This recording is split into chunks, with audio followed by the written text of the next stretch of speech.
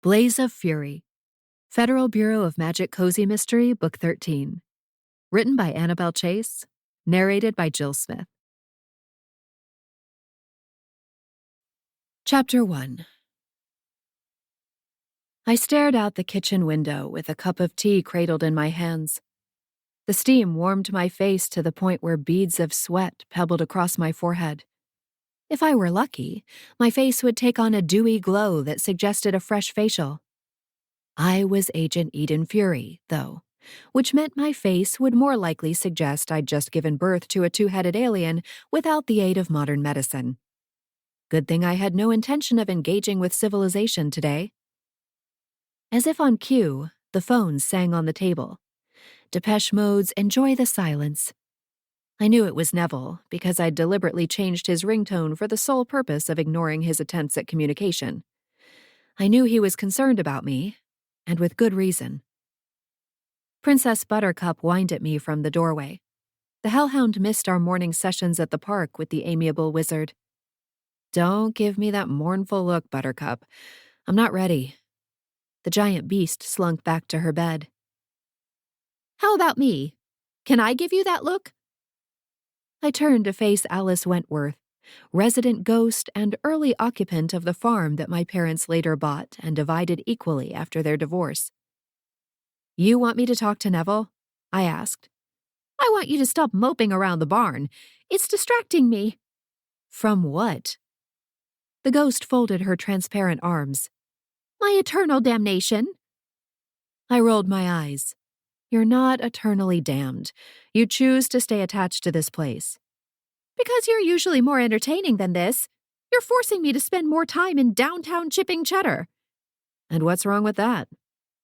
People adored the Maryland coastal town. Tourists swarmed the streets in the summer months, taking advantage of the weather, as well as the abundance of charming shops. The Puritans that settled here weren't a ship of fools. They knew a good location when they inadvertently landed on one. Alice shrugged. I prefer being here. It's home. I drew in a mouthful of tea. It was home, for better or worse. Right now, it fell into the worse category. Much worse. Alice floated closer to me. Do you remember that part in Dirty Dancing when they're practicing and Patrick Swayze lifts Jennifer Grey out of the water? During the obligatory 80s training montage? No, the montage is the mambo, not the lift. I sipped my tea. What lesson can I learn from that? Practice killing my family members until I become really good at it? Alice sniffed. Not everything is about you, Eden. I was thinking about that scene because he's shirtless. The ghost released a dreamy sigh. I mean, a glimpse of that chest alone would have been worth the price of admission. I turned back toward the window. You're starting to sound like my mother. In that case, it's a good thing I'm already dead, or I worry you'd kill me too. I didn't kill my mother because she was obsessed with men. If that were true, she would have been dead a long time ago. I killed her and Grandma because they'd messed with the memory of Chief Sawyer Fox, the man I loved. Thanks to their spell, arguably their curse, I was nothing more than a professional acquaintance to him. His memories of us were gone. First stirrings of feelings, first kiss, first exposure to the supernatural world that inhabited our sleepy town. All of it. A knock on the door cut off my train of thought, which was a blessing. My mind had been holding me hostage for days. Memories of Sawyer plagued both my conscious and subconscious mind, reminding me of everything I'd lost because of meddling witches. They were supposed to love and support me, instead of trying to control my life. I set the cup on the table and went to the door. Princess Buttercup didn't bother to lift her head as I passed her dog bed. She was too frustrated with me. So was I. Aunt Thora stood outside the barn. Now I knew why the hellhound didn't bark. The power went out again this morning, she said. I noticed. Seems like it was most of the town. I'd barely registered the outage. Then again, I'd barely registered anything this week. Tea? If it isn't too much trouble. I pivoted and walked back to the kitchen. The kettle was still hot enough to brew a second cup. I prepared the tea in silence, choosing the foul language cup with pictures of inappropriately named birds. Aunt Thora paused to admire Olivia's handiwork affixed to the refrigerator door. She's very imaginative. The last picture she drew for me only had half the monster along one side of the page. She said his other half had been torn off by an even bigger monster. I made a noncommittal sound. My young niece was a budding artist, as well as a budding demon. Someone else for my family to dominate and control. Poor kid. I passed the cup to my guest's waiting hands. Her gaze landed on the image of the blue-footed booby on the cup. She emitted a vague sigh before taking a careful sip. "One of you needs to speak," Alice said, floating through the wall. "The awkwardness is killing me." I glared at the ghost, and she immediately disappeared through the floorboards. "The garden isn't doing well," Aunt Thora remarked. I noticed. "My lemon trees are dying." "Probably because that's where I buried our family members." "I'm sorry to hear that. Winter doesn't tend to agree with trees that need full sun." Her gaze flicked to me. "You haven't left the barn for days." "If you've noticed, that means you haven't left your house either." "Not true. I've been to the store and to the lighthouse to see Ted." "How is he?" "Fine. We played Connect 4. I took Esther's phone into town to try to play her little critters game for her while she's indisposed." I grunted. Indisposed was putting it mildly. "That's very kind of you." Aunt Thora was nothing if not kind. No idea how that happened, given her family history. "When's the last time you showered?" she asked. "Are you going to comment on the state of my hair? I guess someone should do it while my mother's gone." "You can't stay like this forever, Eden. You need to take care of yourself, if nothing else." I held up my cup. "I have tea." She swallowed hers. "The cat isn't happy. She misses her witch." "Candy's never happy." Grandma's black cat was a menace to society, or would be if she ever left the house. "You have a voicemail." Aunt Thora looked intently at the screen. "No, you have 10 voicemails." Ignoring her observation, I finished the last of my tea. "Are you here to ask for help in resurrecting them?" "No." "Why not? It's been 4 days." Aunt Thora drank her tea. "Because you're the one who killed them. If and when to resurrect them is up to you." I hadn't expected her to be so charitable. "You're not going to dig them up without me?" "Anton and I discussed it, and we think the decision is best left to you." That part didn't surprise me. My brother understood my complicated relationship with my family better than anybody. Aunt Thora placed her cup on the island. "Just remember, you're playing a dangerous game. They can only stay dead so long without serious consequences." "For me, or for them?" She observed me carefully. "Does it matter?" When I didn't answer, she left. Princess Buttercup turned her soulful eyes to me, but remained silent. "It isn't my fault," I told the hellhound. "They deserved it." I was a fury, after all, dispenser of justice and retribution. Light and dark resided in me, and I'd accessed my dark side to punish them. Ironically, it was the part of me they'd been trying to push to the surface for most of my life, but not to use against them. I only felt a teeny, tiny bit bad about it. My phone glowed with life again. Clara. Yesterday I told her I wanted to confess what I'd done to the Federal Bureau of Magic and leave my fate in their bureaucratic hands. She'd spent every message since then trying to talk me out of it. "No good will come from it," this new message read. "No good comes from me anyway," I told the phone. My actions had proven I was no better than my family. I'd stooped to their level and fought fire with fire. "And Quinn agrees with me. her message continued. Quinn Redmond was Clara's boyfriend, as well as another FBM agent. At least shower and change your clothes, the last message read. You'll feel better. I looked down at the ratty t-shirt and sweatpants I'd been wearing for the past 3 days. The t-shirt was emblazoned with extra salty, which seemed appropriate. Clara knew me too well. I probably reeked by now. Alice was too dead to notice, and Aunt Thora was too polite to mention the offense to her olfactory system. I replied with a shower emoji. That was the extent of my communication skills at the moment. I climbed the stairs to my master's suite, replaying some of my favorite Sawyer memories with each step. There'd been some dramatic moments between us, for sure, but the memories I continued to return to were the quiet ones. Snuggling on the sofa, my hand resting on his bare chest while we swapped intimate stories about our lives. Taking a boat out on the bay, just the two of us, and enjoying the sun and sea. I knew I was torturing myself, but I couldn't help it. I felt that if I continued to remember every single moment between us, that I'd be able to preserve the memories for both of us. As soon as I turned on the water in the shower, my phone lit up again. This call I answered.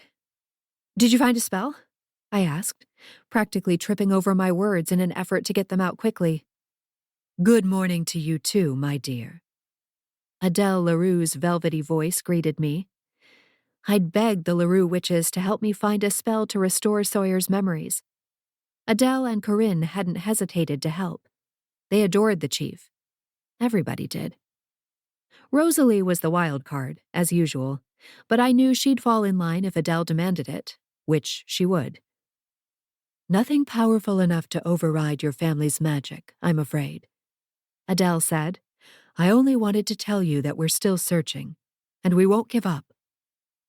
Thank you. I appreciate the update. How are you feeling today? Adele asked. Does numbness count as a feeling?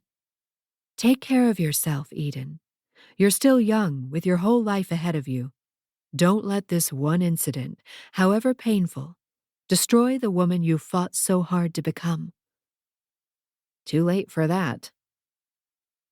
I spent 20 minutes in the shower, continuing to stand under the warm water once I'd washed myself. Negative thoughts ran through my head in a loop, mostly directed at myself. If only I'd set better boundaries with my family, this never would have happened. If only I'd not been selfish in pursuing a relationship with a human, this never would have happened. If only I'd never moved home to chipping Cheddar. Well, then I never would have met Sawyer at all. Maybe it would have been better that way. A human-supernatural relationship was tricky even when the odds were in your favor. Throw in a challenging family and black magic, and all bets were off.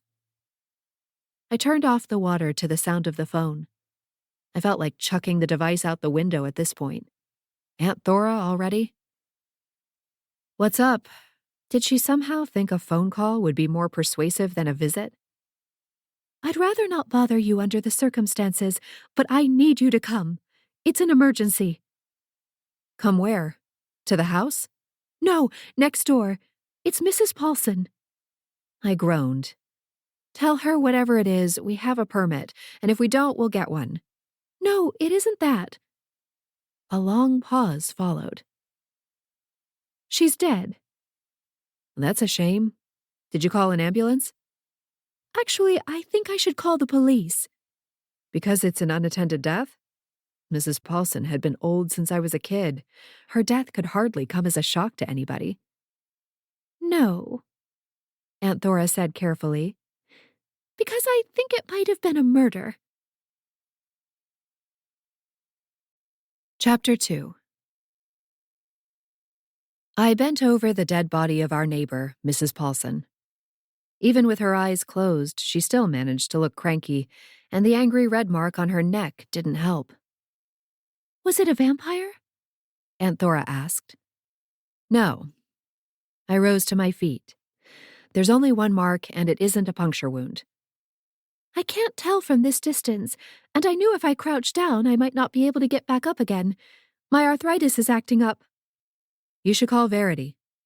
My sister-in-law was a druid and a local doctor. I don't want to be a bother. I looked at her. You're experiencing pain and discomfort, and you need someone to help alleviate it. That's literally her job. Aunt Thora inclined her head toward the body. Can we focus on her pain and discomfort? I don't think she's experiencing those anymore. I can't tell if whatever left the mark is what killed her. It's shaped like a small star. Other than its position on the floor, her body otherwise appeared normal. No pool of blood, no bruises, no defensive wounds. Aunt Thora contemplated the wound. What kind of weapon makes a mark like that, and how could it possibly kill her? None that I can think of, which means it probably wasn't a weapon at all. Demon? I nodded. But why? I'll head to the office and talk to Neville, see what we can find out. He'll be happy to see you. I eyed her closely. If you were more evil, I'd think you killed Mrs. Pollson just to get me back into a routine. Her eyebrows inched up. That's a dark thought, Eden. They're all dark these days. Her eyes glimmered with sympathy. I'm sorry. I wish I could help. She already had, in her own way. She hadn't judged me for my response, and she'd been patient with me in the days that followed. There wasn't much more she could do. The doorbell rang, and I spun toward the front door. Did you call anyone else? She winced. I might have called. Hello? A familiar voice said. My stomach tensed in response. A thick head of hair emerged through the gap of the door. Hair that my fingers knew well. The police. Aunt Thora finished. Why would you do that? I hissed. I told you I thought I should, and you didn't tell me not to. She replied in a harsh whisper. I'm hardly thinking clearly these days. Nausea rolled over me as Chief Fox ambled toward us. Which one of you called it in? Aunt Thora raised her hand. I came by to see if she had any bags of soil for the garden and found her like this. Deputy Sean Guthrie appeared behind the chief. Strange time of year to need garden soil, isn't it? Shows how much you know, young man, Aunt Thora shot back. It was the perfect response, because Guthrie immediately dropped the subject. Do you always walk in freely? The chief asked. Not usually, but I knew she was home, and it was odd for her not to answer the door after a few minutes. Maybe she was in the shower, Guthrie said. Clearly not. I gestured to the fully dressed woman with dry hair. I think she might have been cooking, Aunt Thora said. I thought I smelled cilantro when I first came in. The chief investigated the kitchen. There's only a jar on the counter. I don't see any pots or pans. He touched the outside of the oven. I don't think the oven's been on recently either. I opened the refrigerator door and peered inside. No sign of cilantro in here. Deputy Guthrie reviewed the row of small pots on the windowsill. I don't know what any of these are. The chief glanced over his shoulder at me. Did you come with her to help carry the bags of soil? No, she called me because I'm FBI. I fought the urge to cry. I hated lying to him. Cybercrime is a far cry from a potential murder scene, the chief replied. Frowning, Guthrie looked from the chief to me. You two are acting weird. What's up with that? The chief gave us a blank look and continued his inspection of the house. Guthrie shot me another quizzical look before trailing after the chief. Aunt Thora reached for my hand and squeezed it. I'm sorry. I shouldn't have called them. It was a knee-jerk response. I exhaled in a desperate attempt to blow away my stress. It's okay. I get it. Under the circumstances, it made sense to instinctively contact the police. Chief Fox crouched by the body and studied the mark on her neck. I thought that was a birthmark at first. The shape is so distinctive. I gazed at the back of his head as he leaned over the body. It was painful to see him like this, engrossed in his job and oblivious to reality. My throat tightened. You think it might be significant? Guthrie asked. I do, but I can't imagine what it means. An allergic reaction, maybe? He resumed an upright position. We'll bag that jar as evidence. On it, Chief, Guthrie said. Chief Fox caught a glance at me. Any thoughts, Agent Fury? I'd love to hear them. So many thoughts, and none of them related to the crime scene. Not yet, I choked out. I'll take a look in the living room, see if anything was disturbed. I hurried into the adjacent room before he could see the tears in my eyes. I stood against the wall and tried to collect myself. Guthrie cornered me there. What's going on with the two of you? I thought you two were like peanut butter and apple. Isn't it peanut butter and jelly? Of course not. Jelly is disgusting. I nodded in the chief's direction. He's always intense when he's working. Is that so strange? Guthrie's eyes glinted with suspicion. You haven't even insulted my red hair or commented on my lack of a soul. Something is clearly wrong. My shoulders slumped. I'm tired, Sean. I haven't slept well the past few days, that's all. Did you two have a fight? Stop, Sean. I tore myself away from the wall and tried to focus on the state of the living room. Everything seemed to be in order. You're the one who found her, you said? I heard the chief ask Aunt Thora. That's right. Mind if I ask you a few more questions? His manner was so agreeable that Hannibal Lecter himself would have been eager to please. While the chief conducted the interview, Guthrie took the opportunity to grill me on other matters. Have you seen Sassy lately? He asked in a quiet voice. Sassafras Persimmons, my frenemy-turned-friend, was the object of Guthrie's longtime affection. I gave him a pointed look. Are you asking if she's still infatuated with Vaughn? His mouth formed a thin line. I know she is. I'm sorry. I felt a pang of sympathy, which was fairly unusual in connection with Guthrie. Our long history was complicated, and one that dated back to high school, when I dated his best friend, Tanner. That dude isn't good enough for her. I feel it in my gut. Something's off about him. I didn't disagree. I had my own issues with Vaughn, but I couldn't discuss them with a human like Guthrie. Chief Fox typed a few notes on his phone as he walked toward us. Your aunt left? Everything good in here? Seems to be neat and tidy, I said. No sign of a struggle. I tried to ignore the tightening knot in my stomach in response to his close proximity.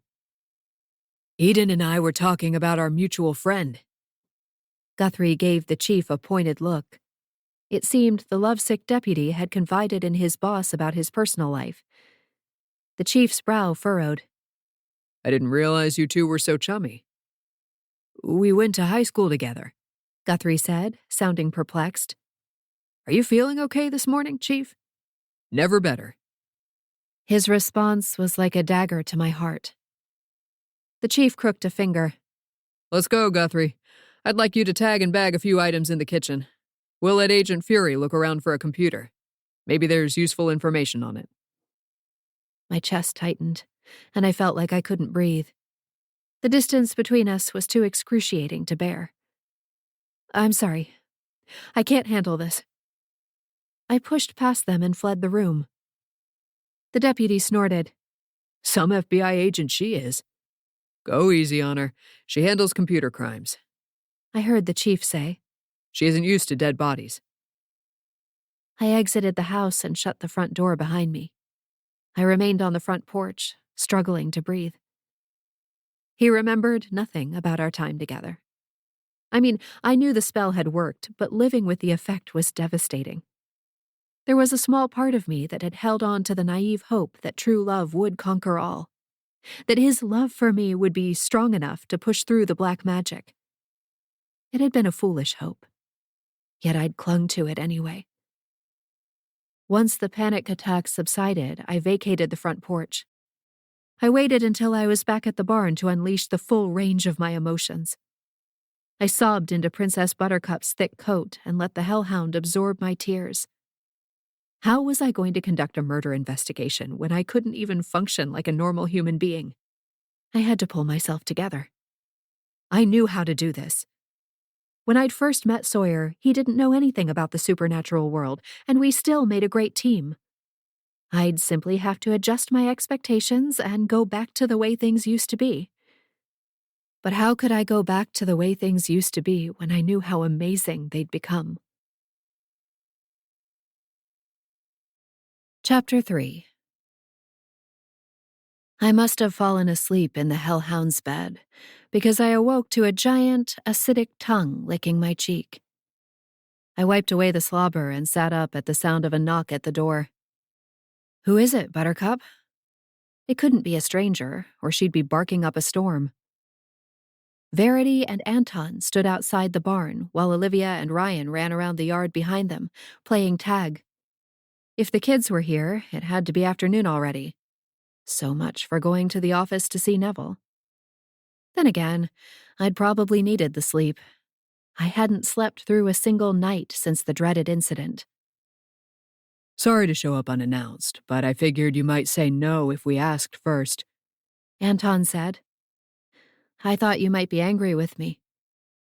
His gaze flicked in the direction of the small burial ground. I'm a vengeance demon, Eden. If anybody gets it, it's me. Somehow the support of a vengeance demon made me feel worse. It's what happens when you resurrect them that I'm worried about, he continued. You're going to have to figure out how to move forward from this, all three of you. Verity smacked his arm. We haven't even been invited inside yet, and already you're telling her what to do. Anton hung his head. Sorry, old habits. I just don't want my family to fracture more than it already has. I didn't know how to respond. I didn't want that either, and the more time I had to consider my reaction to the spell, the worse I felt. That wasn't the kind of fury I wanted to be. I'd always prided myself on holding myself to a higher standard. Mind if we come in, now that your brother has recovered his manners? Verity asked. You're always welcome here. You know that. Anton called to the children, and they came rushing into the barn like there was a tornado chasing them. Olivia face-planted directly into my stomach. She threw her arms around me and squeezed, and it was like injecting joy directly into my veins.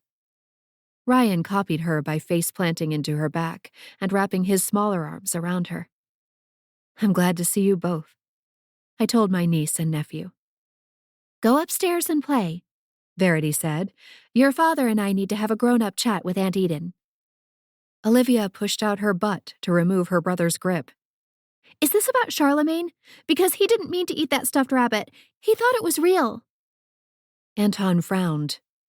You're not exactly making a case for the python. Scoot, Verity said, flicking her hands. Olivia took Ryan by the hand and guided him toward the steps. Come on, Ryan. I can tell when you're not wanted. Stay out of my room, I called. It's a mess. Then maybe we can clean it for you, Olivia yelled. Gods, no. I could only imagine the outcome. Play in the spare room, Anton said. I'd offer you something to eat, but I think I'm down to broken crackers at the bottom of the box and Parmesan cheese. No worries. Verity produced a small package from her oversized tote bag. We thought you might be hungry, so we brought you a pepperoni and mozzarella stromboli. She started toward the kitchen. It only takes 20 minutes to heat. Should I turn on the oven? Yes, please. I followed her into the kitchen. Before I forget, Aunt Thora is complaining about her arthritis, but she doesn't want to bother you. Verity exhaled. When will she accept that she is never a bother? I know. I basically said the same thing. I see the garden still looks like it was trampled by a herd of buffalo, Anton said, gazing out the kitchen window. Aunt Thora tried to rake it over to smooth the dirt, but I think her joints started hurting because she gave up halfway. I'd watched her from the comfort of my kitchen. At the time, I thought she might try to dig them up, but it seemed she only wanted to cover my tracks as best she could. Anton removed the box of crackers from the pantry and shook it. You weren't kidding. Cut her some slack, Anton. The oven beeped, and Verity slid the tray of stromboli inside. He cringed. Sorry, I wasn't trying to be critical. Did you tell Dad and Sally what happened? I asked. Anton met my gaze. Should I not have done that? I shrugged. I assumed you or Aunt Thora would tell them. Given my father and mother's icy relationship, he probably did a little tap dance around the room when he heard the news. I was half surprised I didn't receive a congratulatory fruit basket. Sally's worried about you, but I asked them to give you space, Anton said.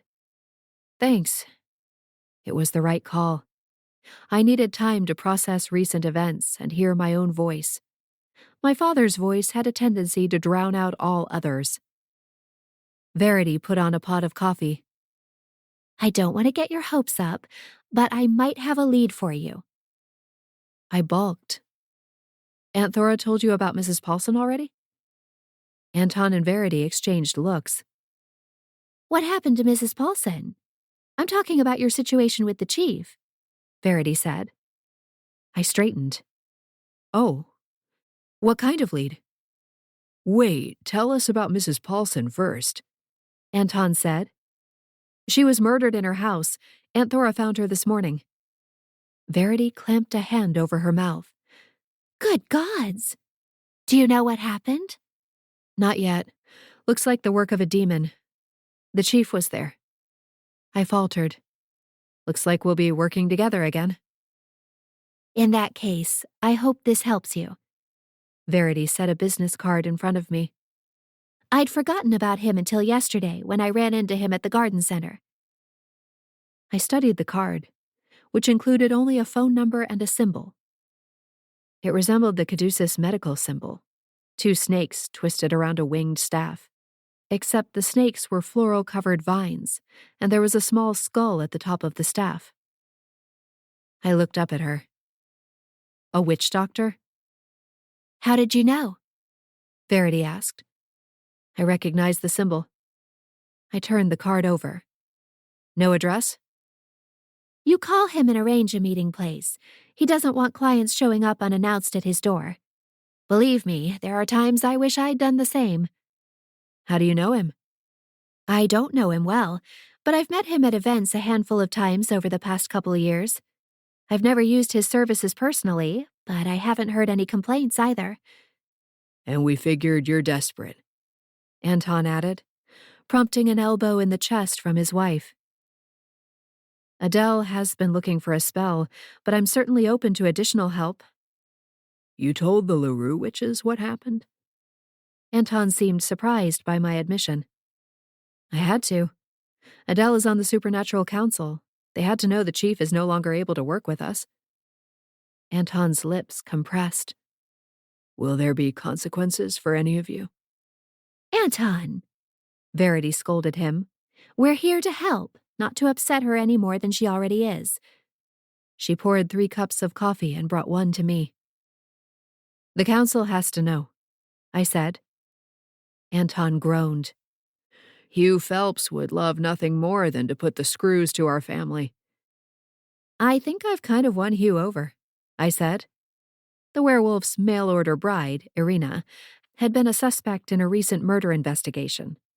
She'd been cleared, and she and Hugh had grown closer in the process. They were even expecting a baby. If that's true, then why did I hear he's working as Jason Swift's deputy mayor? Anton pressed. Because I asked him to. I need someone on the inside. In fact, I had 2 someones now working with the crooked lawyer-turned-mayor-elect. The more the merrier. Verity's eyebrows crept up. You're trying to take down Swift before he takes office in January? That's the hope. Although, admittedly, I'd been distracted from my objective this week. I hope you nail him, Anton said. We don't need a scumbag like that in charge of chipping Cheddar. I'm doing my best. I had to tread carefully, though. Jason Swift was human, and technically outside of my jurisdiction as a Federal Bureau of Magic agent. I suspected, however, that Swift had connections in the supernatural community that he used to his advantage. Unlike me, though, He used his connections for ill-gotten gains and to cover criminal behavior. "Mom, come look!" Olivia's voice rang out. We hurried to the great room to see Olivia levitating her younger brother above the fireplace. Verity's face turned purple. "Olivia Fury, put your brother down this instant!" "Gently," Anton added. Ryan laughed gleefully as his sister floated him to the floor. The toddler was blissfully unconcerned with his well-being, and he raced upstairs to rejoin his sister. "Her powers get stronger every day," Verity said. "You sound worried," I told her. She hugged herself. "Can you blame me?" I knew what the unspoken portion of her comment was. Look at your family. Anton rubbed his wife's back. "Olivia is powerful, but so is Eden, and look at her." Verity gave him a pointed look. "Your sister just buried your mother and grandmother in the garden, Anton. I don't really want to find myself underground next to Eden in a few years." "It's unlikely Olivia will have death and resurrection powers," Anton said. "I don't have them, and neither does my father." Verity gave him a hard look. "Not making me feel better, honey." I glanced upstairs. Olivia has 2 healthy, loving parents who don't want her to be evil. I have high hopes for her. "Me too," Anton said. "We're not complacent. We teach her right from wrong. You've seen her with her dolls. She's already showing compassion." "I appreciate you saying that." Verity kissed Anton's cheek. "We try our best." "Well, that's all any of us can do," I agreed. Even my family had tried, in their own misguided way. They worked with the tools they had. My grandmother didn't have a Verity to shape her, and therefore neither did my mother. We were the result of generational cycles of maladaptive behavior and poor decisions. We returned to the kitchen to finish our coffee while Verity removed the stromboli from the oven. I was so hungry that I burned my tongue, yet continued to eat anyway. Like I said, poor decisions. Olivia appeared in the doorway and skipped over to the table. "Can I revive the corpses?" "They're not corpses," Verity snapped. "They are your family." "But right now they're corpses," Olivia argued. Ryan trailed behind her. "Zombies," he said. Verity shot Anton an annoyed look. "Did you tell them?" "I thought we agreed to keep it between us." "I overheard you," Olivia said. "You're not very quiet when you argue, you know." Verity's expression softened. "I'm sorry you overheard that, darling. Mommy and Daddy had a disagreement, but it had nothing to do with you." "I know," Olivia said with a dismissive snort. "I don't take everything personally like everybody else in this family." "They won't be zombies," I told Ryan. He looked mildly disappointed. "We should go," Anton said. "It's my night to make dinner, and I have no idea what I'm cooking." Verity smiled. "Typical." "Thanks for stopping by," I told them. "I appreciate you checking in with me." Anton kissed my forehead. "That's what we do for family." Olivia skipped over and copied her father by planting a kiss on my forehead. "You are so loved, Auntie Eden." I nearly burst into tears. "So are you." Ryan pointed to himself. "Me too." "You're tolerated," Olivia told him. They'd barely left the barn when I dialed the number on the witch doctor's card. Anton was right. I was desperate, and there was no time to lose. I had to do everything in my power to get Sawyer back. There was no recording, only a beep. I left my name and number and hoped for the best. Chapter 4. The sun was barely visible in the sky by the time I arrived at the office. I was afraid Neville had changed the security code during my absence, and I'd end up locked out. I was relieved when the door opened, and even more relieved to see the wizard seated at his desk. Neville removed his glasses to rub his eyes. "Do my eyes deceive me? Is this an illusion?" I closed the door behind me. It's really me. The wizard looked close to tears. I was worried I might not see you again. I'm not dead, Neville. Just recalibrating. Who can tell with your family? I strode to my desk and blew off the thin layer of dust. I guess you weren't up for any cleaning this week. I've been too busy picking up the administrative slack. He paused. Apologies, Agent Fury. I don't mean to sound bitter. I know you're in a difficult situation. He cleared his throat. On that note, have you seen the chief? At a murder scene this morning, in fact. Not the ideal circumstances. Why didn't you alert me? I texted Quinn. The wizard started to sulk. It wasn't personal, Neville. I know you're more than capable. Then why not include me? I'm here to help, you know that. I did know that, and I felt terrible. Because I know how much you care about me, Neville, and I guess I wanted to block any emotions other than my own. My own emotions were all I could handle right now. The landline rang, and Neville picked it up. Federal Bureau of Magic, Neville speaking. He paused. One moment, please, Agent Redmond. He placed the caller on hold and gave me a pointed look. Your new best friend is on the line, Agent Fury. Would you like to take the call? Sighing, I picked up the phone on my desk. Hey, Quinn, what's up? Glad you're back in the office. How are you? I'm mobile, I said, my voice flat. That's terrific. Nobody expects a miracle. I'm calling to give you a heads up. There's an agent headed to you now. You're to welcome her and give her whatever she needs. My blood froze. Am I being replaced? It was bad enough when I was transferred from the FBI in San Francisco to the FBM in my hometown. Losing my badge altogether would be humiliations galore. Of course not. She's here to help with the case. You think I need help? Eden. Sorry. I sound pathetic, don't I? You're going through a difficult period. I get it, and I'm sorry. That's why having an extra pair of magical hands will be good for you. Especially this particular pair of magical hands. Trust me. You'll thank me later. When will you be back in town? Quinn traveled as part of his job, although chipping Cheddar was now his base in order to spend more time with Clara. In a few days. Listen, there's something else I wanted to ask you. He made a noise at the back of his throat. Do you happen to know Clara's ring size? Squealing, I jumped off my chair. Are you serious? He shushed me. Any louder and Clara will hear you. A 6, I said. I knew this for a fact because we'd both measured our fingers last winter when we were trying to figure out which size was best for leather gloves. You're a godsend, Eden. So they tell me. My family had been thrilled to win the supernatural lottery when they realized I was a Fury. Furies weren't a dime a dozen like vengeance demons or witches. We weren't even every generation. It seemed I was as rare as the spell I was currently hunting. Promise me you won't breathe a word to Clara. I won't. But don't you think marriage should be a joint decision? It always struck me as odd that one person would surprise another with permanent plans for a shared future. The proposal won't come as a surprise.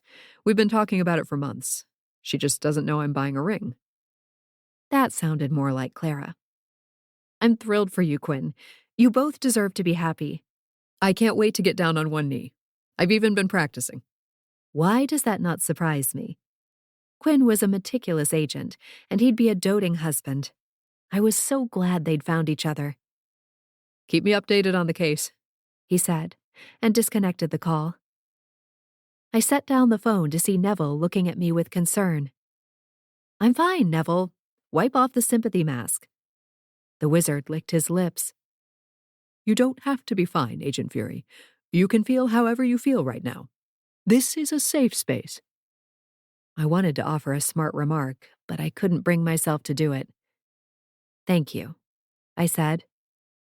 I feel like I want to bury myself in a hole beside my mother and grandmother and wait for someone to dig me up in another century. Maybe by then I'd be over it. Maybe. If there's anything I can do... You've been a great friend, Neville, and I appreciate it. I'm sorry I ignored your calls. I needed time. I understand. If you want to tell me the details of the case, I can prepare the preliminary report to submit to headquarters. Or did Agent Redmond take care of that, too? The magical security sensors chimed before I could answer. It seemed our special guest had arrived.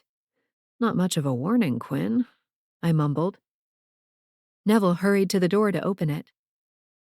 A middle-aged, dark-haired woman stood outside. She wore a knee-length wool coat and a pair of fluffy tan boots. I'm Agent Catherine Fairfield with Hex Support. Agent Redmond said you'd be expecting me.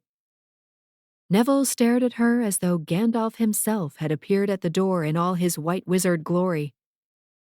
Apologies, Agent Fairfield. Did you say Hex Support? She smiled at him. I know it's a secret FBM division, but I thought a wizard with your impressive credentials would be aware of our existence. And please, call me Kit. Neville seemed unable to move. I thought Hex Support was a myth. I promise you, it's very real. Kit offered him a warm smile and a handshake. You're Neville, right? She pivoted to face me. And that makes you Agent Fury. Her gaze dropped to my t-shirt that read, Sorry I'm late. I stopped to pet a dog. Cute. Thanks. I shook her hand, searching for any sign of a badge. Since when is there a secret division of the FBM? It's like Black Ops, Neville interrupted. Kit tilted her head. Something like that. Fairfield witches are extremely powerful, Neville added with a touch of awe. Their family dates back to before the written record. Kit finished for him. What brings an agent like yourself to our little cheese wedge of the world? Neville asked. The demon that killed your neighbor. He balked. How do you know about that already? I haven't even finished my report. The wizard fixed me with a judgy eye. You already know the killer is a demon? Not 100%. More like 90. Agent Redmond was kind enough to give me an overview of the case, Kit said. The mark Agent Fury described does suggest a demon. Neville bit down on his lip. What mark? Kit swept toward the empty table at the back of the room and opened a tote bag. Let's compare notes. I opened the photos on my phone to the image of Mrs. Pollson's neck and showed it to Kit. Neville crowded behind us in an effort to catch a glimpse. Nodding, she tucked a strand of hair behind her ear. Just as I suspected, I think we're looking for an Antares demon. Very rare and very dangerous. Neville sucked in an excited breath. Antares? I cast him a sidelong glance. You've heard of them? No, but I've heard of the star and it's fascinating. The wizard fixed his hopeful expression on Kit. Is that where the demon's name comes from? It is, in fact. Very good. Neville looked at me. Antares is part of the Scorpio constellation. I snorted. And what? All these demons were born in late October or early November? Should we check its horoscope before we proceed? He blinked behind his glasses. I'm impressed that you knew that. Beatrice Fury is my mother. Do you think I don't know the star sign of everyone who walks through our front door? Not to mention which signs were most and least compatible with each other. I was a treasure trove of unwanted astrological knowledge. Neville clapped his hands. Do me. Tipping back my head, I sighed. You're a Capricorn. Your loyalty knows no bounds. You know how to make others feel special without an occasion. You're most compatible with other earth signs. The wizard gaped at me with renewed respect. You never cease to amaze me, oh furious one. Eden, I corrected him. Kit wore a faint smile. The demon isn't named after the astrological sign. Its deadly mark is named after Antares, the biggest and brightest star in that particular constellation. The heart of Scorpio, Neville chimed in proudly. It's also a dying star and is expected to die a pretty spectacular death, Kit continued. That's also where the demon gets its name. The species is near extinction? I asked. Yes, that's why they're incredibly rare, and not many agents have the experience to handle them. I thought about my own species.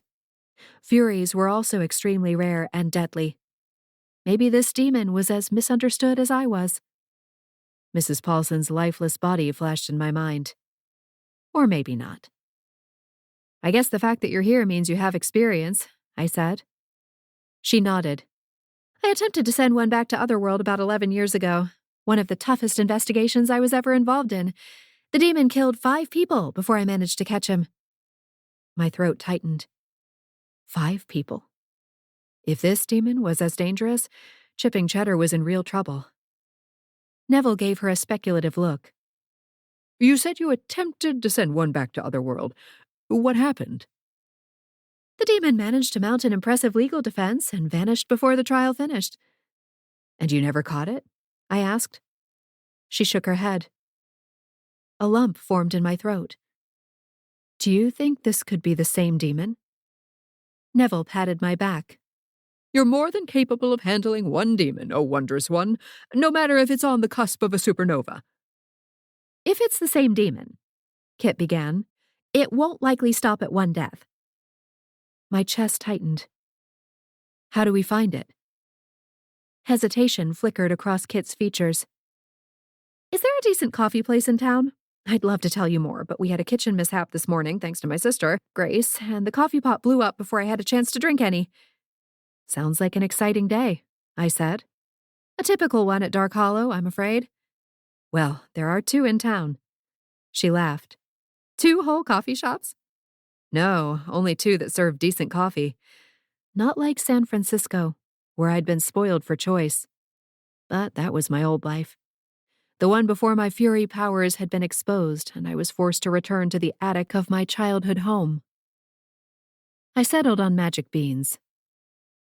Tell me more about the Fairfield line of witches, I said, once we were nestled at a corner table away from most of the other customers. We live in a very old house with very old relatives. She plastered on a smile. It's a lot. I can relate to that. Oh, you've got ghosts too? Only one ghost, and we're not related. I drank my hot cocoa. Tell me everything you know about the demon. She pulled a folder from her bag and opened it between us on the table. I came prepared. Examining the thick pile of papers, I was inclined to agree. I wish I could share all this with Chief Fox, I lamented, leafing through her extensive notes. He'll be wasting his time on human suspects. You're not in league with the Chief of Police? She pursed her lips. How do you tiptoe around that? We were in league. I exhaled. It's complicated. She wrapped her hands around the oversized mug. I'm a good listener. Let's focus on the investigation. I pulled the folder closer to me so I could continue to examine the contents. Is this why they involved tech support? Because you have experience with this type of demon? And because it could be the very same demon. 11 years later. Imagine that. And I took a decade off, so I'm overdue for demon drama. 10 years. I leaned back against the chair. Why? I had kids. Her eyes lowered. And my husband died. I'm so sorry. It's okay. My kids are in college now, and I decided it was time to get back to what I do best. She looked at me. How about you? Are you married? No, I said quickly. I'd often wondered what my life would look like, married to Sawyer. Maybe a kid or 2. But then reality would set in.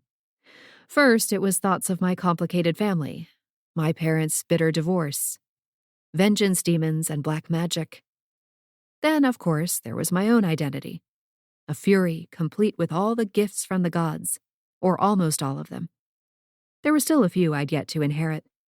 As long as I kept the use of my powers to a minimum, I could keep them at bay. I'm sorry, Kit said, seeming to sense my distress. I didn't mean to get too personal. I waved her off. It's fine. I suffered a recent breakup, so I'm not quite myself at the moment. I'm sorry. I'll try to stick to the case. She grimaced. Unfortunately, I have a maternal side that sneaks out every now and again. It's a hard habit to break. I studied the file. An Antares demon can replicate human features? She nodded. So it can hide in plain sight, even to other supernaturals. That's going to make it more difficult to find. Your town isn't that big, and it's more likely to try to blend in as a supernatural. They're intelligent creatures and won't be content with living a normal human life. They think humans are beneath them. That doesn't help much. Chipping Cheddar is a magnet for supernaturals because of the portal. Her eyebrows shot up. Portal. The dormant portal to Otherworld. She gripped the edge of the table. There's one here? Why else do you think there's an FBM outpost here? I didn't give it much thought, to be honest. It's the reason my family settled here. The supernaturals must blend well, for the most part, but I'm here for any crimes that fall under the FBM's jurisdiction.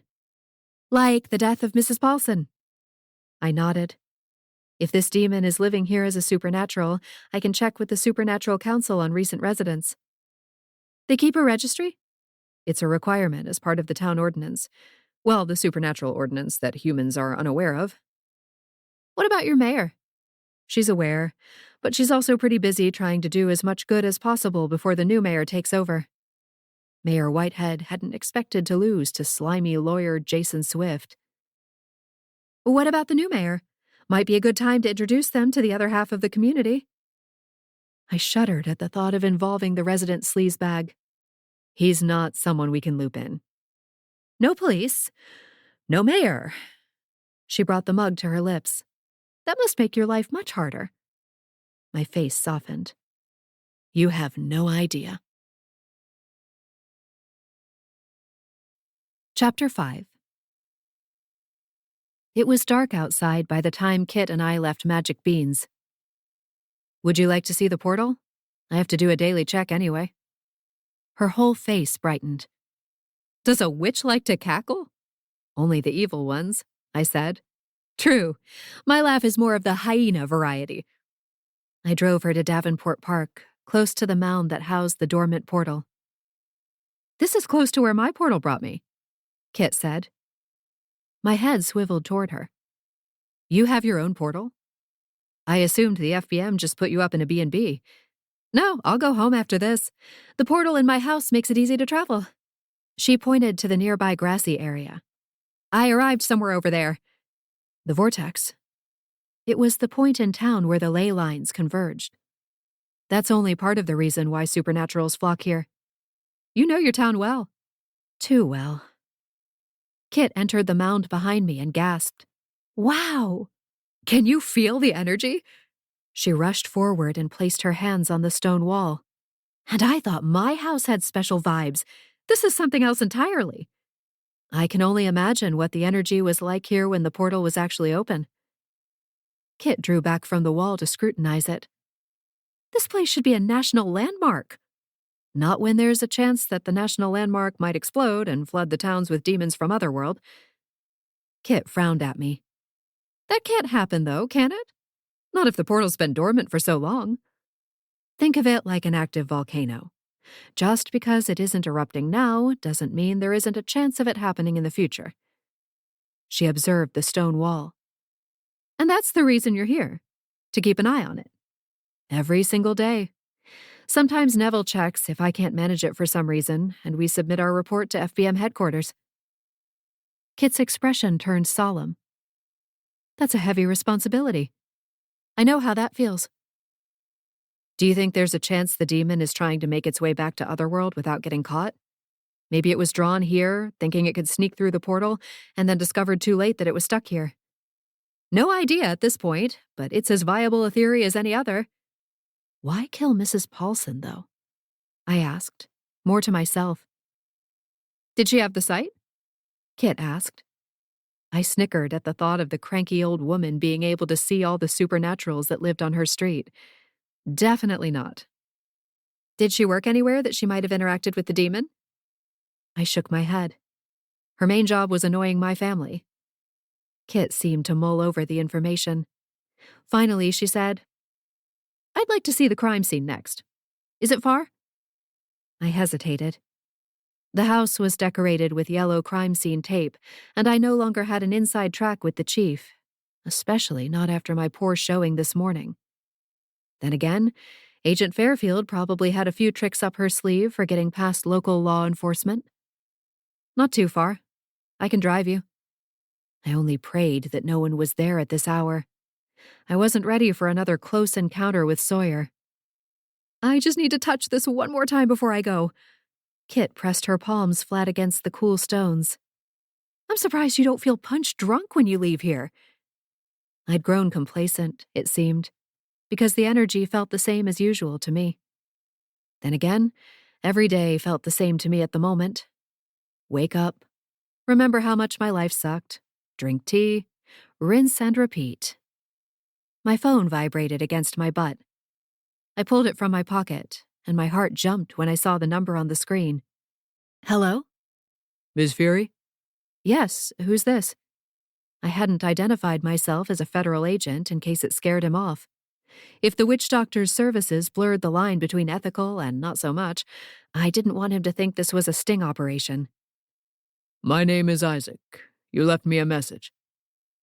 I excused myself from the mound and stepped outside so as not to be overheard. I didn't want Kit to know what my mother and grandmother had done to the chief. Despite everything, I still felt compelled to protect them. Hi, Isaac. My sister-in-law is a doctor in shipping Cheddar, and she recommended your services. I gave him a very brief overview of the situation. I think I might be able to help you. My stomach somersaulted. Really? No promises, of course, but I offer a money-back guarantee. Sounds great. Meet me tomorrow at 3 at this address. He reeled off an unfamiliar road. I'll be there. I tucked away the phone as Kit emerged from the mound. I'm ready to head to the crime scene if you are, she said. Absolutely. It occurred to me that I also couldn't risk a Hex support agent discovering what I did to my family, or she might feel obligated to report that too. Now that I was involved in another investigation, the thought of turning myself into the FBM didn't seem appealing. I was glad Quinn and Clara had talked me out of it. It was time to end the witch's punishment. With Aunt Thora's help, I could resurrect them and return to the crime scene by the time Kit finished her inspection of the premises. I accompanied Kit to Mrs. Pollson's house and made sure the coast was clear for her before I made my move. If you're good here, I'm going to jet home to feed the dog and let her outside. Kit glanced at the farmhouse. That's right. You're just next door, aren't you? Yes, I live in the barn at the back of the property. We had it renovated so I could move in. Well, that was kind of your family to do that for you. I paused. Yes, it was. They weren't all bad. I knew that much. But sometimes their negative actions overshadowed everything else. Take your time. I'll be here for a bit. I tend to be thorough. Her cheeks colored. Not to suggest that you aren't. I smiled. I didn't take it personally. I left Mrs. Pollson's house and raced to the main house to find Aunt Thora. She was stretched across the sofa with her hands folded under her cheek, watching an old episode of The Vampire Diaries. I didn't know you liked this show. I'm not allowed to watch it when Esther's around. She gets annoyed by how Bonnie's treated. She thinks the witches on this show get the short end of the stick. Would you be disappointed if I asked you to turn it off so we can perform a quick resurrection? Aunt Thora bolted upright. Are you sure? I nodded. May I ask what brought this on? The FBM agent next door. Her eyes rounded. Your boss? Not quite, but she's definitely someone who can report me. I kind of like her and would rather not put her in the unpleasant position of arresting me. Aunt Thora sprang into action. I'll grab the candles and the chalk. You get the shovel. On it. I'll meet you in the backyard. I couldn't start digging until the resurrection spell had been completed. Under different circumstances, I'd make them dig their own way out as part of their punishment, but there was no time for an extra dollop of revenge. I had to be content with the just desserts they'd already been served. I stood outside in the frigid air, hopping from foot to foot in an effort to stay warm as Aunt Thora completed the ritual. The wicks returned to their blackened state as the flames dissipated. The moment I felt the shift in energy, I started digging. Aunt Thora tried to help, but I waved her off. The last thing I wanted was for her to need a hip replacement as a result of digging up her dead sister. It would be an endless cycle of guilt, the unhealthy fruit of codependency and enmeshment. I reached for Grandma's pruned hand as it shot out of the hole. I expected to hear a litany of complaints as I pulled her from the grave. Instead, I heard only small groans of exertion. My mother managed to climb out on her own. She, too, was surprisingly silent as she staggered to her feet. You're both alarmingly quiet, I said. Grandma spat on the ground. That's because my mouth has been filled with dirt for days. What was your plan? To leave us there for the next generation to dig up? I didn't have a plan, I said. My mother pulled a twig from her hair. That's very unlike you, Eden. You've had a plan for everything you've done since preschool. That's what happens when you grow up in a house of chaos. You try to find a way of coping that balances it with order. Well, this is far more interesting than the crime scene next door, a voice said. I turned to see Kit with her arms resting idly along the top of the fence. My cheeks grew warm. How many zombies are you making? She asked. My mother dusted off her shirt. Good heavens, look at these cheekbones. Do I look like a zombie to you? Hard to tell. You've got dirt caked all over your face, Grandma said. Looks like Mother Earth just gave birth to you. My mother flicked mud off her cheek. And you look as old as the dirt you were buried in. Aunt Thora placed a blanket over Grandma's shoulders. I've got a bathtub and a shower with your names on them. Let's get the two of you cleaned up. Grandma's head lifted. Bubbles? Aunt Thora patted her shoulder. I wouldn't dream of running you a bath without them. My mother glanced at me with an inscrutable expression. We'll talk later, Eden, when it's more convenient for you. I couldn't bring myself to respond. I'd resurrected them out of necessity, not forgiveness, and now I'd been caught in the act anyway. My day just got better and better. Mrs. Pollson is dead, by the way, I called after them. They stopped walking. Actually dead? My mother asked. Yes. Grandma gazed in the direction of the neighbor's house. That's a shame. She was a fun nemesis. Do we know what happened? My mother asked. I inclined my head toward Kit. Working on it. My mother's gaze flicked over Kit. You're an FBM agent. Yes, Kit said. Did you lose your job again? Grandma asked. I blew air through my nostrils. Go inside and clean up. I hope you cooked dinner, my mother said. I'm famished. On the bright side, I probably lost 5 pounds this week. They continued into the house and shut the door behind them. Kit opened the gate and joined me in the backyard. Thanks for the show. It isn't every day I encounter a necromancer. My shoulders sagged. It isn't necromancy. You pulled 2 bodies from the ground that looked like they'd been dead for a week. 5 days, but I can explain. I'm sure you can. She motioned to the ground. But right now, I think the priority should be your garden. You don't want the police to see this and start asking more questions about your relationship with your neighbor. She was right. Without Sawyer's supernatural knowledge, we could find ourselves on the wrong end of the interrogation table. Using the shovel, I immediately began to fill in the holes. No need to pull a muscle. Let me help.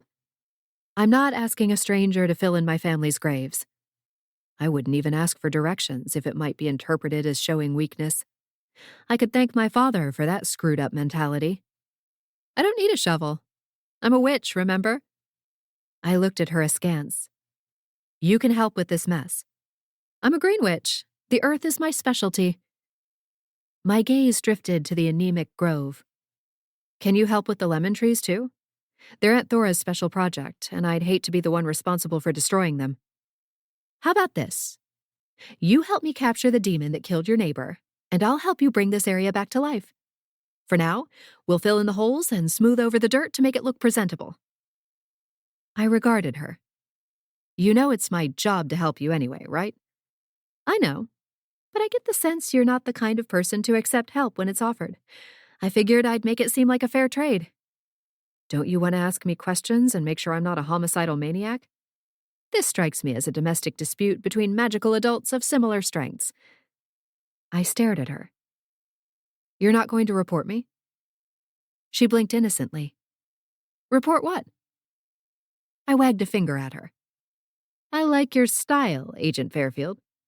I get it. I have family issues too. I rested the shovel on my shoulder. I'm not sure you want to play the comparison game. She waved a hand. I don't need the details. I just want you to know that you're not alone. I met her sympathetic gaze. Thank you. That means more than you know. You resurrected them, Kit said. That's the important part. It was 5 days, though. At what point would it have constituted actual murder? Thankfully, that's a question we don't need to answer. Kit smoothed over the area so that it didn't look like a crop of zombies had been planted and plucked from the ground. This will keep the police from asking uncomfortable questions. I'll do the finishing touches once we catch the killer. Relief flooded my body. You have a deal. Chapter 6. The next morning, I met Clara and Sassy at Good Enough for a late breakfast. Sassy listened to my order with rapt attention. I thought you ordered for everybody. How much weight do you plan to gain during this meal? She asked, once the waitress departed. My appetite is slowly coming back. Oh, that's right. Clara mentioned you've been sick. I'd forgotten. Typical Sassy. The former cheerleader was generally too invested in her own life to notice anyone else's. You're feeling better, though, right? Clara asked pointedly. Relatively speaking. Work is busy, so I don't have time to focus on myself anymore. Sassy laughed. No job is that important. You should always come first and foremost in your own life. If you don't prioritize Eden Fury, who else will? Gods, I hated when Sassy was reasonable. The waitress delivered our drinks and a plate of cheese fries. Nothing like a little cholesterol to get the heart pumping. I saw Guthrie yesterday, I said, changing the subject. He texted me last night, but I feel like I've barely seen him lately, Sassy remarked. Because you're always with Vaughn when you're not working. Clara gulped her water. Can you blame me? He's the hottest guy in town. If I don't stake my claim, someone else will. I cringed at the word stake. Sassy didn't know her crush was a vampire, and there was no way to tell her without pulling back the curtain on the entire supernatural world. What's your plan? Clara asked. Mount a flag with your signature colors on the top of his head? Sassy ignored the question. I'm thinking of cutting my hair. Vaughn says I should take off at least 3 inches to better frame my face. She swung her long, blonde hair over her shoulder. Clara stared at her friend as though Sassy had turned into a giant centipede right before our eyes. Who are you and what have you done with Sassy? What? I think it shows personal growth to take others' opinions into consideration. I shook my head. Not when their opinion involves your hairstyle. That's plain rude. And here I thought she'd become a lifestyle guru. We were always most oblivious to our own shortcomings. Did you ask for his opinion about your hair? Clara asked. No. He offered to give his opinion, and I said okay. She seemed genuinely bemused. You don't think my hair will look better with 3 inches cut off? She examined the ends of her hair. I think you'd be beautiful if you cut off all your hair and painted your head green, but that's not the point, I said. Vaughn's crossed a line, as far as I'm concerned. But I want to look my best for him, she countered. No, you should want to look your best for you, I shot back. You're just grumpy because you and the foxy chief seem to have hit a bump in the road. At least that's what Sean told me. I fell silent. There was no way I could speak openly about the situation with Sawyer, not with Sassy. I was grateful when Clara interceded. Eden and I think you should only cut your hair if you want to cut it. If you want to rock a buzz cut like our gym teacher, Mrs. Fortino, go for it. If you want to keep it long and loose and stay blonde, do that. Sassy pulled a face. Mrs. Fortino must be like 60 now. Can you imagine how we'll look at 60? I can't bear to think about it. I think women get more beautiful as they get older because they stop caring about other people's standards, I said. Unfortunately, my mother wasn't one of them. She was also consumed by other people's standards in relation to me, which was one of our main issues. It was all about appearances and fear about what the other witches would say. As a Fury, I was a trophy to be shown off to others rather than cherished simply for being myself. The waitress returned with so many plates, there was barely any space left on the table. I was beginning to think I'd overindulged. Sassy stirred a fry in a puddle of cheese. The truth is, I feel like I'm losing his attention already. Maybe if I cut my hair, he'll be more attentive. Why do you think you're losing his attention? Clara asked. Does he not seem present when you're spending time together? Oh, no, that part is amazing. He always stares at me in this way that makes me feel like he wants to devour me whole. She shuddered with pleasure. I love when he looks at me like that. Clara and I exchanged glances. He's been so busy lately, though, she continued, and when I ask about his plans, he gives me vague answers. I worry I've gotten hooked on another tanner with a secret life. Well, that explained her desire to please him. She was worried she'd attracted another cheater. Sassy, you're not going to keep him by cutting your hair to please him, I said. And if he's willing to lie and cheat, then he isn't the one for you. Never mind the fact that he was a vampire with an FBM arrest record. Neville and I still hadn't been able to unearth why he'd been impersonating an officer. Not that it mattered. I wasn't sure what I'd do with the information anyway. Sassy was too smitten to see sense at the moment. Maybe he's been visiting a sick relative in a nursing home, and he's too upset to talk about it, Sassy said. She popped the fry into her mouth and chewed thoughtfully. Or maybe he's an undercover spy and can't tell me about his assignments without the risk of death. He cares too much for me to put me in peril. My radar pinged wildly. A vampire that disappeared at night without explanation? I hoped he wasn't breaking any local ordinances. You seem to be filling in a lot of blanks for him, Clara said. Have you tried asking him directly? Of course, but he deflects or avoids giving a straight answer. Sassy's brow creased. I'm not a journalist like you, Clara. I don't dig too hard for information. Because you don't want to know the truth, Clara retorted. I know you, Sassy. You can pester and cajole with the best of them. That's what makes you a good salesperson. If you really wanted the truth from Vaughn, you'd find a way to wiggle it out of him. Sassy's mouth formed a plump pout. There hasn't been much wiggling, sadly. I was relieved to hear it. The less emotionally invested she was, the better. Why not? Clara asked. Because he's been so busy, and when I do see him, he's tired. I know he's attracted to me, but he sure hasn't been acting like it. Clara speared a sausage link. Are you two officially a couple? It's more of a situationship, which is fine with me since I shouldn't jump right back into a relationship after Tanner. I'm glad to hear you say that, Clara said. I think taking your time is the right move. Get to know yourself outside of a relationship. Sassy's phone rang, and she glanced at the screen with a hopeful expression. Oh, she said, her pretty features crumbling. That's about my client meeting this afternoon. I need to take this. She snatched the phone off the table and vacated the booth. Clara shook her head. I do not feel great about this situationship or anything else related to Vaughn. You're the one who told me not to interfere, I said. I'm not suggesting we break them up. She shook the remaining ice cubes in the glass. That being said, did you happen to find out any more dirt on him? Nothing apart from the arrest record. To be fair, I haven't paid much attention because I got distracted by my family. I was planning to ask you about that. What's the aftermath been like? We haven't talked yet. Clara snorted. Typical. Please don't brush this one under the rug. You need to have a hard conversation about crossing boundaries. I know. I intend to. No luck with the spell yet? Not yet.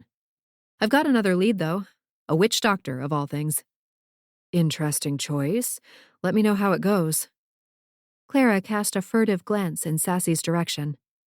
Speaking of crossing boundaries, do you want to tail Vaughn with me later this week? I smiled. I thought you'd never ask.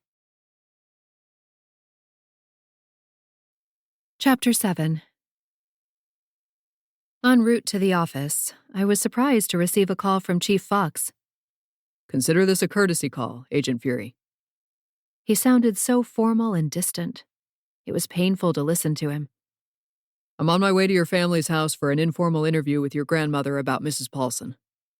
Grandma? Why?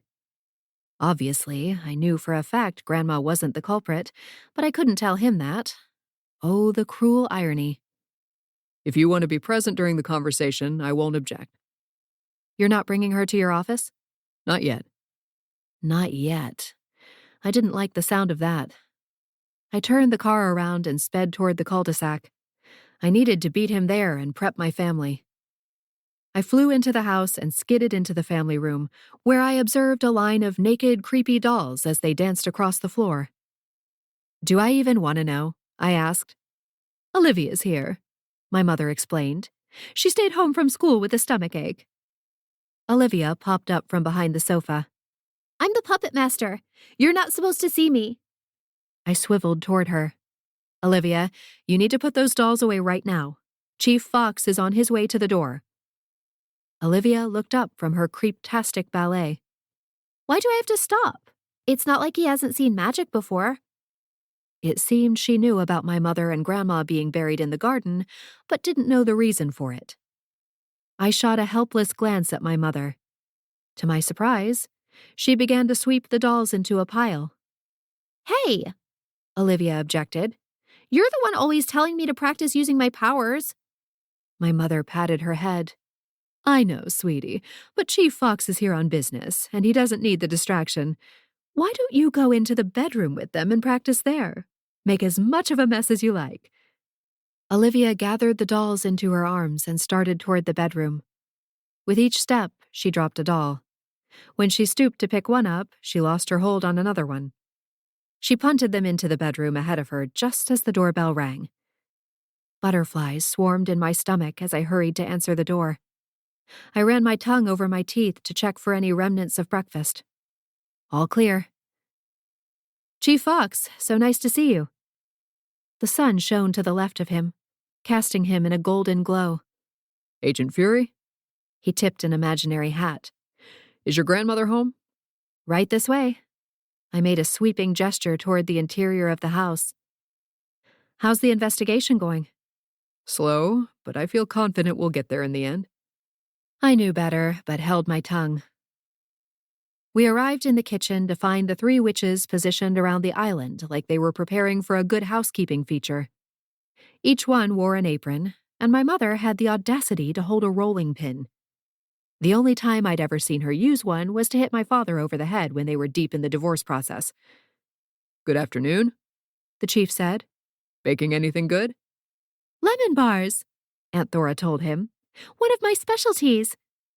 Although he nodded, I knew him well enough to spot a flicker of suspicion in his eyes.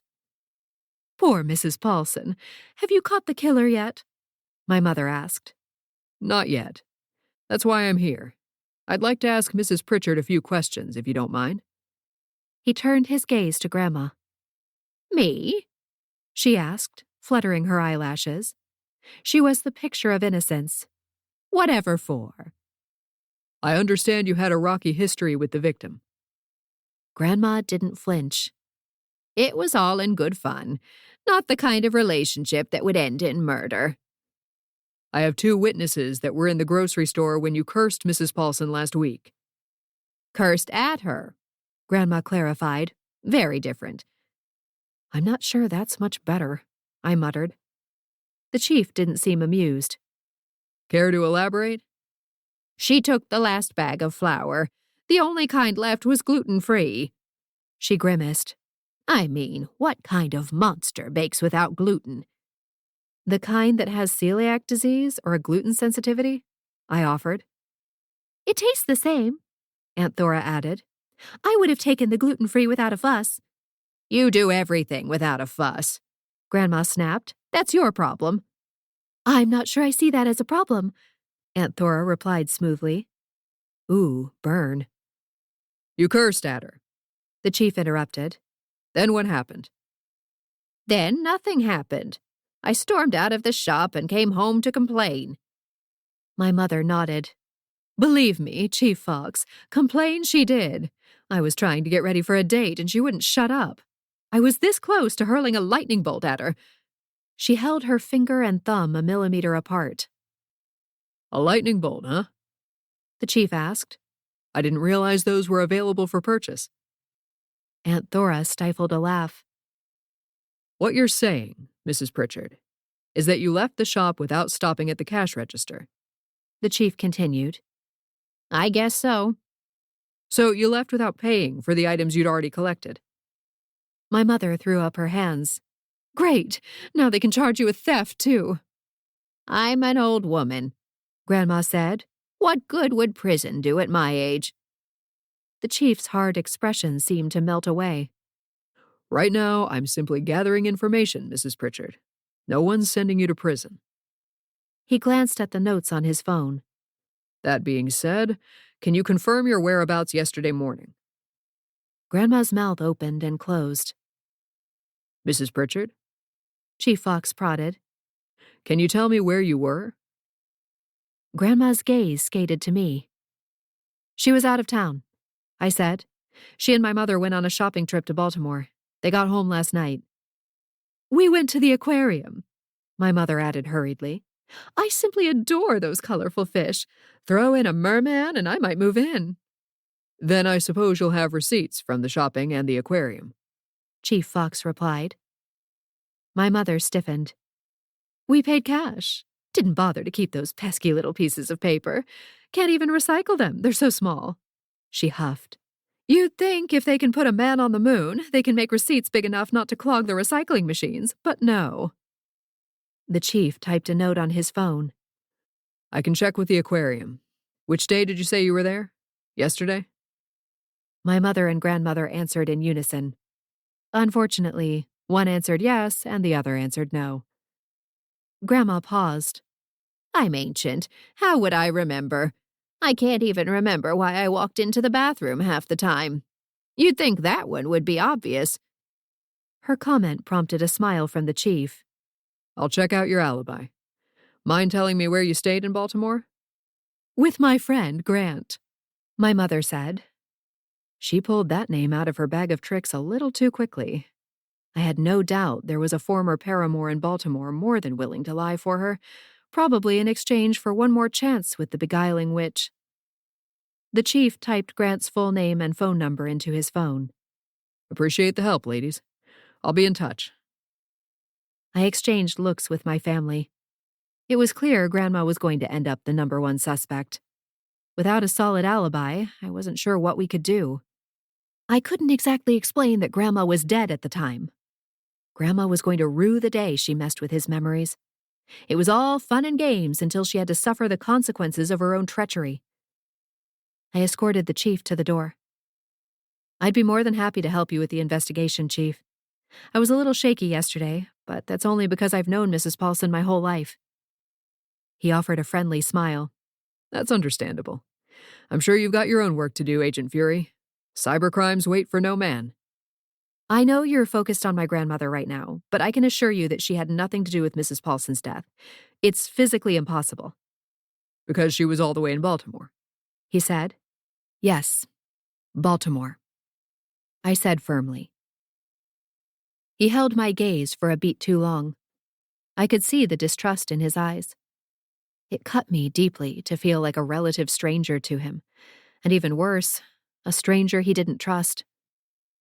I'm not opposed to extra hands on deck if you feel like the FBI can spare you, he said. I've got more ground to cover, and I need Guthrie to handle the regular duties. We seem perpetually short-staffed. It's no trouble, I said. My office has been pretty quiet lately. Not a lot of computer crime because of... I groped for a reason.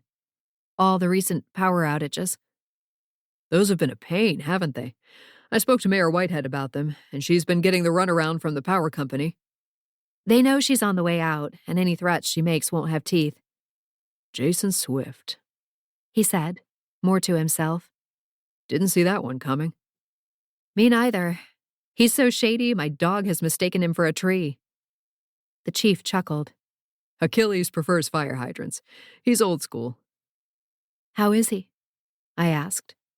I missed the adorable rescue dog that he'd adopted. He grinned. Great. Living his best life. If only I could say the same. Let me know when you need me, and I'll help in any way I can.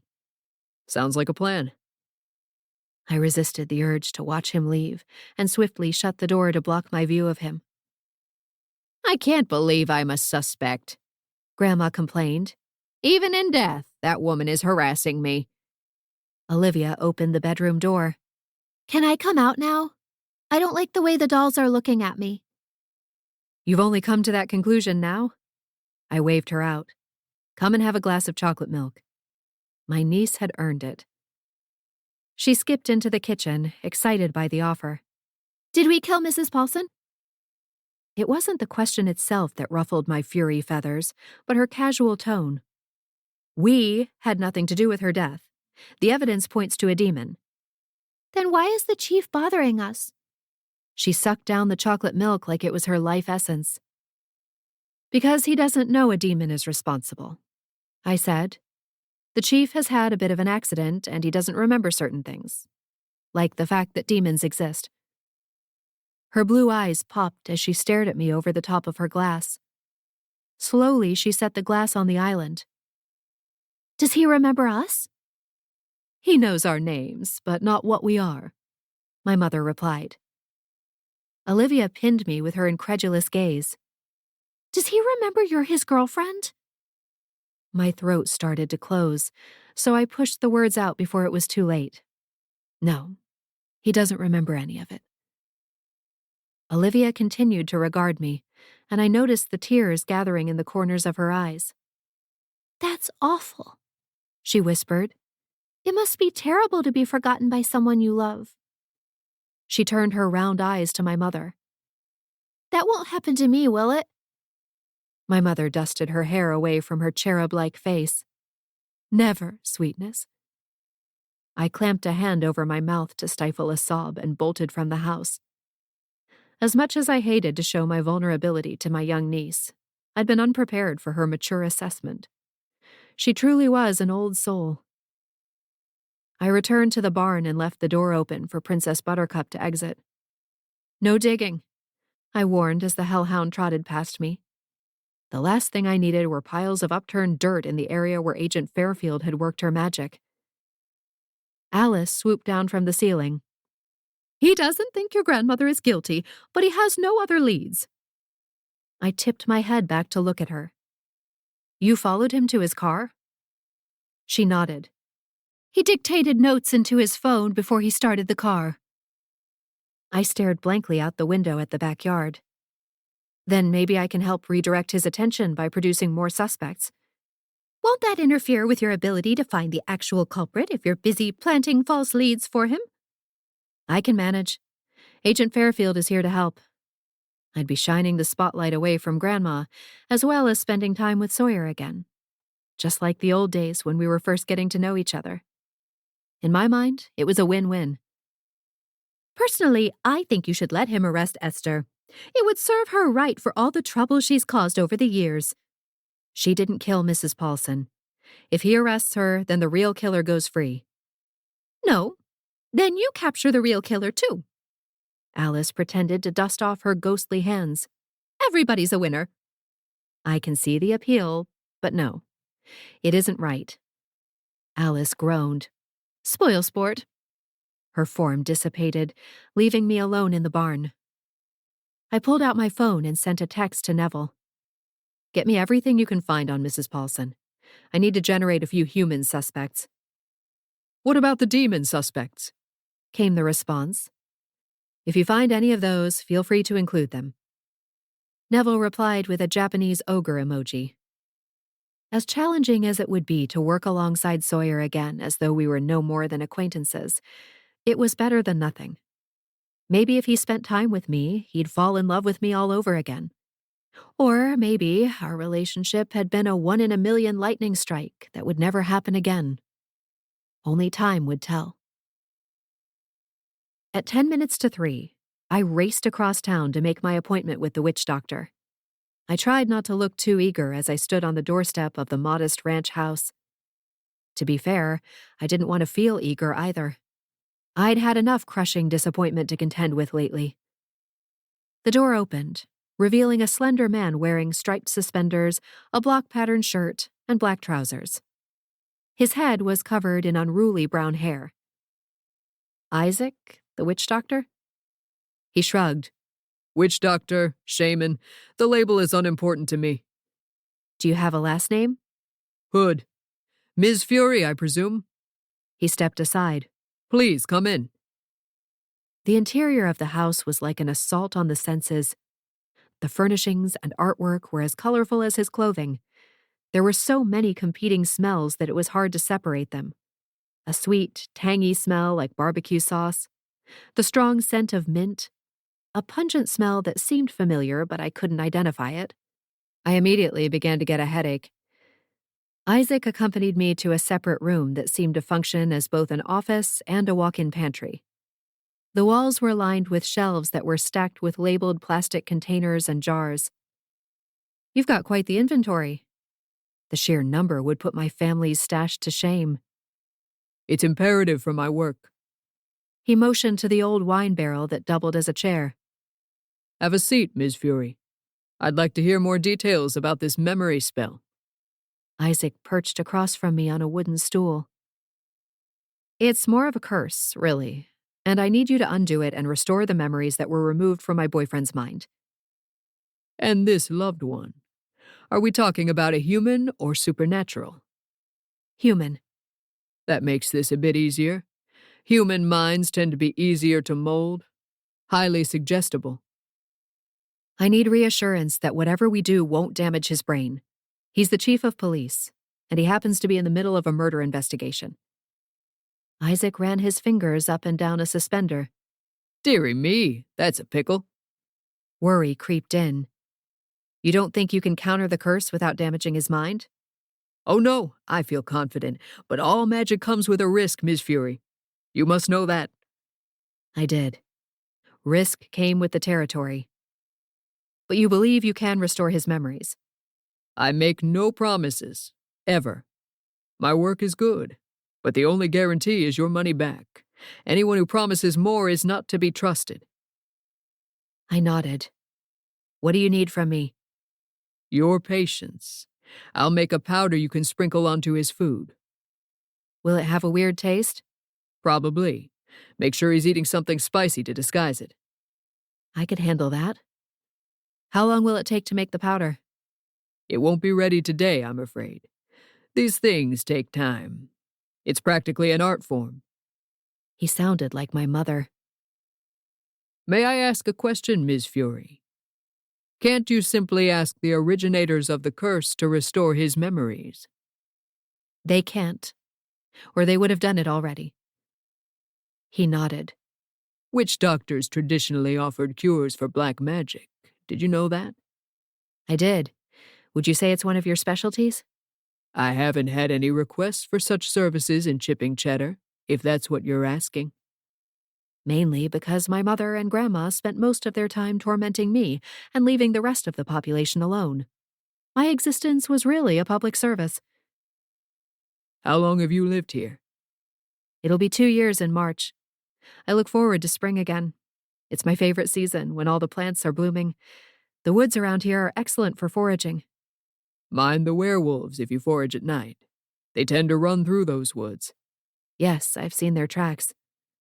Isaac scribbled a few notes and quoted me a price, which I gladly paid. I'd sell my soul for the chance to make Sawyer whole again. Maybe I'd speak to Moyer if this effort failed. My demon lawyer cousin was known to strike such deals. I'll call you when it's ready.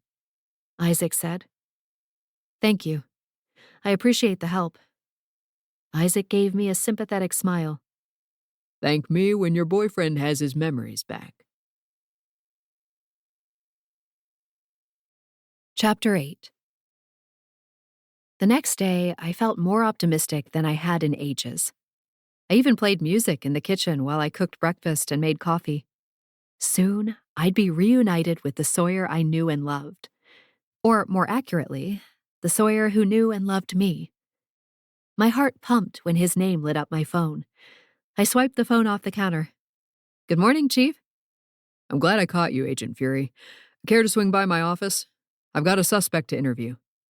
Not my grandmother again, I hope. Not today. I thought we might ride over to interview him together. A tightness formed in my chest at the prospect of working alongside him. Sounds good. Be there in 10 minutes. Thankfully, I'd already showered and eaten.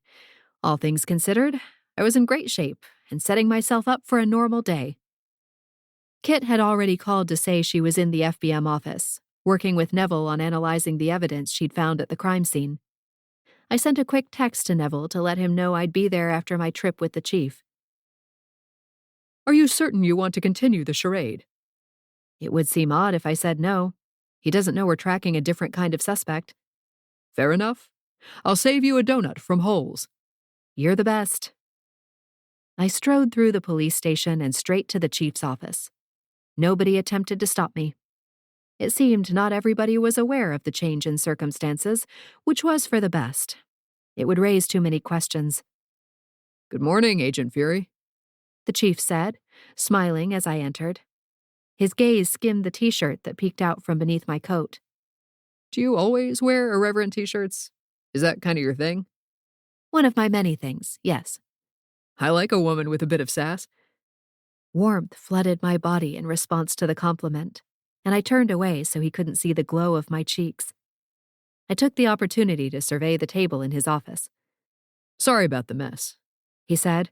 I've set up my old-fashioned version of a whiteboard while I examine the evidence.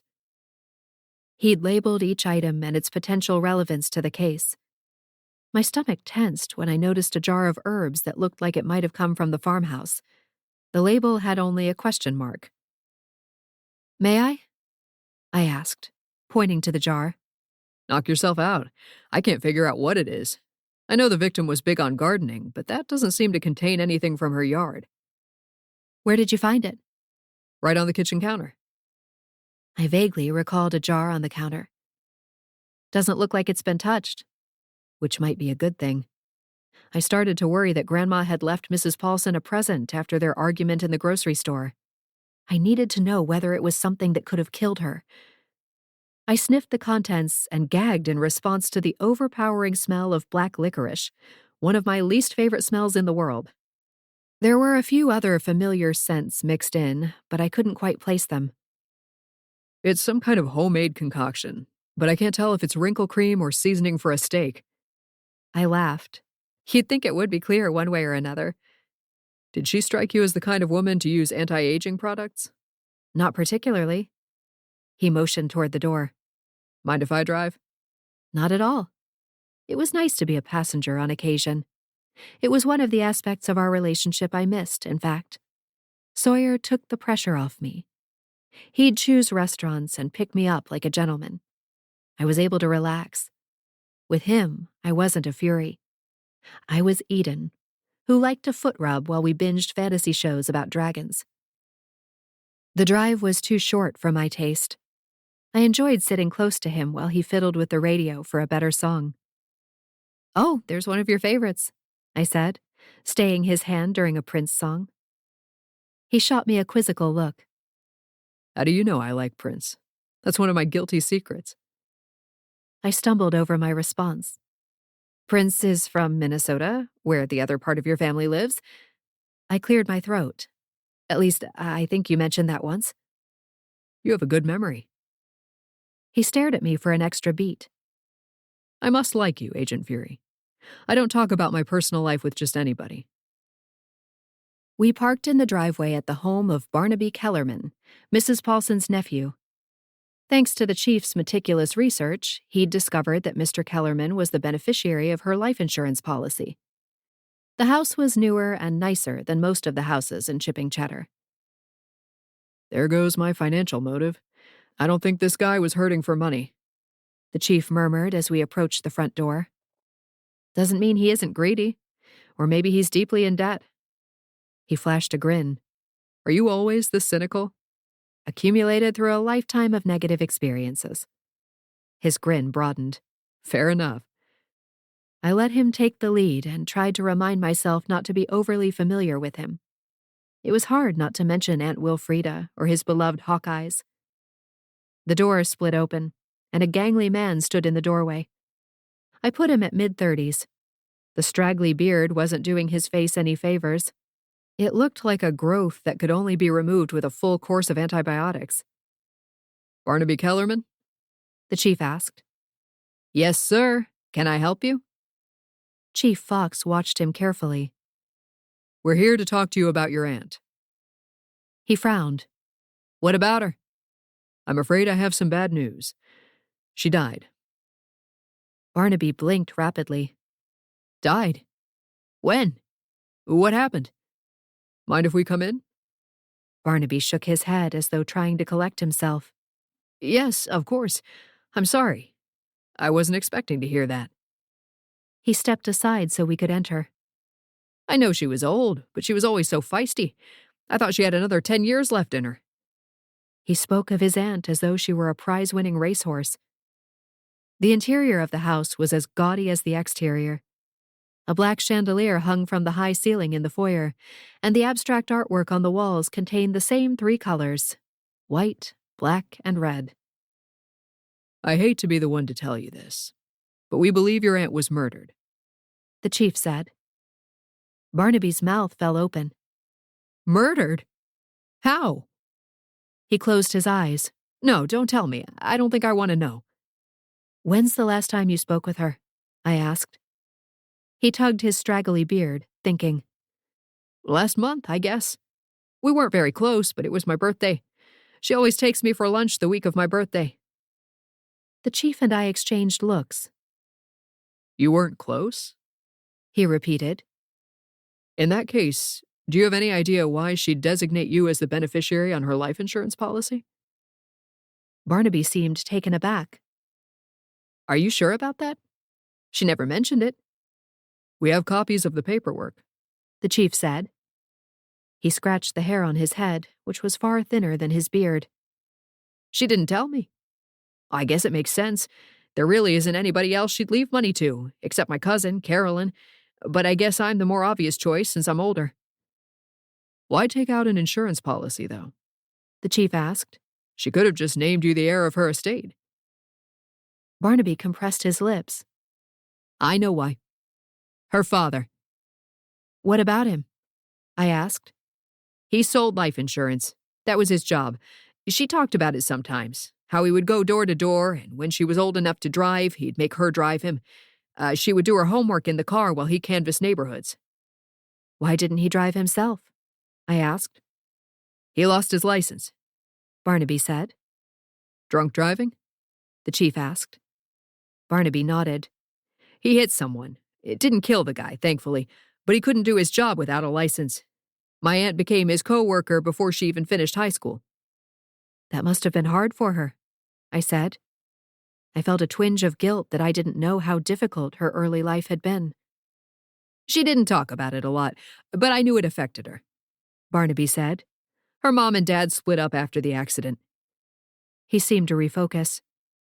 Did she leave me the house, too? We're not sure yet, the chief said. It's unclear whether she left a will. I have people looking into it. She might have left her estate to a charity, Barnaby mused. That would be just like her. The Mrs. Pollson he knew was unrecognizable to me. It was strange how we showed different sides of ourselves to different people. No one ever seemed to have a complete picture of another. I thought about my mother and grandma and wondered what secrets they kept from me that had shaped them. Any charity in particular? I asked, curious. I don't know. Is there a gardening charity? She was obsessed with her yard. When I was younger, she'd make me come over and pull the weeds. The cheapskate wouldn't even pay me. Said it would build character. Now that sounded more like the Mrs. Pollson I'd known. Barnaby eyed me closely. You look familiar. Have we met before? Mrs. Pollson was my neighbor, I admitted. Barnaby lit up. You're from the weird family next door? Oh, wow. I haven't seen you in ages. Warmth crept into my cheeks. I moved away for a few years. My aunt hated your family. He laughed. Sometimes, if I'd done something she disliked, I'd bring up your family just to take the heat off me. She could complain about your family for an hour straight without pausing for breath. No doubt. The chief's mouth twitched in amusement. I don't suppose anybody at your house noticed anything suspicious? Barnaby said. My mother and grandma were out of town. Aunt Thora was the one who found her. She called me over. Barnaby sighed. It's a real shame. She's been a fixture of my life for so long, it'll be strange not to have her there anymore. A couple times a year could hardly be deemed a fixture in someone's life, but I didn't quibble. One more question before we go. Can you tell me where you were the morning before yesterday? The chief asked. Barnaby appeared thoughtful. I played racquetball with my friend, Joaquin, and then went to work. I can give you his number. That'd be handy, thanks, the chief said. Barnaby whistled as he pulled out his phone and shared the contact information with the chief. How much is the insurance payout? He winced. Is that insensitive to ask? You'll have to speak to the insurance company for any details, the chief said, and gave him the name of the company. You mentioned a cousin, I said. Is she local? Yeah, Carolyn lives about 5 minutes from here. Are you too close? I asked. Not really. I bet she hasn't heard the news, though, or she would have called me.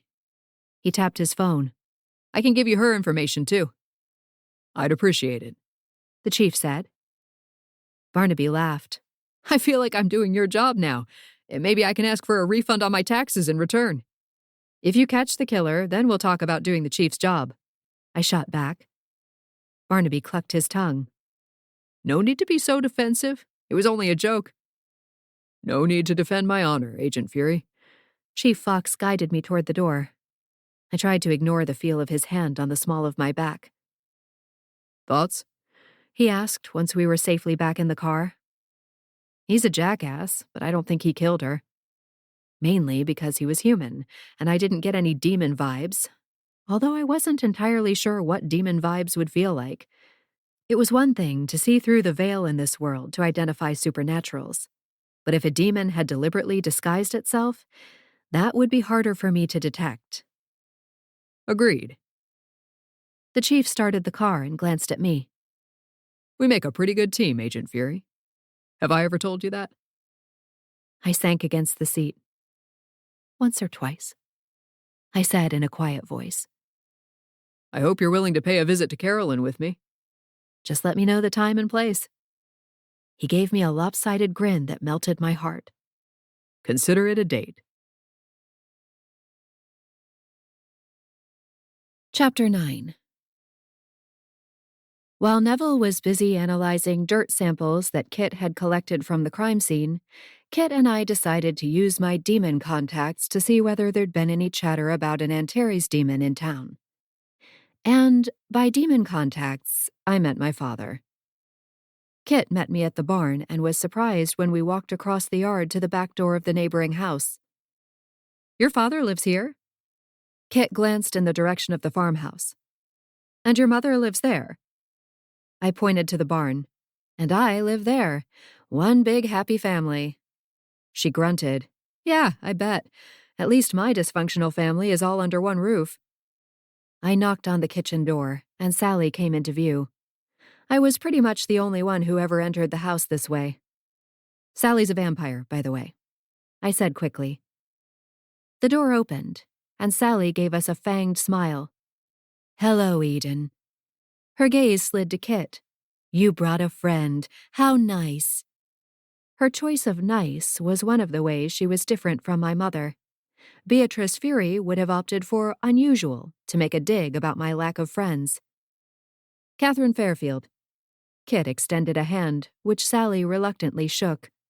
The vampire was old-fashioned, and shaking another woman's hand was probably awkward for her. In her mind, handshaking and deal-making were best left to the menfolk. Is Dad home? He's in the living room. He played a round of golf this morning, and you'd think he ran a marathon by the way he's now incapable of movement. You have a lovely home, Kit said. Sally ran her fingers along the pearls of her necklace. Thank you. Can I offer you anything to eat or drink? I have a fresh loaf of pumpkin bread. I inhaled and smelled the mixture of cinnamon, nutmeg, and cloves. Don't mind if I do. That sounds wonderful, Kit said. I love pumpkin bread. I'm constantly experimenting with new recipes. I cut a glance at her. How many ways are there to make pumpkin bread? It's just a can of pumpkin puree and a few spices. Sally and Kit looked at each other and burst into laughter. You'll have to forgive Eden. my stepmother said. She doesn't have much experience in the culinary arts. Because I'm too busy hunting criminals, I mumbled. I have an advantage, Kit said graciously. I'm a green witch. Sally raised her eyebrows. Ah, I see. Now I'm almost afraid to serve you my bread. I'm sure it's delicious. It is, I interjected. Sally's got a green thumb in the kitchen, or whatever color a thumb should be. Who's here? My father bellowed from the other room. Is that you, Eden? 'Tis I declared. I rounded the corner of the room with Kit and Sally in tow to find my father slumped on the sofa with the buttermilk bugle open across his lap. He glanced up from the financial section. I heard you gave in and resurrected your mother. Too bad. Stanley, Sally admonished him. Dad, I'd like you to meet Agent Kit Fairfield with the Federal Bureau of Magic. My father's brow furrowed. Is she your replacement? Did you get fired again? I bristled. I didn't get fired, ever. I was simply reassigned. My father shot Sally a quizzical look. Didn't she get fired from the FBI in San Francisco for biting her partner? My whole face grew warm when I noticed Kit's eyebrows inch up. I didn't bite him on purpose, I protested. My father grunted. So, it was an accident then? You fell and your teeth happened to clamp down on his neck? I counted to 10 in my head in an effort to regulate my emotions. I'm not here to talk about my career path. Agent Fairfield and I are investigating the death of Mrs. Pollson. Sally clucked her tongue. Such a tragedy, and right here in our very own cul-de-sac. She suddenly seemed startled. What kind of hostess am I? Let me slice the loaf and I'll bring the plates in here. I was surprised to hear her say that. Sally kept a meticulous house, and this area was generally off-limits to crumbs of any kind. It seemed the vampire was eager to impress Kit with her baking skills. My father returned his attention to the newspaper. Isn't your grandmother the main suspect? I always knew she'd end up in the slammer one way or another. Grandma is innocent, I said. Even as I uttered the words, I realized how ridiculous they sounded. She might not be guilty of killing Mrs. Pollson, but she was far from innocent. My father snorted. I'd like to see you prove it. You know I can't prove it without telling Chief Fox the truth. A truth he'd be unable to accept. Maybe she should have thought of that before she and your mother messed with the chief's head. This is what happens when they meddle. I didn't disagree. I sat beside my father on the sofa, and Kit took the winged-back chair. Sally bustled in with a tray. I took the liberty of making hot cocoa with the little marshmallows. Little marshmallows? Sally was pulling out all the stops. Good idea, Kit said. Chocolate is a wonderful accompaniment to pumpkin. Sally set the tray on the coffee table. Did I hear someone mention a suspect? Only Dad trying to get Grandma locked up. We think the victim was killed by an Antares demon, Kit said. I gauged my father's reaction, but he remained engrossed in the newspaper. An Antares demon, Sally repeated. Are you certain? Not 100%, but the evidence points to yes, I told her. Sally sucked in a breath. I remember stories about them in my hometown. Sally is originally from Otherworld, I explained to Kit. My father glanced up at his wife. That's where we met. Decided we wouldn't let separate realms keep us apart. Have you ever met an Antares demon? I asked him. My father shook his head. Never heard of them either. As Kit bit into her slice of pumpkin bread, I noticed Sally watching her with rapt attention. This is amazing, Kit said, swallowing. There's definitely more than a few spices in here. Sally clasped her hands proudly in front of her. I have a secret ingredient. Is it love? I asked, batting my eyelashes. Sally gave me a disdainful look. Certainly not. It's cumin. Kit took another bite and chewed thoughtfully. Yes, I can taste it. Is there also chili? Only a dash. I sometimes use coriander, Kit admitted. It has a similar earthy tone that adds a note of complexity. That's an excellent idea. I'll have to try it next time. My eyes began to glaze over. I much preferred to eat baked goods than to actually, bake them. I thought coriander was more lemony, I said in an effort to join the conversation. You're thinking of cilantro, Kit said. Cilantro and coriander come from the same plant. Its leaves are cilantro and the seeds are coriander. Different tastes and uses. I steered the subject back to the case. Do you remember anything about the Antares demon, Sally? Sally's gaze turned toward the ceiling as she considered the question. They were dangerous. Not that dangerous demons were unusual where I'm from. They could assume any form. Some believed they were the inspiration for alien shapeshifters in earthly pop culture. Kit nodded. That fits with what I know. They use a fingertip to poke a hole and suck out the victim's soul. Their oddly shaped fingertip leaves a distinctive mark on their victims. Sally's face glowed with recognition. Yes, I remember that now. A star shape, which I think is where the demon got its name. Mrs. Pollson had the mark on her neck, I said. There was no sign of forced entry, no defensive wounds. The demon could have disguised itself as a salesman, Sally said. I don't recall any strangers who knocked on our door this week, though. It might not have been a crime of opportunity, Kit said. It might have been premeditated. What could Mrs. Pollson possibly have done to raise the ire of an Antares demon? Sally frowned. Never mind. If anyone was capable of that, it was Mrs. Pollson. Why ask us about this demon? My father smacked the newspaper on his lap. I was finishing an article about interest rates. As fascinating as that sounds, I said, we think solving a heinous crime probably takes precedence. Eden mentioned you're a vengeance demon. Kit tacked on. I'm not sure if you're aware, but Antares demons are related to your species. My father peered at her. You don't say. His gaze swung to Sally. Did you know that? Sally shook her head.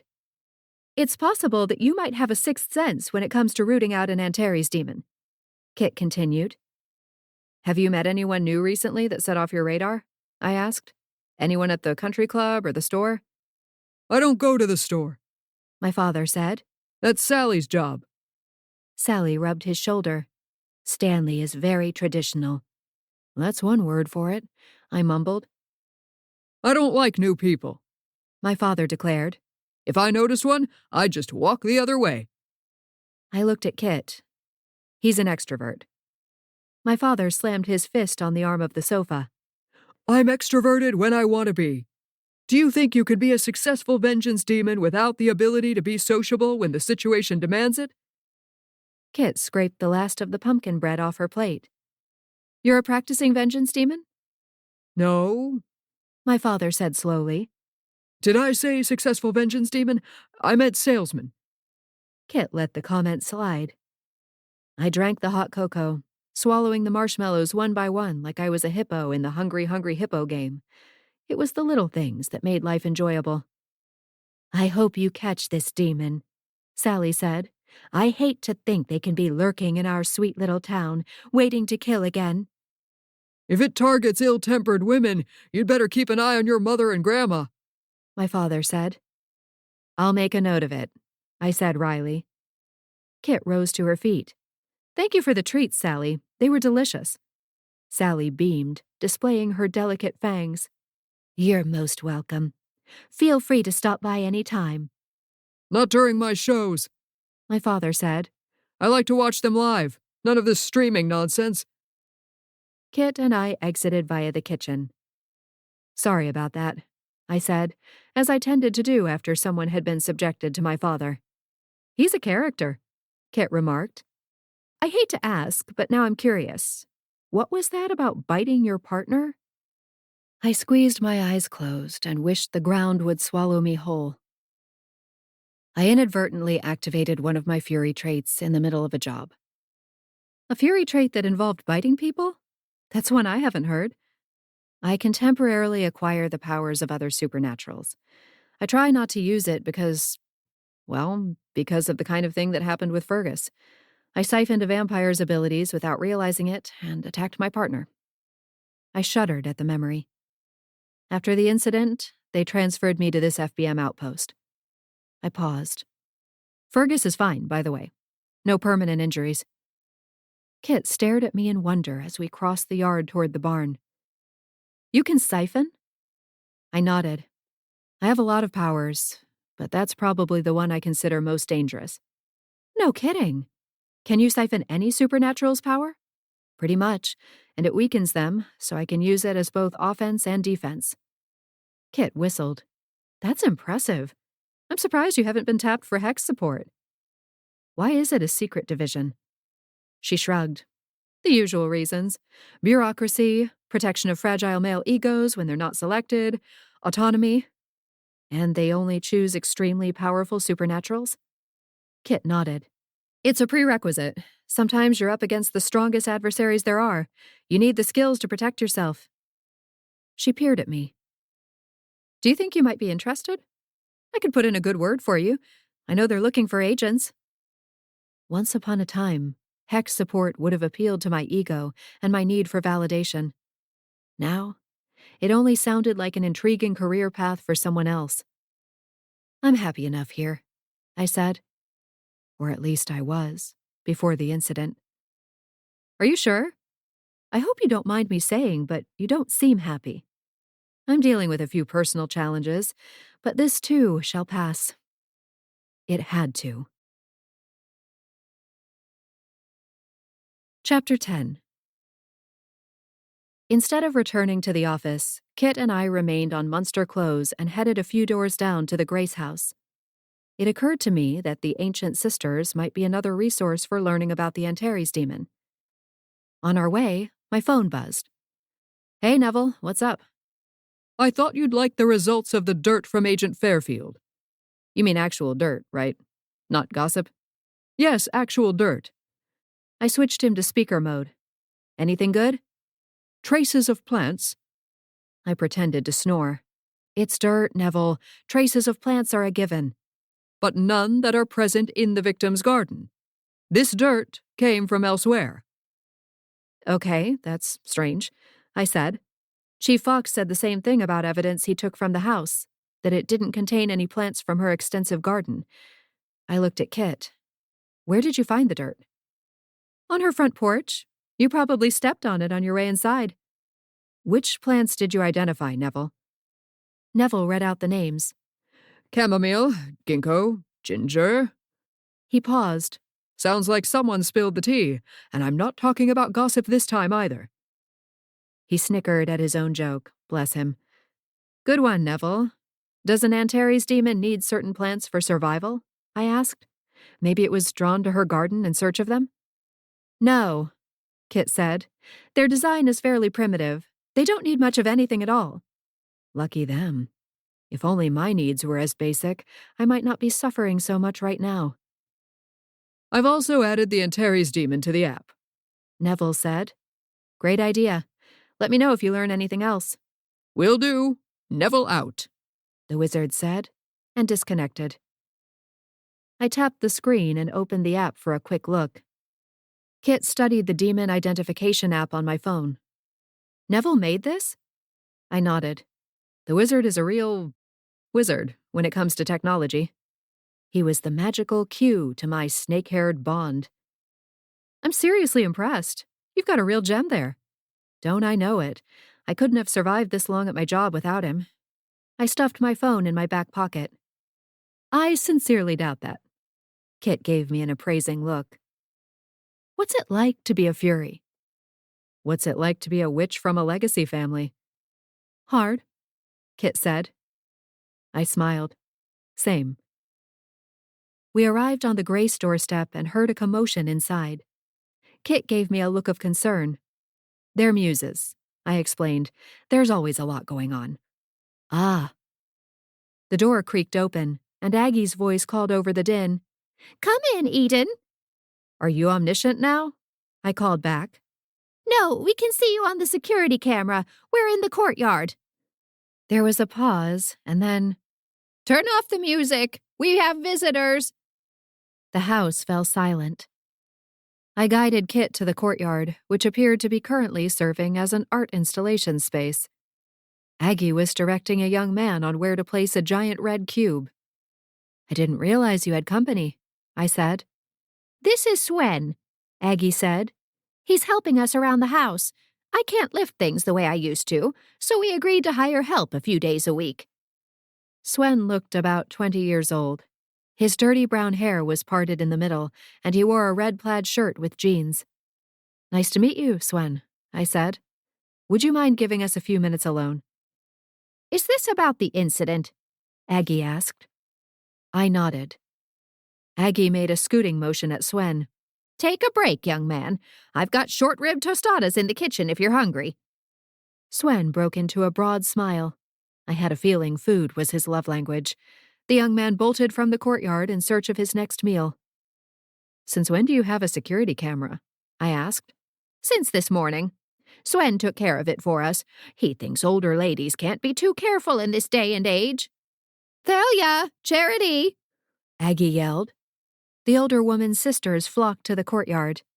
This is Agent Kit Fairfield. She works for the FBM too. So lovely to meet you, Aggie said. What brings you to our little neck of the coast? A demon, Kit replied. We think it's the very one that killed your neighbor. The Grace sisters exchanged horrified looks. We thought it might have been a freak accident, Talia said. No one's been saying much about it. Not an accident, Kit confirmed. It's a tricky situation because Aunt Thora accidentally called the chief out of habit, I added. She wasn't thinking. Aggie eyed me carefully. How's that working out? I'm interviewing suspects with him as an FBI agent, while Kit and I work the demon angle on the side. I'm so sorry, dear, Aggie said quietly. That must be hard for you. It is, I admitted. My instinct had been to tell her it was fine, that I'd manage, but I was trying to be better about acknowledging my feelings. Kit shot me a quizzical look. Why is that hard? Because he doesn't know about the supernatural world, of course, Aggie said, quickly recovering. You're letting the chief bark up the wrong trees? Talia asked. What if he wants to arrest someone? I won't let it get that far, I said. It's one of the reasons I'm accompanying him, to make sure he doesn't pin this on the wrong person. Any leads? Charity asked. More importantly, do you think it's anyone we know? Talia asked. We think the demon is living in supernatural form, Kit said. And new to the town, I added. In that case, I can get you a copy of the registry from recent months, Aggie offered. Thanks, I was hoping you'd say that. Be right back. She hurried from the courtyard. Why target Mrs. Pollson of all people? Charity asked. She might have been ornery, but she kept to herself. We're trying to figure that out, I said. I had a feeling if we could learn the connection between Mrs. Pollson and the demon, then we'd find our killer. Aggie returned with a folder. Here's the list. There have been more than usual the past couple months. Must be the season. Summer is usually the season, I said. For humans, Aggie countered. Supernaturals are more interested in the energy they feel than a view of the Chesapeake Bay. True. I flipped open the folder and scanned the names. Some were identified as werewolves and vampires. Out of curiosity, I searched for the ones that identified as demons. There seemed to be fewer of them than other types of supernaturals. What if the demon didn't register? Talia asked. Won't you be wasting your time? We have to start somewhere, Kit said. Once we rule out this list, we can start with a fresh crop of suspects. What if we helped? Aggie asked. Divide the list between us. The council can pitch in, too. This strikes me as an all-hands-on-deck situation. I cut a quick glance at Kit. Anything in the rules about enlisting the aid of supernatural civilians? You know perfectly well there are, but I'm willing to overlook them if you are. We won't confront anyone, Talia interjected. We'll just visit them as the welcoming committee and take notes. We're looking for an Antares demon, Kit told them. They're very rare, and I highly doubt they'd self-identify. At the most, they'll write demon. And mark the ones that are trying hard to assimilate, I added. Maybe they already have a job or they're on a dating app. The lights flickered and died. Not again, Talia moaned. Is the Supernatural Council doing anything about the power cuts? Husborn said the regular town council convened a special meeting yesterday to discuss it, but I haven't heard a peep since then, Aggie said. We can add it to the agenda at the next meeting, I said. Aggie nodded. Good idea. I'm sure you would have said so already, but you didn't happen to hear anything the morning of the murder, did you? Kit asked. I wouldn't have heard anything even if I'd wanted to, Aggie said. At my age, my hearing only extends so far. I slept in, Talia added. I'd been up most of the night working on a painting. I couldn't get the curve of the apple the way I wanted it to look. Her face tightened. So frustrating when that happens. I looked at the third sister. I didn't hear anything either, although if I had, I would have assumed it was coming from your family's house and wouldn't have worried about it. Fair point. I might have heard something. I turned to see Swen creeping back into the courtyard. He had a napkin tucked into the collar of his shirt. You were here that morning? Kit asked. Swen nodded. I delivered the cubes. He motioned to the oversized red cube. Did you notice anyone else in the cul-de-sac? I asked. I saw a man walking alongside the neighbor's house. I assumed he lived there. There was nothing out of the ordinary about it. He didn't seem to be in a hurry? I asked. Swen shook his head. I wouldn't say he was walking slowly, but he seemed perfectly at ease. An Antares demon would be at ease, Kit said. The taking of a human life is nothing to them. I shot Kit a warning glance, uncertain how much Swen actually knew about the supernatural world. The young man kept his gaze fixed on Kit. I've never heard of an Antares demon. My gaze flicked to Aggie. His father's a werewolf, Aggie explained. That explains the brawn, I commented. Mom's human, Swen said. I didn't inherit the gene. He shrugged. I'm cool with it. He gets so grumpy a couple days every month, and there's always hair clogging the drain. I wouldn't want to live like that. Can you describe the man you saw, Swen? Aggie asked. The young man removed the napkin from his collar and tucked it into his pocket. If I'd known it might be important, I'd have paid closer attention. It's okay if you can't remember, I said. It happens all the time. I barely registered him, Swen said. I was pulling one of the cubes off the back of the truck and didn't want to drop it. If I had to guess, I'd say he was about 6 feet. And he was definitely in Mrs. Pollson's yard, I asked. Swen pointed in the direction of her house. The one with the wind chimes on the front porch. That's the one, I said. That cuts down on our list, Aggie said. Ruling out all the women helps a lot. He must have fled out the back door when Aunt Thora arrived, I said. Did you see an unfamiliar vehicle parked outside? Kit asked. I wouldn't know which cars belong here and which don't, Swen admitted. I don't live on the street. Did you notice his hair color or any distinguishing feature? Kit pressed. Swen blew out a breath. I want to say brown, but I'm honestly not sure. I barely looked. He gave Aggie a helpless look. I'm so sorry. I wish I knew more. Don't worry, Swen. You've been a real help, Aggie told him. Relief passed over his features. We need to get moving, I said. We appreciate the help. My sisters and I will work on our portion of the list, and I'll share it with the council, Aggie said. Thanks, you're the best. Kit and I left the house, and she circled the pickup truck parked outside. What are you looking for?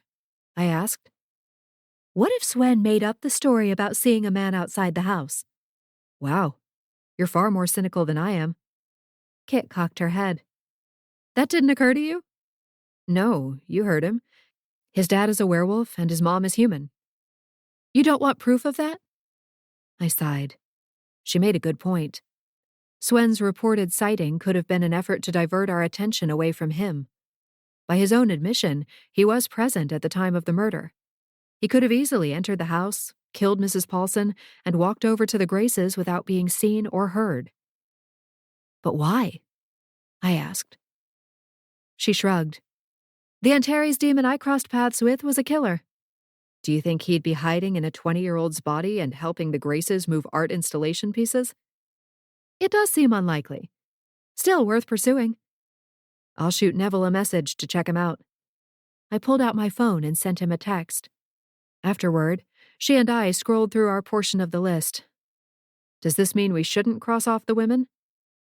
Let's start there, and then if Swen gets upgraded to a major suspect, we haven't lost any time. We walked toward the car. Should we split up, or do you want to go together? Whichever you prefer. I don't typically work with a partner, so I'm enjoying the novelty. It's also a plus that you know the town intimately. You seem to have me confused with my mother. I opened the car door. Sorry, that was uncalled for. Kit offered a sympathetic smile. Family's complicated. I turned the focus back to the case.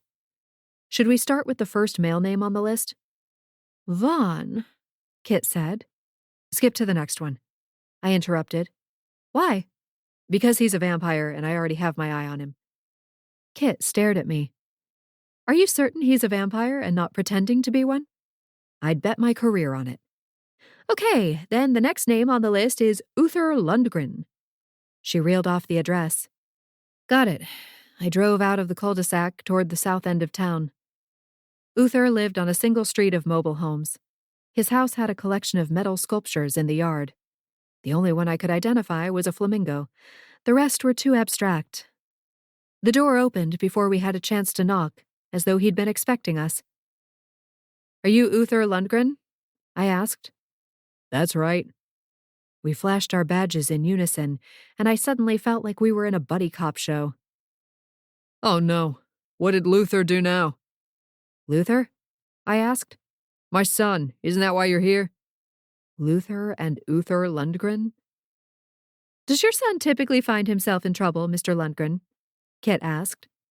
He poked his head outside like a turtle from its shell and looked left and right. Come in. Are you worried about someone seeing us? I asked once we were inside. I worry Luther will see law enforcement and not come home. I haven't seen him in 3 days. Kit and I exchanged looks. Any idea why? Kit asked. Who knows with him? I thought things would be different here, but I guess wherever you go, there you are. He shrugged. Where did you move from, Mr. Lundgren? I asked. Colorado Springs. Luther fell in with the wrong crowd, so I thought a change in environment would have a positive impact. Do you think he's fallen in with the wrong crowd here? I asked. Unless he was hanging out with my family, I wasn't sure it was possible. I don't know. He's been withdrawn. He got a job at the nursery, and I thought he was enjoying it. The nursery, I repeated. Kit inclined her head toward the potted plants on the windowsill. If we were going to be suspicious of every supernatural with plants, we'd have more suspects than we could handle. Still, I wandered closer to the windowsill for a better look. Does Luther have an interest in plants? Kit asked. He's trying to learn. Kit inspected the pots. Any reason he's focused on poisonous plants? Oh, those are mine, Uther said. I work for a lab. And you bring your work home with you? Seems safer to keep poisonous plants locked up in the office, I commented. These are what sparked Luther's interest. He sees them as puzzles to solve. He's a warlock like you? I asked. He's a warlock, but not like me, I'm afraid. Do you think he wants to follow in your footsteps, though? I asked. I knew the pressure of that feeling all too well, as did Anton. 2 years ago, I would have said no, but now... He trailed off. I think he's searching for a purpose in life. Totally understandable. I typed a few notes on my phone. Any idea where you think he might be? I checked the usual spots, but there was no sign of him. I've been working from home in case he decided to turn up. Uther dragged a hand through his thinning hair. Everybody talks about the terrible toddler stage and the crying baby stage, but nobody prepares you for the challenges of raising a teenager. Had I been challenging as a teen? I didn't think so, although my family might have a different opinion. If Luther comes home, will you let us know? I gave him my business card. Uther accepted the card with a shaky hand. He won't be in trouble, will he? Not if he hasn't done anything, I said. We're investigating a murder and would like to ask him a few questions. Uther looked ready to faint. You think he killed someone? We have no reason to think so at the moment, Kit said quickly. It's simply information gathering on our part. Uther unclenched his hands. I'll be sure to let you know. Thank you. I motioned for Kit to exit first. I'd like to arrest him for the name alone, I said once we were back in the car. Unfortunately, I don't think either one is our guy, Kit said. It's highly unlikely there'd be two Antares demons posing as father and son warlocks. They're rare and tend to live alone. And Mrs. Pollson wasn't poisoned, I added. The Antares demon used its own special method.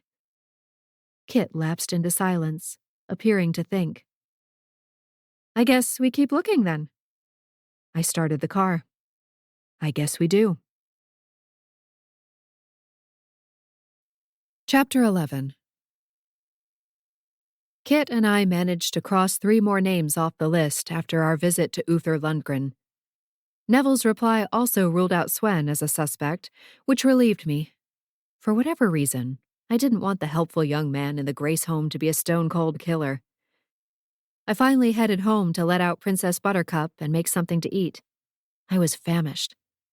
In my hurry to get inside, I nearly tripped over a small box in front of the door. A familiar business card was attached to the outside. Isaac had finally delivered. I carried the package inside and unwrapped it in the kitchen. A small vial of powder rested inside. I slipped the vial into my handbag for the next time I saw Sawyer. Even if I didn't have a spicy option to disguise the powder, I could offer him a cup of coffee. The bitterness would probably be enough to cover my tracks. As I cut a line across the overwrap of a microwave meal, I called the chief. Agent Fury, this is a nice surprise. Late night at the office? Sort of. I wanted to run a dirt sample past you. Shoot. The jar in your office, did that contain chamomile, ginkgo, or ginger? Sure did. Why do you ask? I realized I'd boxed myself into a corner. I couldn't admit I'd collected a dirt sample and had Neville run it through our own lab. Or could I? I forgot to mention I'd spotted a small pile of dirt on the front porch and asked my assistant to analyze it. And it matches? It does. What does that tell us? That the jar in her house might be connected to the killer, if he's the one who gave it to her. It isn't poison, the chief said. And there are no known toxins in her system, according to the preliminary report. No known toxins was the salient point. Thanks. Another call came through as I attempted to set the phone on the counter. Hey, Clara. Where are you? She demanded. What? I'm making dinner. At this hour? What were you doing during actual dinner time? Anyway, you were supposed to meet me 10 minutes ago. I was? Didn't you see my text? I'd been so preoccupied with the case that I'd neglected to check my messages. Sassy told me Vaughn's going out again tonight. Clara said, it's the perfect chance for a stakeout. I closed the microwave door. My processed food could wait, probably 100 more years, in fact. I'll be right there. He's on the move, Clara practically shrieked. Repeat, the target is on the move. I grabbed my keys and ran to the door. Follow him. I'll meet you wherever you end up. Clara kept me updated on her location as I sped toward downtown and prayed Deputy Guthrie wasn't lurking with a speed trap somewhere along the route. There's an open spot right behind me, Clara said. Southeast corner of the square. Hurry. I'm giving an old man the stink eye to keep him from taking it. The spot was still available by the time I arrived. I parked the car and hurried to join her, sliding down in the seat to stay out of sight. Where's Vaughn? I asked. He went into the convenience store. I'm waiting for him to leave, and then we can follow him. I noticed her bright orange parka. You look like a human traffic cone. How do you expect him not to see you? She cringed. I wasn't thinking. It's cold, so I grabbed the warmest layer I saw. He'll only notice you if you tail him too close. We should be fine. Do you do a lot of stakeouts with the FBM? Clara asked. Not too many. Can we play the radio? I looked at her. Do you play the radio when you're tracking down someone for a story? That's how I psych myself up. I have my reporter playlist. I laughed. How did I not know that about you? Because there isn't a take your best friend to work day. There should be. Now, I need to know, what's on the playlist? Clara held up her phone. It's all right here. I grabbed the phone and turned away so she couldn't take it back. Gods above, you have them categorized by the type of assignment? What's wrong with that? A sporting event demands the Rocky theme song. Every event demands the Rocky theme song. I scrolled down the list. I like that you even rickroll yourself.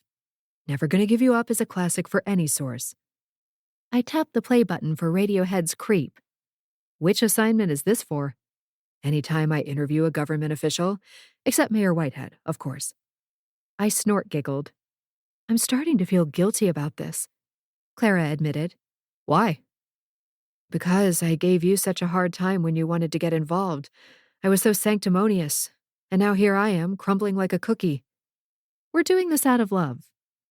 My words gave me pause. That was exactly what Clara had pointed out to me the last time we discussed the issue. She'd drawn parallels between my behavior toward the Sassy and Vaughn situation and my family's behavior toward the Chief Fox situation. I don't want to see her get hurt again so soon after Tanner, Clara said. She acts so strong, but I'm not sure she could handle another heartbreak so soon. What if we find damning information? Are we going to send her anonymous photos in a manila envelope? I haven't gotten that far. I keep hoping there'll be a rational explanation. I find our gut is more accurate than our thinking brain. She cut a sideways glance at me. And what does your gut say about Vaughn? That we need to protect Sassy. Then again, it could be his vampirism tripping my alarm and nothing more. Still, it was worth a quick investigation. If there was more to know, better now than later. There he is, Clara said in a rush. Vaughn emerged from the store with his hip-length leather jacket askew, and I glimpsed the familiar blue uniform beneath it. He's impersonating a cop again? Clara hissed. Why would he do such a thing? He's already been arrested for it once. Maybe he's using a position of authority to take liberties as a vampire. But wouldn't people report being bitten by a policeman? True. I pondered the options. Maybe he's using some sort of compulsion spell that he bought from a magic user. Or a spell that wipes the victim's memories. She looked at me and winced. Sorry, didn't mean to bring up a sensitive subject.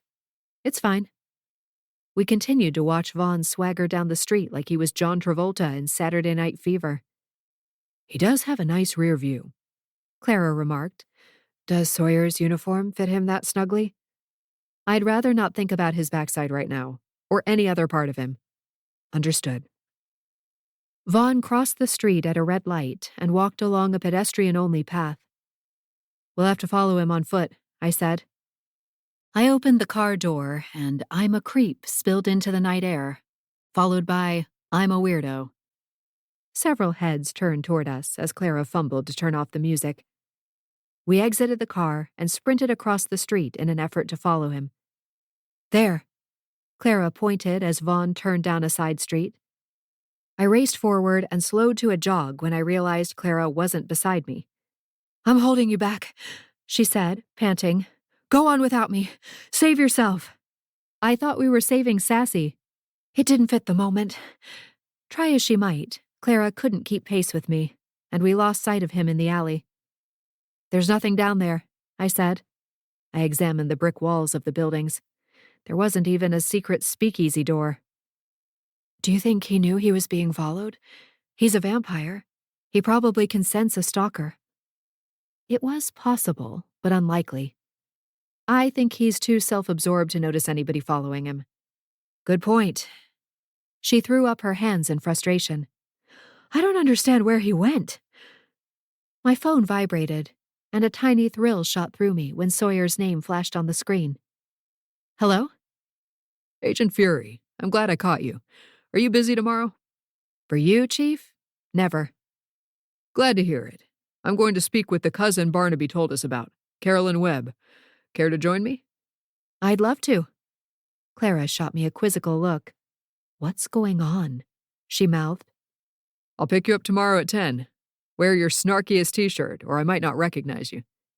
I laughed. See you then. As I put away the phone, I noticed Clara gaping at me. Do you have a date with Sawyer? No, I have a professional meeting with Chief Fox. She aimed a finger at my face. You're smiling. I think he was flirting with me. A small gasp escaped her. Do you think his memories are starting to come back? I don't think that's possible. Clara frowned. So he's just showing an interest unprompted? Why do you sound so shocked? He showed an interest before. She ignored the question. If he is, do you think you'd be okay with starting over? I shrugged. If it's a choice between no Sawyer and slow Sawyer, I'll take slow Sawyer any day of the week and twice on Sundays. Slow Sawyer sounded incredibly appealing, in fact, but I pushed the thought aside. There was no point getting my hopes up when I was still grieving his loss. I couldn't handle another blow to our relationship. Want to get a drink since we're already out? Clara asked. Maybe we should invite Sassy to keep her from obsessing about Vaughn. Clara's face brightened. That's kind of you. You sound surprised. Am I that unkind? No, but we're talking about Sassy. You two have come such a long way. And we have you to thank for it. If you hadn't befriended Sassy while I was away, I never would have gotten to know her. I hesitated. On second thought, I think I should go home. Not to brood, I hope. No, there's something I've been putting off, but I think it's time to rip off the Band-Aid. You go ahead and keep Sassy company. That way nobody's brooding tonight. She reached for my hand. Are you going to do what I think you're going to do? Her eyes rounded. I can feel it. You are. It's time, I said simply. Clara squeezed my hand. Look at us, Eden. We're growing up. I snorted. And it only took, 30 years? It was time to stop putting off the inevitable. I'd been letting Mrs. Pollson's case consume me and sweeping my feelings under the rug, but I had to deal with my family. I'd resurrected them out of necessity. Now it was time to have the difficult conversation I'd been dreading. My family wasn't adept at talking about their feelings either. One of us had to break the stalemate. I arrived at the main house and summoned the relevant witches into the family room. Isn't it past your bedtime? My mother asked as she joined Grandma on the sofa in front of me. This is more important than sleep. My mother angled her head and studied me. The dark circles under your eyes suggest otherwise. I ignored her. Grandma, please put your phone away. Her brow creased. But I'm in the middle of a raid. I asked you nicely. Reluctantly, she set the phone on the coffee table. What's so important that you had to call an emergency family meeting in the middle of a raid? Is this about the investigation? My mother asked. Have you found the real killer? That's not what I want to talk about. My mother crossed her arms. If you're here to kill us again, at least let me cancel my massage first. I had to pay for the last one because I didn't give 24 hours notice. I'm not here to kill you or ruin your massage. Glad to hear it, Grandma said. Thora is terrible at little critters. I can't risk leaving my phone in her hands again. I heard that, Aunt Thora said from the kitchen table. Do I ever say anything quietly? Grandma shot back. What is it that you need to say, Eden? My mother pressed. I need to apply my face mask, and that takes 30 minutes to set. As always, she had her priorities in order. First, I'd like to apologize for leaving you dead for so long. 2 pairs of eyes beamed at me with laser focus. But not for killing us? Grandma asked. I would think you'd want to start with that. I don't apologize for that. You deserved it. You took things too far, and the only way to get my point across was with an equally extreme response. They mulled over my answer in sullen silence. Second, I continued, I want you to know that I forgive you for what you did to Sawyer, as well as to me. Grandma's frown lines deepened. Why? Why do I forgive you? We apparently ruined your life. Why would you forgive us for that? Because I understand how we got to the point we did. We all have our reasons for our behavior. Mistakes were made. Grandma snuck a peek at my mother. Did you cast a spell on her? Nobody cast any spells, I said. I've been doing some inner work. I have a lot more to do, but this is where I decided to start. Inner work? my mother queried. Is that like a cleanse? She patted her stomach. I might want to join you. I've been overdoing the lemon bars. I sighed. Inner work on my feelings and emotions, not my body. Her gaze dropped to my stomach. Yes, I can see that now. I rolled my eyes. I'm trying to have a productive conversation with you. Can you at least hold off on the criticism for now? My mother sank against the throw pillow. In that case, I'm sorry I wiped your boyfriend's memories. It was an overreaction, I can see that now. I was motivated by fear, and that isn't healthy. It seemed like I wasn't the only one introspecting. Grandma looked at her. You've been overreacting since you were a toddler. My mother glared at her. Need I remind you that I was not alone in casting that spell? Guilt crept across Grandma's features. I'm sorry, too. I hope you can forgive me. I balked. Really? Grandma narrowed her eyes. What do you want? A royal proclamation? A federal holiday in honor of the momentous occasion? I wasn't expecting it to be this easy. It feels like it should be harder. Mainly because everything else about our relationship was so hard. I had time to think and reflect during my unfortunate demise, Grandma said. Can you think when you're dead? That was new information. I'm a powerful witch, Grandma said. I can do a lot of things other dead people can't do. I opted not to ask any follow-up questions. Your grandmother and I have been discussing it ever since you dug us up, my mother admitted. We want to call a truce. That sounds temporary. My mother shook her head. We've been wrong to treat you like a child. We had no business trying to control your life. What made you arrive at this very reasonable decision? Olivia, my mother said simply. You're taking advice from Olivia? I asked. No, I've been thinking about her relationship with Verity and wondering why we don't have that kind of relationship too. She took a deep interest in the fabric of the pillow beside her. I started to see how I might have contributed to the distance between us. Olivia's a powerful kid, Grandma chimed in. She might end up more powerful than you, which is saying something. Verity isn't trying to mold her into some primordial force or control her every move. She's letting the kid make her own choices and learn from them. I wouldn't go so far as to say I failed you as a mother, but I'm willing to admit that I've made mistakes. I felt like I was being punked. I don't know what to say. Say you forgive us, my mother said. I already did, but now I think I should have held out for longer. Grandma grunted. I can't promise we'll change overnight, my mother said. We've been like this our entire lives. Even though I'm not much older than you, it still takes longer to make changes stick. Is there a way to reverse the spell you did and return his memories? I asked, trying not to sound too hopeful. My mother averted her gaze again. If there is, we don't know it. I looked into it, asked in the Facebook group, but nobody knows, Grandma added. There's a Facebook group for evil witches? I asked. And how did I not know this? There's a Facebook group for everything, my mother said. There's even one for vampires looking to drink from willing humans. She cringed. I probably shouldn't have told you about that one. Are you required to investigate it now? I have more pressing problems to handle right now. My mother released a relieved breath. What do we do now? Hug?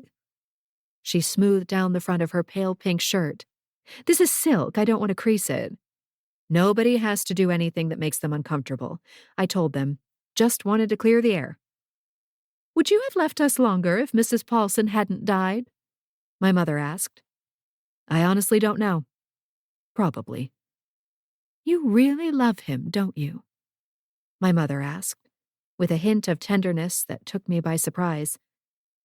I do, but I think the reason I reacted so violently to your spell is because I was relying on Sawyer to give me something I wasn't able to give myself. My mother oozed sympathy. Oh, honey. An orgasm? I closed my eyes and prayed a giant house would fall on her. Love. I'm talking about love. My mother seemed almost disappointed. Oh. Love is overrated, Grandma said. Yes, I'm starting to understand how I might have arrived at my current state, I said. Took you long enough.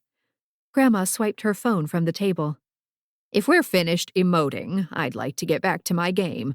This is the last raid before bed, and I won't sleep well if I don't catch a critter. One last thing before I go to bed. I crossed the room, bypassing the coffee table, and hugged my mother first, then Grandma. Thank you for not letting him arrest me, Grandma said quietly, and let me go. Chapter 12. True to form, Chief Fox picked me up at 10 the next morning, and not a minute later. Princess Buttercup sniffed him happily. What a beauty, he said, scratching the back of her head. She seems to like me. I'm surprised she isn't more skittish around strangers. I bit my tongue. His gaze slid over my attire, which consisted of a purple sweater and form-fitting black pants. That's a nice color on you, although I'm disappointed by the lack of witty social commentary. There's always tomorrow. I locked the barn, and we crossed the yard to his patrol car. Have you been able to confirm my family's alibi? I asked. I'd been hesitant to ask, knowing the truth. I've confirmed with the friend they stayed with. The aquarium is more challenging because they paid in cash. He didn't seem too bothered. She didn't kill Mrs. Pollson, I said. He slid behind the wheel of the car. My gut agrees with you. Still have to do my job, though. I know. I caught myself admiring his profile as he drove and forced myself to look out the windshield instead. Any information to share about Carolyn Webb? I figure we'll let her tell us. He pulled into the parking lot of a row of neatly kept townhouses. The exteriors were traditional red brick, alternating between black, red, and green doors and shutters. A blonde woman opened the door at number 10. She was mid-30s, with round, ruddy cheeks and slightly plump around the middle. She had what my mother would call a librarian's face. I was never sure whether that was an insult or not. Knowing my mother, it probably was. Carolyn Webb? The chief asked. The woman smiled. That's me. The chief flashed his badge. I'm Chief Fox, and this is my colleague, Agent Fury. Mind if we come inside? Carolyn froze. I don't want to see any photos. Her voice sounded panicked. The chief blinked. We aren't here to show you any photos, Ms. Webb. Her brow furrowed. You're here about the murder of my aunt, right? The chief maintained his easygoing demeanor. That's right. She ushered us inside. Sorry, I was afraid you'd show me crime scene pictures. I wouldn't be able to handle that image. I'd have nightmares for months. I made the mistake of watching an episode of CSI once and lived with regret for 2 weeks afterward. I honestly don't know how you do your jobs. The chief held up his hand. I solemnly swear on the Hawkeyes that I won't expose you to any unpleasant images. Carolyn frowned. Hawkeye?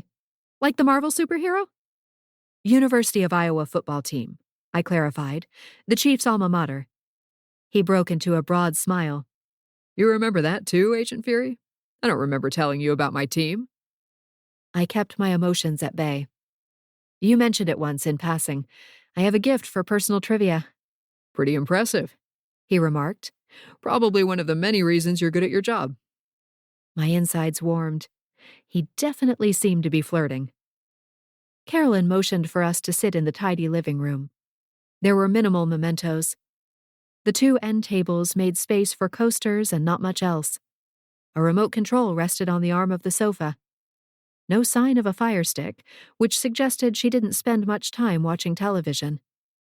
A quilt made from old t-shirts was folded neatly across the back of the sofa. Did you make the quilt? I asked, pointing behind her. Carolyn turned to look at it. I did. I had all these old concert t-shirts that don't fit me anymore. I didn't want to toss them, so a friend recommended making a quilt as a practical keepsake. It's a nice idea, the chief said. You've got a talent for it, too. A blush crept into her cheeks. Thank you. Okay, he seemed to like to give compliments. Maybe I was wrong about the flirting. He leaned back in a casual gesture. How do you hear about your aunt's death, if you don't mind me asking? My cousin, Barnaby. She lowered her gaze. I figured you'd come by to talk to me sooner or later. What made you think that? I asked. She met my gaze. You're looking for suspects, aren't you? Would you put yourself in that category? The chief asked. I wouldn't, personally, because I know I can't even kill spiders. I trap them with a glass and paper and carry them outside. Then what makes you think we'd suspect you? The chief pressed. Carolyn released a sigh. Because everybody knows my aunt was not a very nice person, especially not to me. In what way? I asked. She bullied me all the time. I only put up with it because she was family, and there aren't many of us left in the area. My parents are out in Arizona, and Barnaby's have been dead for years. I understood her logic all too well. Why would she bully you? The chief asked. Her gaze darted from the chief to me. Isn't it obvious? It's usually because the bully has unhealed trauma that they take out on others, I explained. And I was an easy target for her because of my issue. And what issue is that? The chief prompted. Carolyn seemed frustrated. Because of my face, obviously. I studied her face, but couldn't see any reason for an elderly relative, or anyone else, to bully her about it. What about your face? The chief asked, seemingly as confused as I was. She squirmed on the cushion. You don't have to be kind. I own a mirror. I can see how uneven my nostrils are. It took all my self-control not to laugh. You're telling us that your aunt bullied you relentlessly over mismatched nostrils? Carolyn covered her nose. Not everybody is lucky enough to get perfect nostrils, okay? Symmetry is a part of a cultural beauty standard that I'm not lucky enough to possess. Sawyer and I exchanged perplexed glances. Could you give us some examples of her mistreatment? He asked. Carolyn's eyes widened. And re-traumatize myself? Are you kidding me? Did she have a derogatory nickname for you, or did she just comment on the nostrils whenever she saw you? She called them Jupiter and Mercury, Carolyn explained. The chief glanced at me. I would have gone with Pluto, personally. Pluto isn't a planet, Carolyn scoffed. I'm sorry your aunt tormented you like that, I said. No one deserves to be shamed or criticized for their appearance. Carolyn pulled the t-shirt blanket onto her lap and hugged it. Thank you. My therapist says the same thing, and that I can only be made to feel small if I consent to it. She paused. Which I don't. How would you describe your relationship with your aunt as a result of the bullying? The chief asked. Rocky. I tried to avoid her most of the time. She'd leave me long-winded voicemails complaining about trivial things. Sometimes she'd whine about actual ailments like her rheumatism or her annoying neighbors. I stiffened. What about her neighbors? She waved a dismissive hand. How much time do you have? She could go on about them until my voicemail was full. Uncomfortable, I cleared my throat. Maybe she needed a hobby, like making t-shirt blankets. Did you call her back? The chief asked. 1 out of every 3 calls, Carolyn replied. I have a life, you know. It isn't my fault she didn't. Her bitterness pushed people away, except maybe her friend Greta. Who's Greta? I asked. It was rare to see an unfamiliar car parked at Mrs. Pollson's house. She's at the senior citizen home, Harmony Village. They played cards together once or twice a week. The chief made a note. Mind telling us where you were on Monday morning? Carolyn squeezed the blanket. You don't believe me? I didn't say that. I only asked your whereabouts. I was at work. I went in early to help stock the shelves. And where do you work? He asked. At the library. I started to cough, prompting the chief to pat my back. The feel of his hand on my body was almost too much to bear. I jerked away. Can I get you a drink of water? Carolyn offered. I waved her off. I'm fine. Sorry about that. Did you leave at any point that morning? The chief asked. Carolyn shook her head. I can get my phone and give you my supervisor's contact information. She was with me until I left at the end of the day, I'd appreciate that. he said. Carolyn hurried to the kitchen to retrieve her phone and showed Chief Fox the relevant contact. I hope you catch the killer soon, Carolyn said. I've been falling asleep with the light on every night. It's making me paranoid. I don't think you need to worry, Ms. Webb, The chief said. The killer doesn't seem to be targeting your family members. I don't suppose there are any more relatives nearby. Because statistically, you're more likely to be murdered by someone you know? Carolyn asked. It's always a good place to start. Family members are oftentimes more likely to have a motive. Carolyn pouted. Like her relentless commentary on my disfigurement? People have killed for much less. The chief agreed. And you sustained that emotional abuse for your entire life, I said. It wasn't as though she made one negative remark. Carolyn's eyebrows drew together. It was kind of abusive, wasn't it? I always felt like I had to put up with it because she was old and related to me. Boundaries should apply to everyone, I said, including our relatives. I agree with Agent Fury, the chief said. You don't get a free pass on bad behavior just because you share DNA or a last name. A smile touched Carolyn's lips. Where were you two when my aunt was still alive? I could have used this advice. She jabbed a thumb over her shoulder. I have a fresh tray of brownies, if you're interested. I added caramel to this recipe as an experiment. I salivated at the thought of caramel in my brownie. Still, this wasn't the time for tasty treats. Chief Fox seemed to read my mind because he answered first. We really need to head out, but we appreciate the offer. Suppressing my sugar craving, I nodded in agreement. Who will you speak to next if there are no more relatives? Carolyn asked.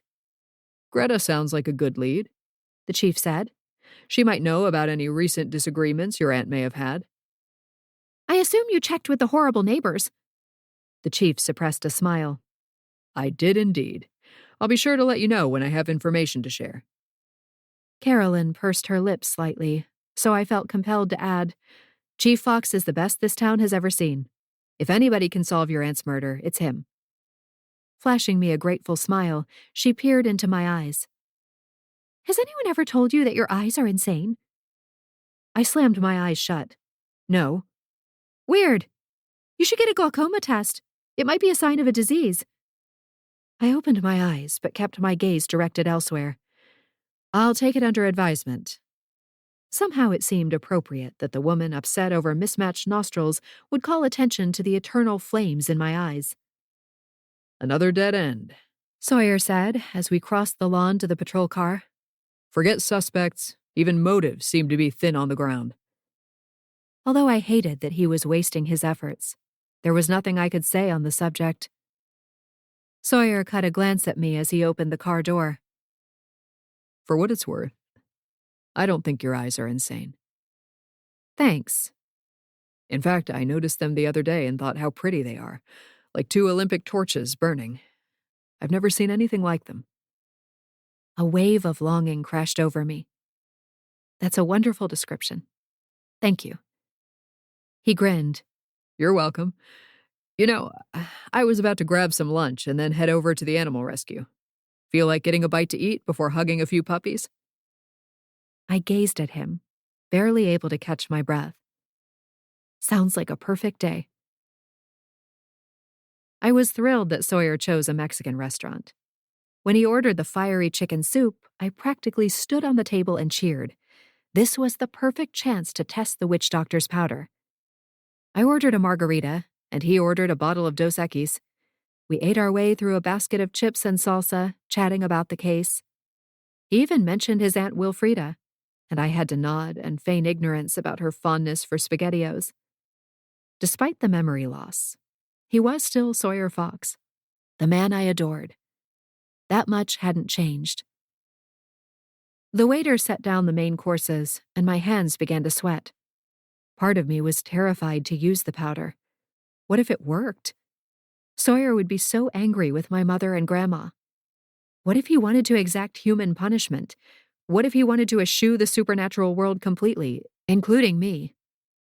All these fears pressed together in my head until pain bloomed.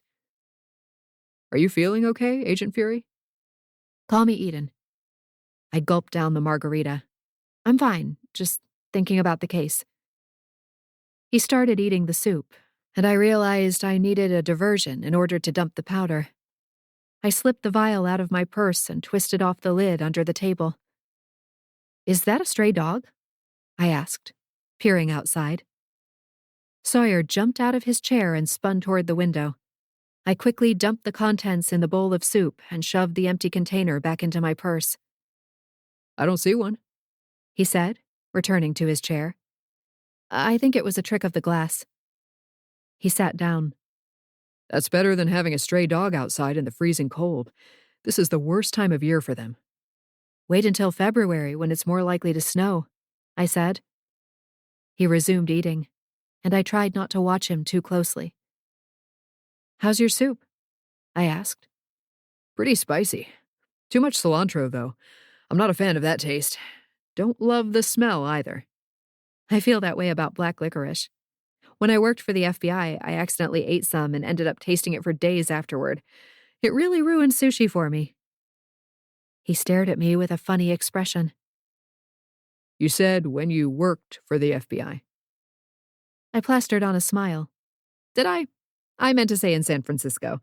I mean, obviously, I still work for the FBI. I laughed awkwardly. He finished his soup. I'm going to have another beer. Would you like another margarita? In for a penny, in for a pound. I thought we were pushing the limits with one each while we're on duty. He grinned. I didn't realize we were still on duty. This is our lunch break. Oh. I was both elated and disappointed. It was great that he wanted to spend more time with me, but his memories hadn't returned. Maybe it would take a few minutes to work its way through his system. He ordered our drinks, and we continued our conversation. We talked for hours, and I wanted to linger in this moment forever. I noticed a text from Kit, but couldn't bring myself to interrupt the flow of conversation. Suddenly he winced, pressing the palm of his hand against his head. Are you okay? I asked. Brain freeze, which makes no sense. I'm not having anything ice cold. Hope soared. Maybe the powder was taking effect. Can I get you anything? I'll give it a minute and see if it passes. Want to walk outside along the promenade? The fresh air might help. Good thinking, Fury. It's getting late anyway. I had no intention of taking such a long lunch. Fury, not Eden. I tried not to show my disappointment. Despite my protestations, he paid the bill and we ventured outside. It was a cold day with gusty wind, and I found myself shivering. He appeared unaffected by the cold, probably thanks to his Midwestern upbringing. I love the water, don't you? I do. Do you ever think about spending a couple weeks in the summer at the lake in Okoboji? His head jerked toward me. I told you about the lake? You mentioned it once. I lied. You're very fond of Iowa. That much I remember. Great place to raise a family. Although I can see the benefits of chipping cheddar, too. You were born here, right? I was. Still no sign of his memories. The witch doctor had failed. I wasn't really surprised. My family's magic was likely to be more powerful than anybody's in town, even a witch doctor. Sawyer scratched his head. Sorry, I seem to have blanked out. What were we just talking about?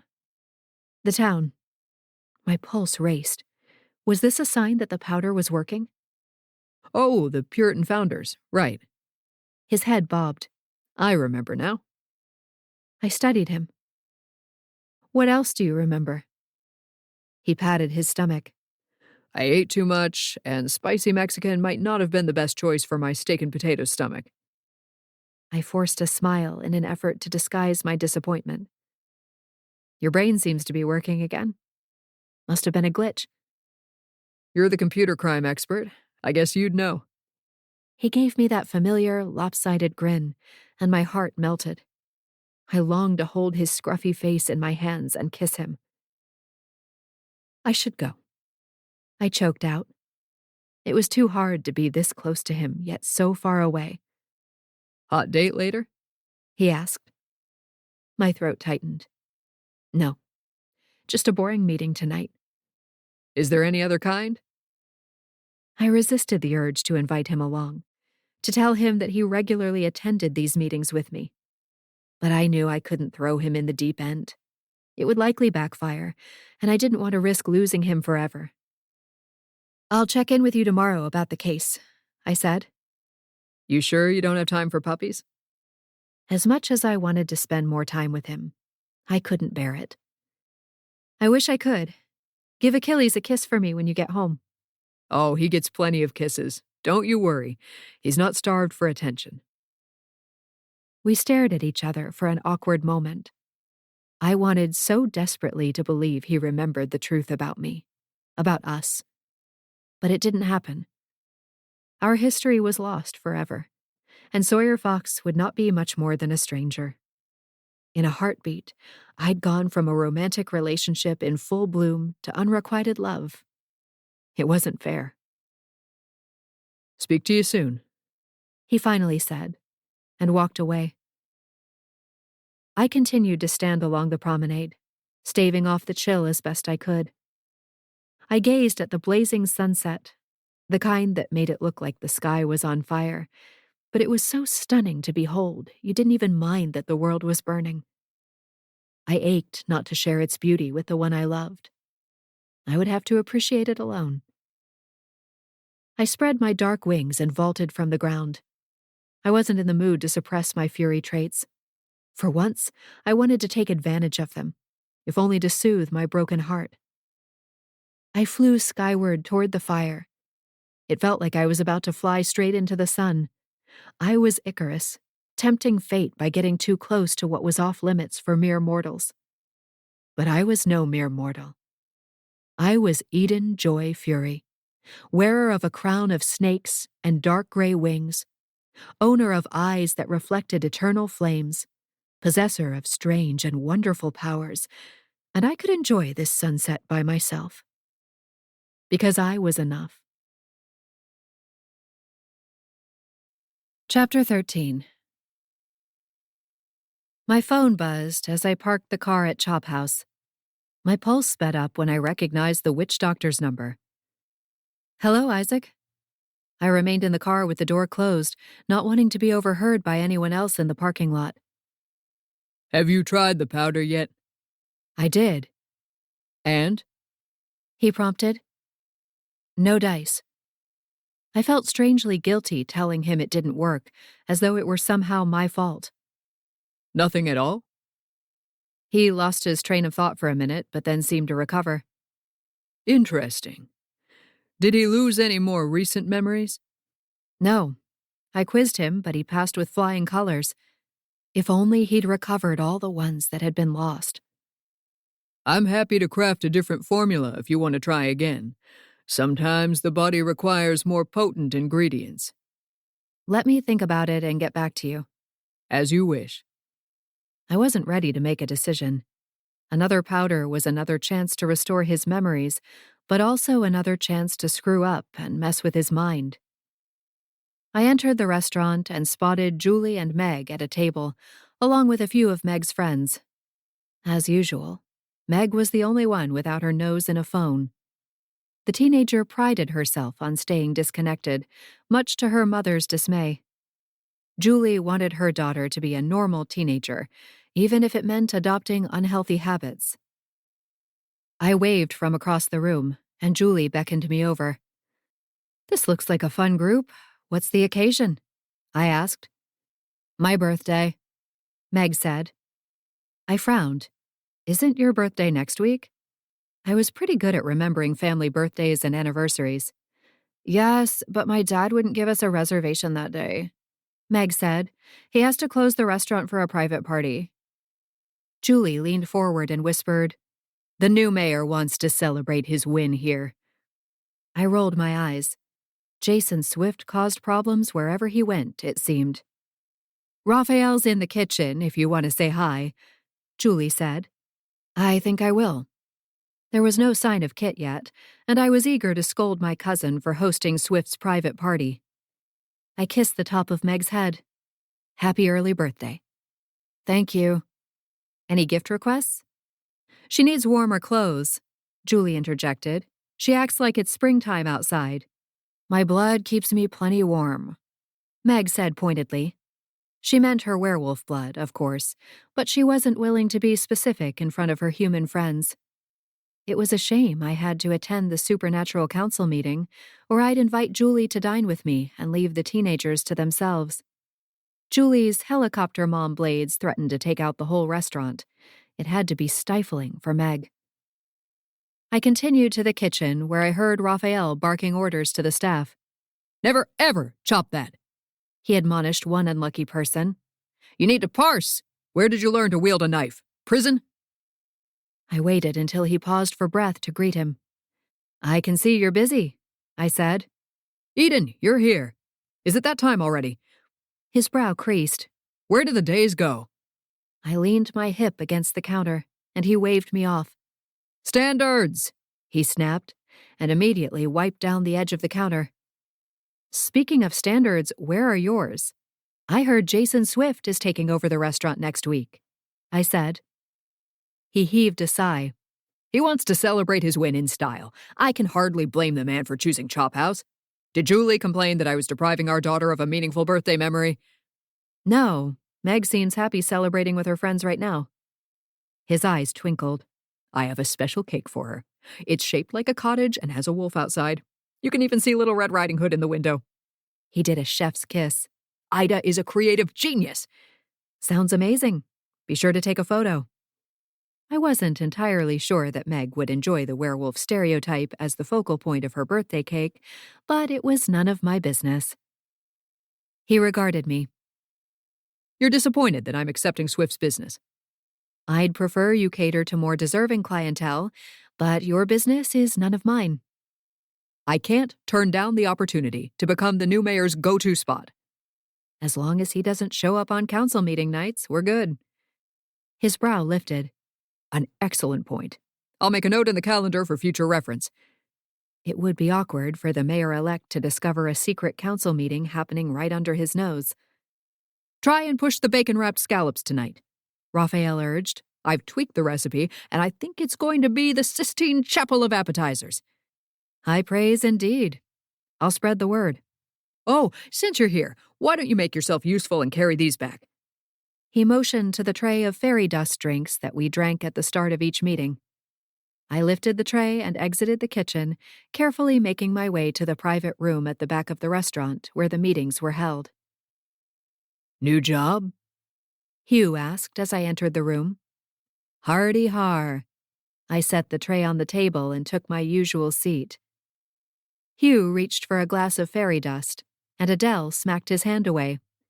Wait until everyone arrives, the witch admonished him. I wasn't going to drink it yet, he countered. Aggie was the next member to glide into the room. She lit up at the sight of the fairy dust. I swear, this is what gets me out of bed on meeting mornings.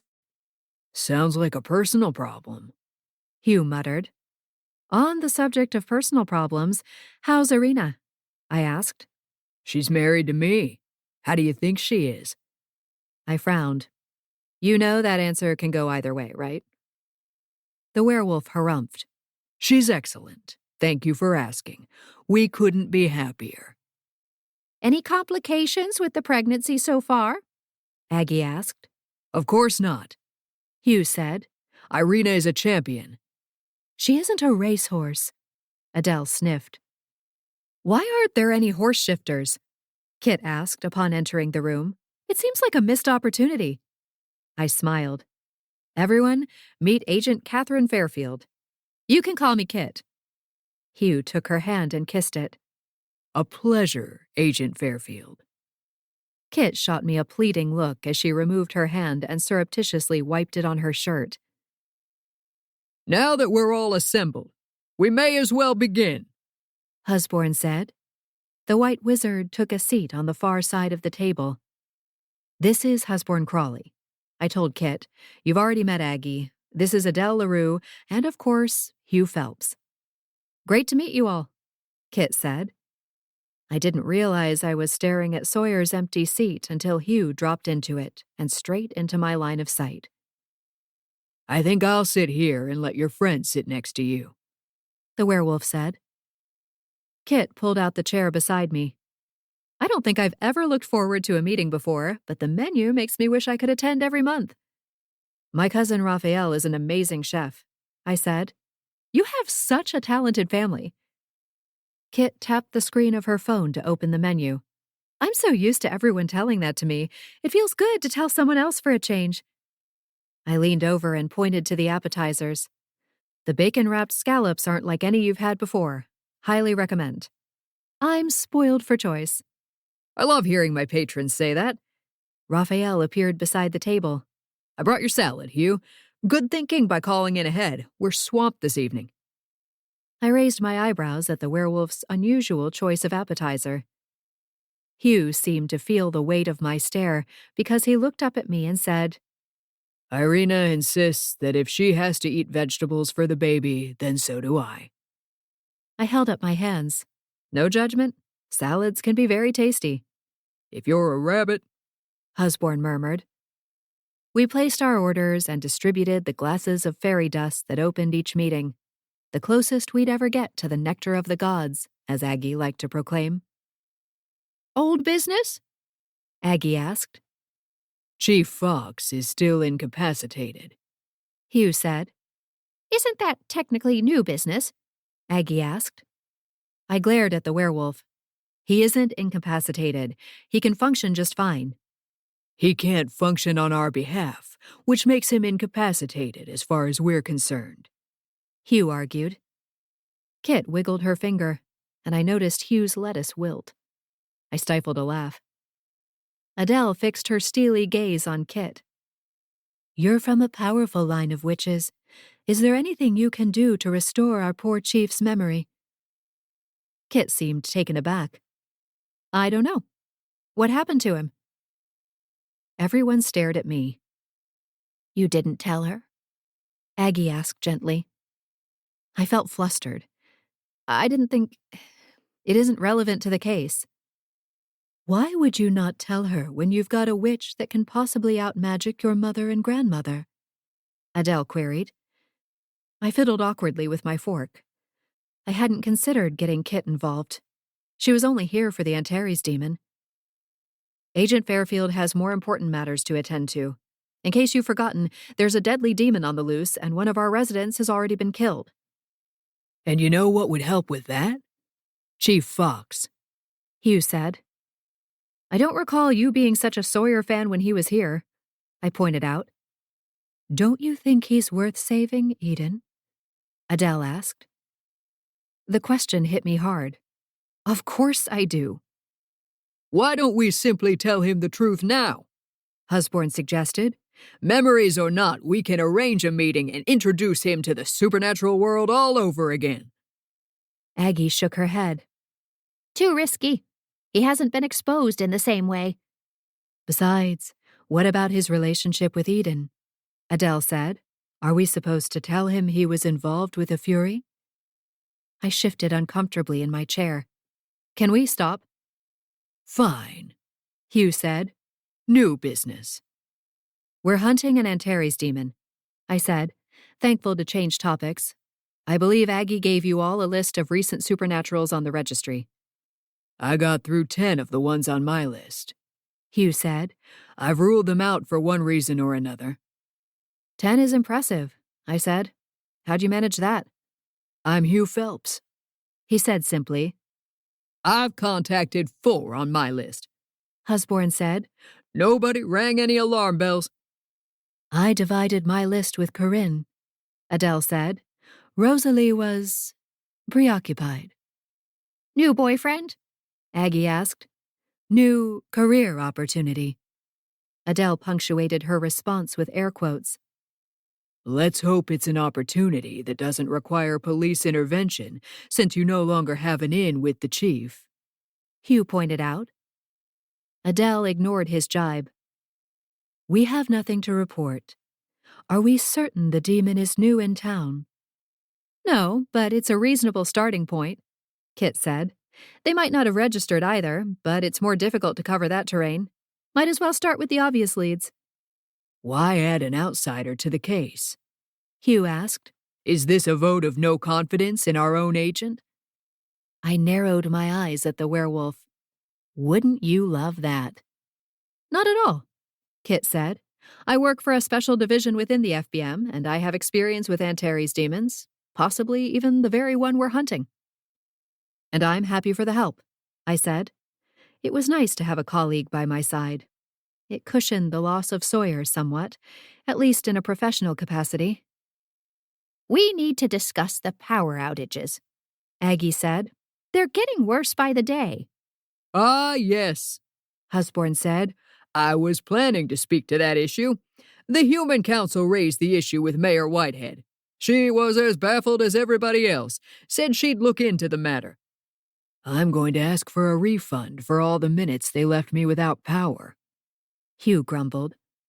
I rolled my eyes. Yes, because that's how it works. The food arrived, settling most of the sour moods. It seemed I wasn't the only hungry one. Kit raved over everything she ate. Tell Raphael. He'll be thrilled to hear this kind of praise from an esteemed green witch. I'll stop by the kitchen on our way out and give my compliments to the chef. There was no need.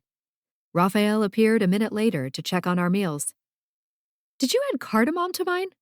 Kit asked. Raphael's nostrils flared slightly. Why would I do such a thing? To give it a more dimensional flavor. My cousin licked his lips, a sure sign of his disapproval. I don't believe I've ever considered adding cardamom. I feel the dish works as it is. Oh, I didn't mean to suggest otherwise, Kit said. It's delicious. I only thought while I was eating that cardamom would work really well with the other ingredients. Raphael seemed to collect himself. You cook? Yes, I'm something of a chef myself, Kit admitted. Comes with the magical territory. Raphael scrutinized her. I've known plenty of witches. Most of them can't boil soup. His gaze swept the table. No offense. None taken, Adele said. I'm a green witch, Kit told him. Think of me as the witchy version of a goddess of the harvest. The foul-tempered warlock seemed to take Kit's comment in stride. If you have time after the meeting, why don't you come see me in the kitchen? I wouldn't object to comparing notes. Kit offered a warm smile. I'd love that. My muscles relaxed. Crisis averted. I'll let you get on with the meeting, Raphael said, and exited the private room. Adele twisted her earring. Agent Fairfield, you need to tell me your secret. That's the most positive response I've ever seen from our master chef. I have lots of experience with challenging personalities. Most of them dwell in my house. Dwell? Aggie repeated. Well, they don't exactly live there. They're haunted portraits of my ancestors, Kit explained. Ah, everybody said in unison, as though it was the most natural situation in the world. I had a cousin who lived with haunted paintings in New Orleans, Adele said. Nearly drove her mad.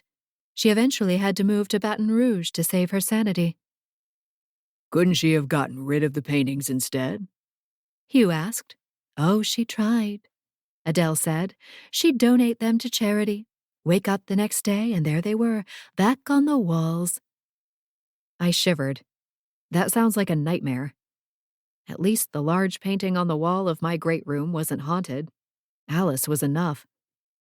My ancestors are very attached to the family home, Kit explained. I couldn't evict them even if I wanted to. We plowed through the rest of new business between bites. Kit asked a lot of questions and seemed genuinely interested in chipping Cheddar issues. It was nice to have an outsider's fresh perspective offered. It was almost like having Chief Fox with us. Almost. Once Kit and I left the restaurant, she addressed the Sawyer-shaped elephant that had been in the room. No pressure, but if you're ready to tell me the details, I'm a pretty good listener. We could walk along the promenade. You won't see much in the dark, but it's a nice place to stroll. The evening weather had turned mild, and the earlier wind had grown calm. I'd love that. The start of the promenade was deserted when we arrived. There was always a chance of a supernatural lurking in the bushes, but I decided to take my chances. I told Kit about my family's black magic, and the difficulties I'd had balancing my loyalty to my job with my loyalty to my family. Then I told her that my mother and grandmother were responsible for wiping many of Sawyer's memories, including the ones of our romantic relationship. "And that's the reason you killed them and buried them in the garden?" Kit asked once I'd finished. I nodded. "Seems like they got off too easy." I smiled. "I appreciate you saying that. What if you tried to restore them?" I told her about the witch doctor. I knew it was a long shot, but you know what they say about desperate times. "A modern witch doctor wouldn't likely have the skills to counteract your family's magic. Maybe back in their heyday, but that's a lost art to them now." She tucked a strand of dark hair behind her ear. "I'm surprised it had no effect at all, though. Are you sure he isn't a charlatan? There are plenty of humans out there pretending to have magical solutions to our problems." My sister-in-law recommended him, although she said she didn't really know him or his work personally. I figured it was worth the money to try. "Don't try again with him. You might make the poor chief sick." That was my concern. "I don't want to get your hopes up, but let me speak to my sisters. Elizabeth is a book witch. If there's a spell we can try, she'll be able to find it." That sounded promising. "You want to help us?" The real question is, why wouldn't I want to help? Joy threatened to spill out of me. "Thank you so much. You have no idea how much I appreciate it." "Well, don't thank me yet. Let me see what I can find out first." This made the decision easier to forego a second attempt by the witch doctor. I tried not to get too excited when I arrived home a short while later. My dreams that night were filled with reunion sequences. For now, that was all it could be. A dream. Chapter 14. Arms folded, I pondered the whiteboard I'd set up in the kitchen. It was meant to be used for daily tasks like yoga at 7 p.m., but I'd turned it into a murder board. Even if I managed to locate the demon, I still had no idea why it would have killed Mrs. Pollson in her own home. My phone buzzed on the island, and I saw Clara's name. I tossed the marker on the counter and tapped the screen. "Hey. Hey. Can you meet me at Daily Grind? Is everything okay? I'll tell you when you get here." My stomach churned. I wasn't sure I could handle bad news right now. Despite my uplifting dreams, I was still in a delicate state. Clara met me at a small table by the entrance. 2 mugs of hot chocolate sat in front of her, topped with whipped cream. I sat in the empty seat across from her, and she slid a mug across to me. "Have I mentioned lately how much I love you?" I asked. She smiled. I figured this would hit the spot. I licked the whipped cream. There is no spot this fails to hit. "How's the investigation coming along?" "It's a balancing act. I'm accompanying Sawyer on his interviews and acting invested, while Kit and I continue to hunt down the demon. He's getting frustrated because his leads are garbage, but he can't figure out why he's hit a dead end." "And you can't tell him?" "Nope. It's like the old days when you first met him. Except worse, because I know how things ought to be." I drank the chocolatey goodness. "How's the newspaper?" "Busy. Cal fired a reporter, so that means more work without extra pay." She sipped her hot chocolate. "Good times." "Is that why you summoned me? A bitch session? Because I've got plenty to add." "Actually, it's not." She set her mug on the table and placed her hand flat between us. "I'm engaged." "Gods above! Congrats!" I stared at the elegant sapphire that sparkled on her finger. The gemstone was set in a vintage band with intricate scrolls on either side that reminded me of elvish runes from Lord of the Rings. It seemed an appropriate choice for Agent Quinn Legolas Redmond. "Thank you. Quinn came home last night and cooked this elaborate dinner. I thought he was trying to take the edge off bad news." "It's beautiful, Clara," I said. She admired the ring. "Isn't it? I'm not big on trinkets, as you know, but this is stunning, and it fits perfectly. More importantly, it's ethically sourced, which was important to both of us." "I'm so happy for both of you." I truly was, although I had to admit there was a small part of me that just died inside. I'd pictured this moment many times in recent months, except the reverse, with me showing Clara the ring that Sawyer and I had chosen. If anybody deserved to get her happily ever after, though, it was my best friend. As an empath, she'd kept people at bay for years. Allowing herself to get close to Quinn had been a big step. And now marriage? The world never ceased to amaze me. Eden? I snapped to attention. Huh? I asked if you'd be willing to handle maid of honor duties. I know how busy you are. Would that put too much on your plate? It took me a second to register the question. Clara. I could never be too busy for that. I jumped out of my chair and threw my arms around her. Whoa. Clara disentangled herself quickly. Lots of emotions happening right now. She made a circular motion with her hand in front of me. Want to talk about it?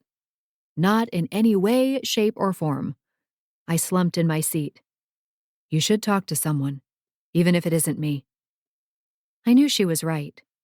Unfortunately, Sawyer was the person I would have gone to with my problems, but obviously I couldn't talk to him about him. I'll be fine. Nothing I can't handle. Clara gave me a pointed look. You don't have to be fine. There's no prize for fine. I don't want a prize. Maybe not, but you want to find joy in life, don't you? You don't want to spend your immortal life in emotional turmoil. You had to mention my immortality, didn't you? I heaved a sigh. Now I felt even worse. In other good news, Agent Fairfield is having her sister research the Sawyer issue and see if she can find a solution. That's great, Eden. You must be so excited. I'm cautiously optimistic. Fair enough. She stirred the melted whipped cream into her hot chocolate. Have you told Sassy yet? Not yet. I wanted you to be the first. I was touched. How do you think she'll react to being a bridesmaid? Instead of the bride? No, instead of the maid of honor. Clara offered a weak smile. Yeah, I'm kind of dreading that conversation. But she knows you'd be my choice. You and I have been best friends forever. I licked my spoon. If you want to elevate her status, I wouldn't be offended. She frowned. What do you mean? I mean, make us both maids of honor. We can share the duties. You know how much she likes to tick boxes. Not to mention, Sassy was much better at choosing decorations and favors and whatever else was required. Relief spread across her face. You really wouldn't mind? Of course not. This is your day, and Sassy is important to you. I hesitated. And if I'm being honest, she's grown on me. Like an attractive fungus. Clara burst into laughter. This is why you're my best friend. Because I insult your other friend by calling her a fungus? She reached for my hand and squeezed. Never change, Eden. I released a regretful sigh. Couldn't even if I wanted to. Do you need help with the investigation? If there's anything I can do, you know I'll dive in. I told her about dividing the list of recently arrived male supernaturals. What if the demon has been hiding here longer than you think? There's no category for that. I wouldn't know where to begin. The net is too wide. Good point. She chewed her lip. You know who might be a good resource for anyone shady in town? I closed my eyes. Don't say it. Jason Swift. I blew out a breath. I told you not to say it. For all we know, he's a demon too, Clara said. It would explain an awful lot. I wish he were, so I had jurisdiction over him. Unfortunately, he's just a horrible human. Maybe you could ask Hugh or Emily to check the files. They're working for him now, right? Now that was a good idea. While you're at it, ask them if they've found any dirt on Swift that I can print to derail his mayoral term, Clara said. There was an edge to her voice that wasn't usually present. She was an empath through and through, and the only people who generally got under her skin were the ones she allowed. I have no doubt he rigged the election, I said. I wish I knew how. He probably hired a magic user. You should check Rosalie's bank account for any fat deposits. I gave her a wry smile.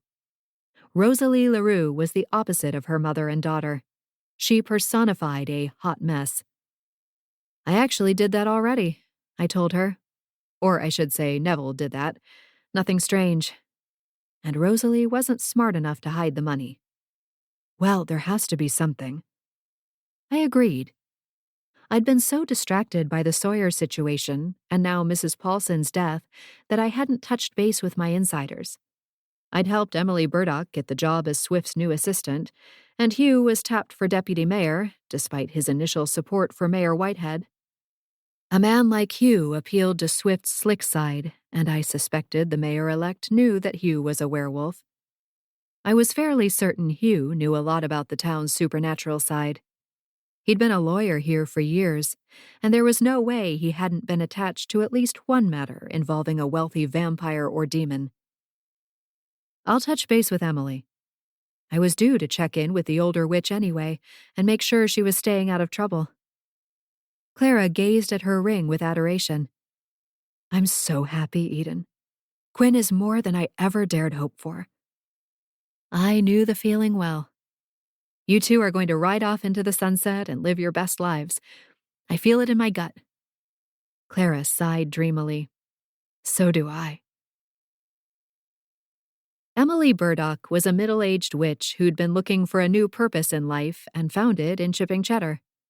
She and I had hit it off once she stopped stalking me, and she'd even helped me catch a killer. I arranged for her to meet me off the beaten track, so there was no chance that Jason Swift or any of his minions would overhear us. I parked outside Monterey Jack's, a dive bar with a permanent smoky haze that made everyone inside look like noir film stars.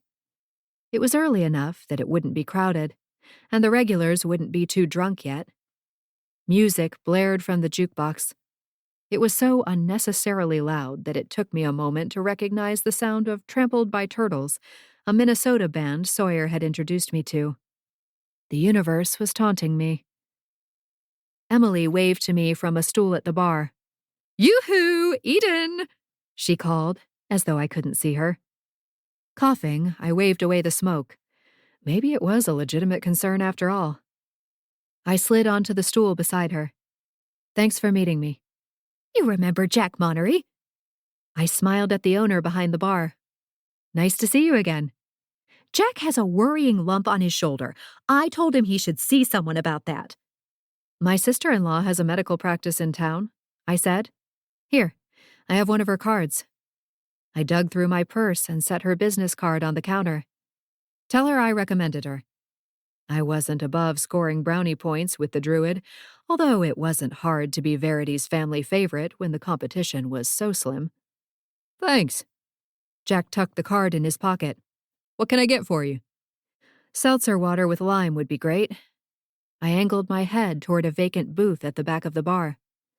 Do you mind if we sit over there once I have my drink? Emily nodded exuberantly. More privacy. Got it. I noticed the bottle in her hand. You're drinking an IPA? Jack thought I might like it. It has fruity undertones, so it almost feels healthy. I laughed. That sounded like a toddler's logic, but I wasn't about to argue. I took my glass, and we moved to the booth, out of earshot of the other patrons. Have you learned anything worth sharing? I asked, once I was settled on the vinyl cushion. There were a few tears that I tried to avoid sitting on. The last thing I needed was a rip in my pants, although it would probably make me look trendy. Mr. Swift is a very particular man. He likes everything a certain way. He also has a mole on his hand that I think he should get checked out. I said anything worth sharing. She snorted. Oh, you mean evidence of his shadiness? Nothing yet, but he definitely knows about the supernaturals in town. I leaned forward. What makes you say that? I heard him ask Hugh if he wanted to come in late the next morning on account of the full moon. I thought it was rather sweet, really. It was accommodating, I'd give him that. But Emily was right. It was proof that he knew, although his knowledge alone wasn't a crime. Hugh hadn't thought enough of the exchange to mention it either. Did he seem to mind that Hugh shifted? Not all werewolves in town chose to shift. Meg and Julie drank a potion to prevent the change. Didn't seem to, especially if he was being mindful of it. How did he know Hugh was a werewolf? Do you think Hugh told him? That I don't know. You'd have to ask Hugh. I don't think Mr. Swift knows I'm a witch, though. If he does, he's given no indication of it. Witches were harder to detect. Werewolves had a certain smell. Not even all supernaturals could identify another species on sight. It depended on the individual. Do you think Swift has the sight? Clara was a human with the sight because she was an empath. There was no way Swift was an empath, though. It's possible. I'm not sure. If he did have the sight, why keep that fact a secret? It would have endeared him to the supernatural community during the election. Even if he couldn't have made a formal announcement, there were methods to spread the word, starting with the Supernatural Council. How's Hugh doing as deputy mayor-elect? I asked. Emily chugged her beer. To the manor born. Her response didn't surprise me. Hugh was a natural-born leader and a natural-born jackass. In other words, he was tailor-made for a political career. I'd like to find out if Swift has had any dealings with an Antares demon. Is there any way you can figure that out? No name? I shook my head. The demon can disguise itself as anyone, so it's tricky to give a description, but we believe the target is operating as a male. In that case, the file might not even identify the client as an Antares demon. I sighed. It's a tough case. What did the demon do? Killed my neighbor. She sucked the air between her teeth. Nasty sucker. Is the chief involved? I focused on the fizz in my seltzer waters so she couldn't see the tears that welled in my eyes. Yes, but I'm also working with another FBM agent. Why don't you ask Mr. Swift directly? Might be a good opportunity to test him on his supernatural knowledge, too. I contemplated her suggestion. I'd been tiptoeing around Swift, trying to dig up information, but maybe Emily had a point. It might be worth simply laying my cards on the table to see how he played his hand. I'll consider it. Thanks. Do you know his schedule this week? I can tell you. 1 second. She rifled through her purse. My phone always falls to the bottom and makes it impossible to see. She shook the bag. Ah, there it is. She pulled out a phone larger than my hand. The protective case sparkled in the low lighting. New phone? I could afford a nice one with my new job, thanks to you. She peered through her glasses. He plays a lot of golf, so you have to catch him between rounds. At the country club? She nodded. He has a morning game tomorrow, if you don't mind waking up early. You can catch him before he starts. Any idea who's in the party? Another lawyer named Saul Jeffries and a client, Beau Brighton. What does the client do? Gets himself into a lot of legal trouble. She snorted. Sorry, that was inappropriate. He owns a building company, Brighton Industries. I recognized the name from around town. Thanks, Emily. You've been a big help. Anything I can do, just ask. I'm an honorary spy, remember? I'm not a spy. Close enough. A strange man wandered up to the booth. He looked about 35, with a head of brown hair and thick eyelashes. He wore a plaid shirt, untucked, and black jeans. Hey there. Can I buy you a drink? No, thank you, I said. I'm only drinking a seltzer. He frowned. I wasn't talking to you. He aimed his beer bottle at Emily. I was talking to her. Oh. Emily smiled at him. Why, thank you, young man. I appreciate the gallant gesture, but I won't be staying long. I was only here to catch up with my friend. That's too bad. You have pleasant vibes, he said, and sauntered away. Emily waited until he was out of earshot to burst into fits of laughter. Imagine that! He was even kind of cute. Then maybe you should stay for that drink. Oh, heavens no. He's far too young for me. My mother doesn't believe age has limits. I believe a child molester has the same outlook. I snorted. Okay, maybe she has some limits. I finished my seltzer water and waited for Emily to finish her beer. You can leave if you need to go, she said. I know how busy you are. I don't want to leave you behind. The dive bar didn't seem like the ideal spot for a sweet woman like Emily. I'm a witch, and I'm perfectly able to handle myself. She cast a look in Jack's direction. Besides, I think the owner will look out for me should any shenanigans ensue. He's a giant teddy bear. If you're sure. Emily shooed me from the booth. I see a dartboard with my name written all over it. I might not want to date the young man, but I wouldn't mind kicking his butt at darts. I love the look of shock when I get a bullseye. Good luck, I said, smiling. Who needs luck when you have magic? She whispered. Emily was another bright spot in my current dreary existence. It was a heartening reminder that, even without Sawyer in my life, I still had a lot of support around me. I needed to do a better job of counting my blessings and not my curses. Easier said than done. Chapter 15. Kit and I tracked down the rest of our list with nothing to show for it. We started to think about next steps that didn't involve interviewing every single male resident. Even Prince Charming had a glass slipper when he searched the town for Cinderella. I complained. We have dirt, Kit reminded me. Not the same. What about the human side of the investigation? Has the chief thrown up his hands in despair yet? Not yet. We're meeting with a friend of the victim tomorrow, and I'm going to shake down the mayor-elect in the morning. Want company for that? I have a pretty effective glare. Just ask my kids. I think this one is best if I go alone. Swift was less likely to speak freely in front of a stranger. We parted ways, and I returned to the barn, fully prepared to curl up under a blanket on the sofa and gorge myself on nature documentaries until I fell asleep. Anything to stop me from thinking about Sawyer. Clara, it seemed, had other plans for me. She showed up on my doorstep, out of breath. Get dressed. We're going out.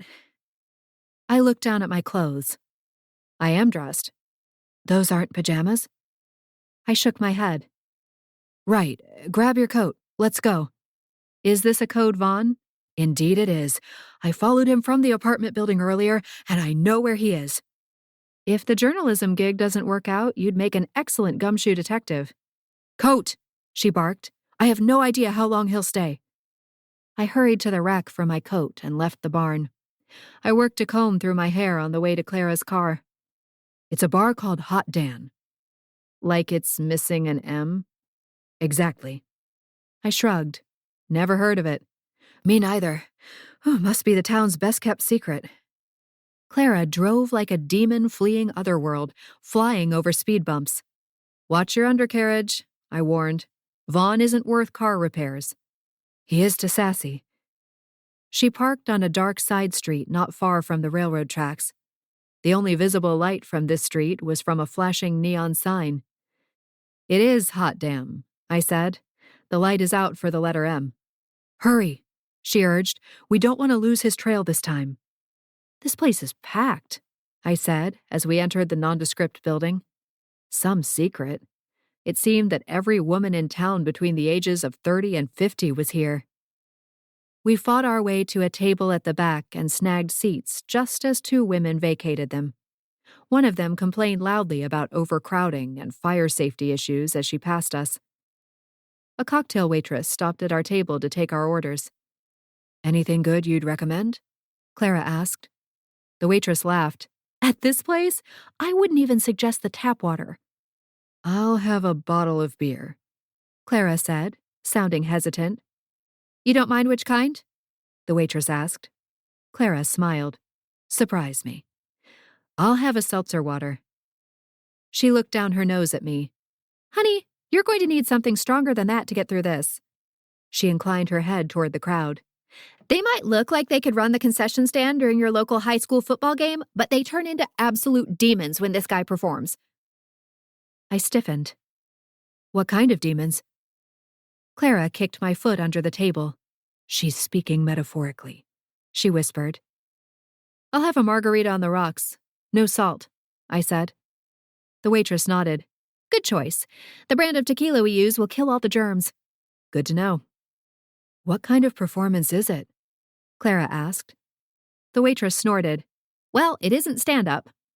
Her brow furrowed. I take that back. It kind of is. She sauntered away. Do you think it's Vaughn who draws in the crowd? I asked. It wouldn't surprise me. You've seen what he looks like. Even if his vocals are terrible, women would still swoon. The music started. Roxanne by the Police. Only Vaughn wasn't singing when he appeared on stage in a police uniform. "He sounds exactly like Sting," Clara said, fixated on the stage. "It's uncanny." I stared in disbelief. "He isn't a singer, Clara." Vaughn tore open his shirt, and the crowd went wild. "How many police uniforms do you think he owns?" I asked no one in particular. The irony that Vaughn was a stripper wasn't lost on me. When I first met Sawyer at the cheese wheel, I'd mistaken him for a stripper when he was, of course, the new chief of police.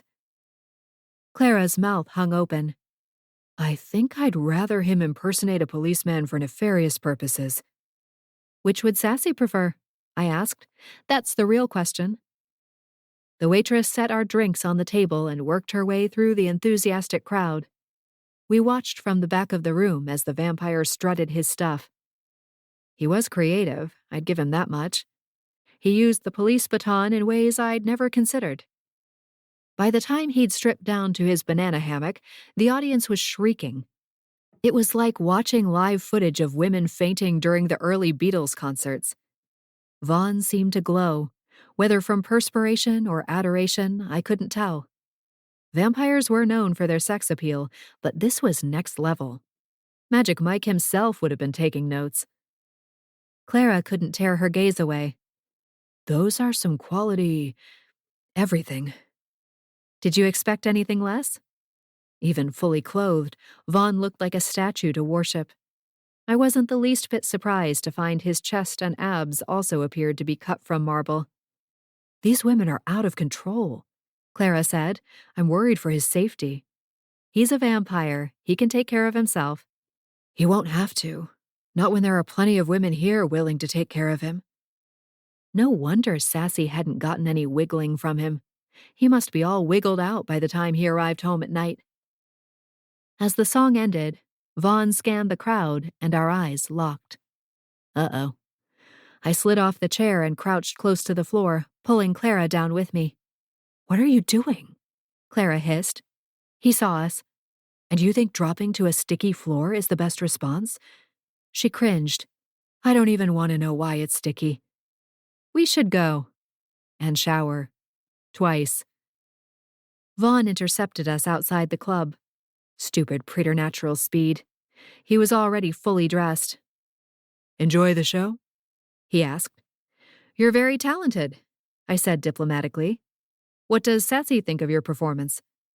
His jaw tensed. "I think you know she's clueless, and I'd prefer to keep it that way."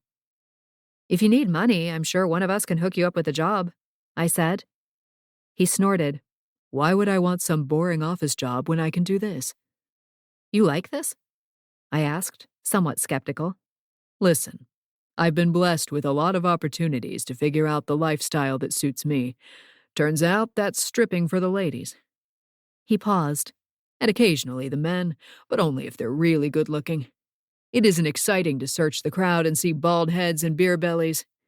He raised his chin a fraction. "I have standards." "Isn't there a better way to get attention?" I asked. He looked down his nose at me. "That's a pretty judgmental thing to say. I'm sex positive.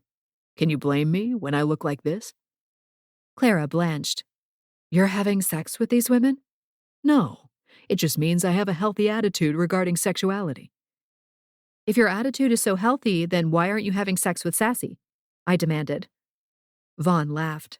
"Is this some kind of intervention to persuade me to have sex with your friend?" My face suddenly felt as hot as Clara's cheeks looked. "Of course not," I said. "She might have mentioned that you've been busy and tired and not particularly interested in her," Clara added. "Trust me, I would love to give that woman the time of her life. She deserves it." "Then what's stopping you?" I asked. Our conversation was interrupted by a flash of movement.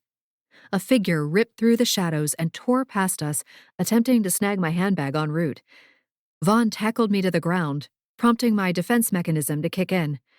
Unfortunately, I didn't get to consciously choose. My powers decided for me. I siphoned Vaughn's vampire abilities. It was me, Fergus, and our vampire suspect in a San Francisco alley all over again. I felt fangs sprout from my gums, and a desire for human blood threatened to overwhelm me. Clara's face drained of color as I sprang to my feet. Vaughn remained on the ground, too depleted to stand. Clara touched her mouth in an absent gesture. Eden? I couldn't seem to generate an appropriate response. A harsh growl escaped my throat. This was a nightmare. I was aware of my actions, yet unable to stop them. I felt trapped in my own body with someone else calling the shots. I was a vampire puppet, which sounded much more adorable in my head than in reality. Then Clara did the one thing she shouldn't have. She turned and ran. My assumed nature kicked in, and I chased after her, my ears attuned to her racing heart. She was no longer my best friend. She was my prey. This was one of the downsides of siphoning. Sometimes, with someone else's great power came someone else's great impulses. Even without vampire speed, I was faster than Clara. I nearly reached her when a metal door opened between us, slamming into my face. I staggered backward, reeling from the impact. Holy hell, Agent Fury, are you okay? It was Sawyer's voice, although my vision was too blurry to confirm. I was called to check out a suspect fleeing on foot, he said. Were you chasing him? I ran my tongue along my teeth. The fangs were gone. Thank the gods. I was. Sorry about that. Accidents happen. My heartbeat thumped like a jackhammer. I'd never been so happy to be hit in the face with a metal door. This guy's been purse snatching all night, the chief continued. Yet nobody's been able to describe him. He bolted from the shadows, I said. I think he'd been watching us, waiting for the right moment. Thanks to Vaughn, my handbag was still with me.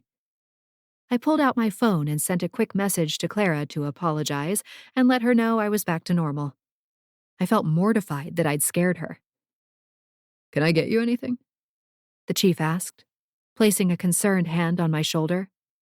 A pack of ice from inside? No, you go find your suspect. I can take care of myself. I know you can, but I'd still like to help you if I can. The longer his hand remained on my shoulder, the more warmth spread through my body.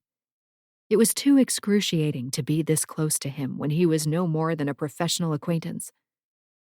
I stepped out of reach. Go, before you lose the trail. I stood in the moonlight and watched the shadows swallow him. Eden? I swiveled around to see Vaughn.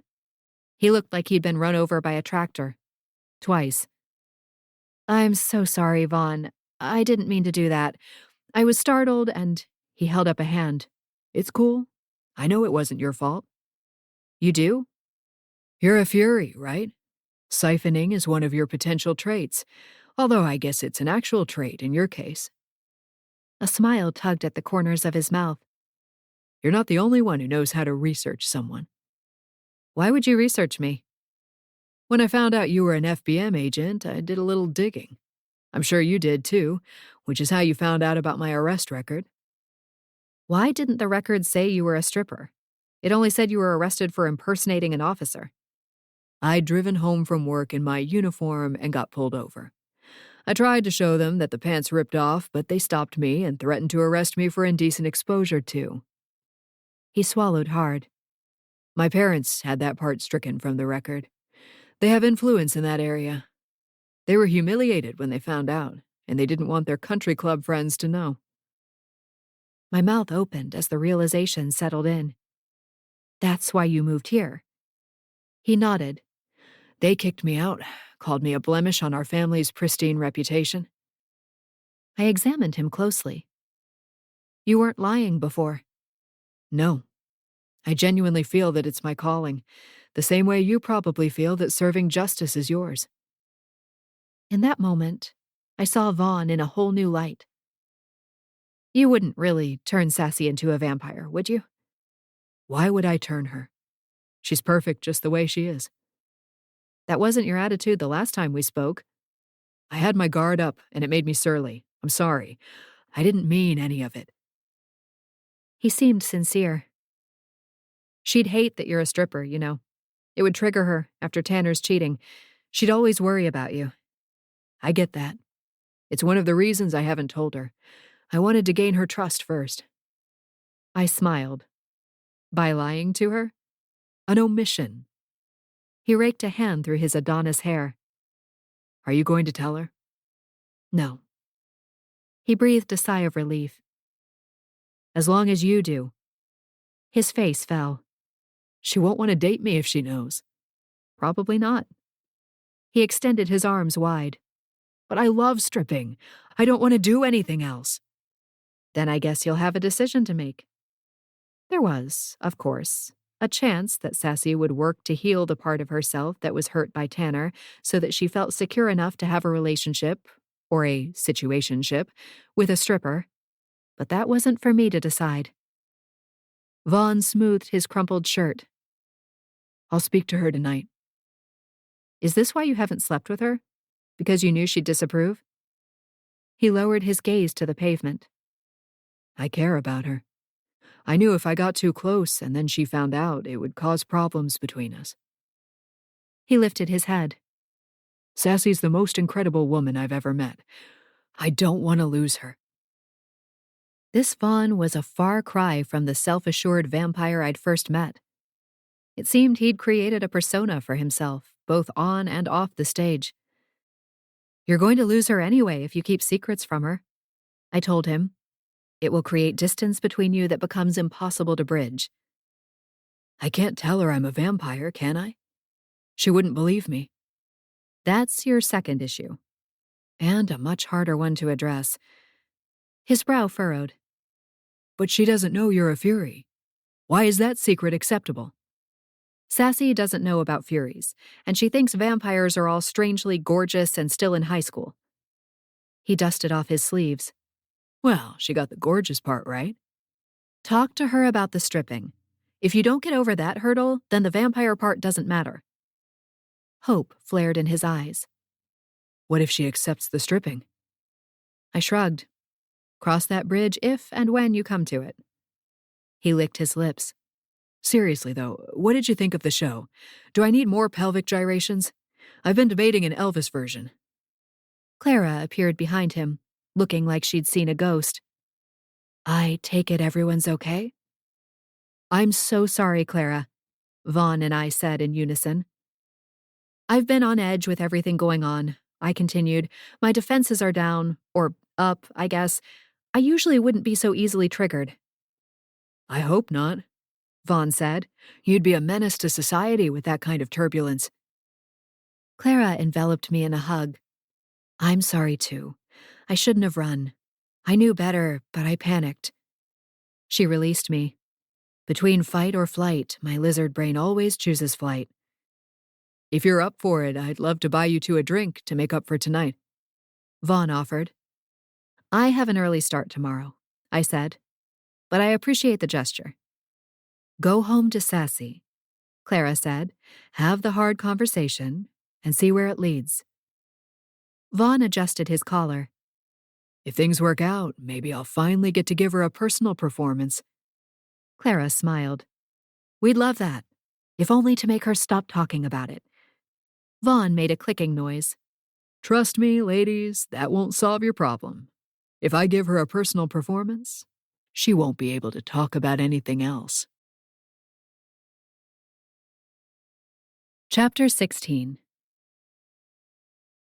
It was a bright, cloudless day in Chipping Cheddar. The winter months tended to bring clear skies, albeit with cold temperatures.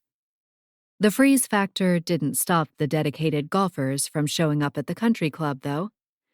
They simply swaddled themselves in layers and sallied forth.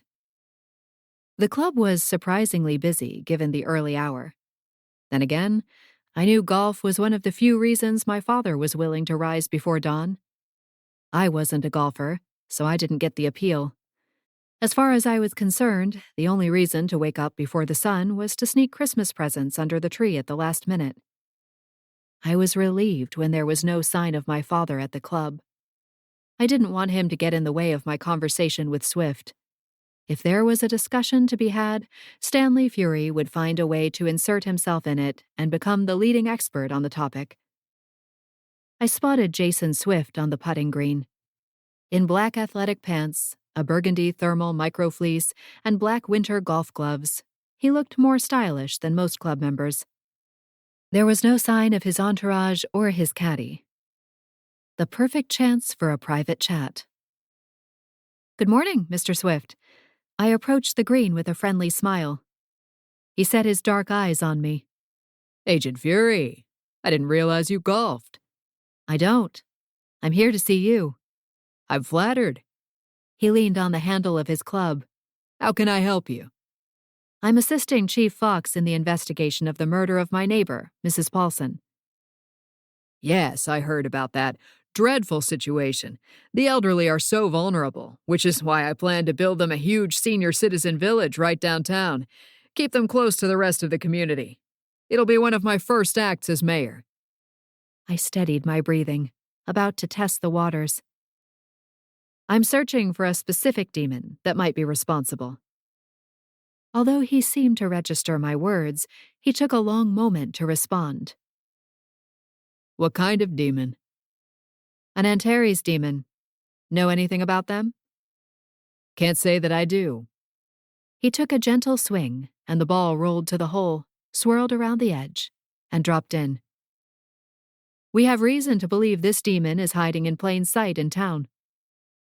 He prepared to putt again. And do you think I might know this individual? "You don't seem very surprised to hear the word demon." He looked up at me. Seriously, Agent Fury, do you think I could do my job effectively without knowing such salient details? "Do you know who I am?" A sly smile emerged. Eden Joy Fury, agent with the Federal Bureau of Magic. Your visitor is Catherine Fairfield, another agent with a secret division called Hex Support. I suppressed my shock. "How do you know all this?" I grew paranoid that he had my office bugged. I'd have to tell Neville to sweep the room. I make it my business to know as much about this town as humanly possible, even if I use supernatural means to do so. He took another shot, and the ball sailed into the hole. The petty part of me was disappointed that he hadn't missed. "Do you have any connections that could help me locate the demon?" His gaze lingered on me a beat too long. And what will you do for me in return? "Is tit for tat how you managed to beat Mayor Whitehead in the election?" He smirked. Wouldn't you like to know? He straightened. Ah, there are my golfing companions now. 2 men joined us on the green. One was short and stout, with thinning hair and the loudest print I'd ever seen on trousers. He made a New York City Christmas display look demure by comparison. The second man was tall and thin, almost gaunt, with a haunted expression. He seemed to perk up a little when he saw me. Eden, I'd like you to meet Saul Jeffries and Bo Brighton. Do we have a new friend joining us today? Saul asked. "I'm not much of a golfer," I admitted. Neither are we, Saul said, chuckling. All the more reason to join our party. I debated what to do. I hadn't managed to extract the information I needed from Swift, so the game would give me an opportunity to keep probing him. "If you don't mind a complete novice, I'm willing to give it a try." Swift maintained a neutral expression, and I couldn't decide whether he was annoyed or pleased. We walked to the first tee. "No golf cart?" I queried. Bo elbowed the shorter man. "Blame this one." Saul flashed an apologetic smile. "My wife forbids me to play if I don't walk. She keeps pestering me to exercise more." "So we all have to suffer," Bo said good-naturedly. Swift handed me his driver. "Give it your best shot, Eden." I took a swing and watched the ball sail toward the hole. "Good shot," Bo said. "You're a natural." My father is an avid golfer, so I probably picked up a few things by osmosis. "Would we know him?" Saul asked. "Stanley Fury. I know he spends a lot of time here." Saul nodded. "That he does. I'm surprised I didn't put it together sooner. You have his nose." "I think you'll find I have my own nose." He laughed. "I would expect Stanley's daughter to be nothing less than an absolute firecracker. He's a real hoot, your dad. A temper like my second ex-wife." "I'm familiar with the temper," I said. And so were his targets as a vengeance demon, I thought to myself. Swift was next to swing his club. The ball bounced and rolled about a foot from the hole, knocking my ball away in the process. This isn't croquet, Swift, Bo said with an amused smile. How do you all know each other? I asked. My company built Swift's office, Bo said. We share a certain aesthetic. He's been my client ever since, Swift said. And he's been mine, Bo added. He's got an eye for detail. He's made great suggestions for this new senior village project we're developing. Is there nothing you can't do?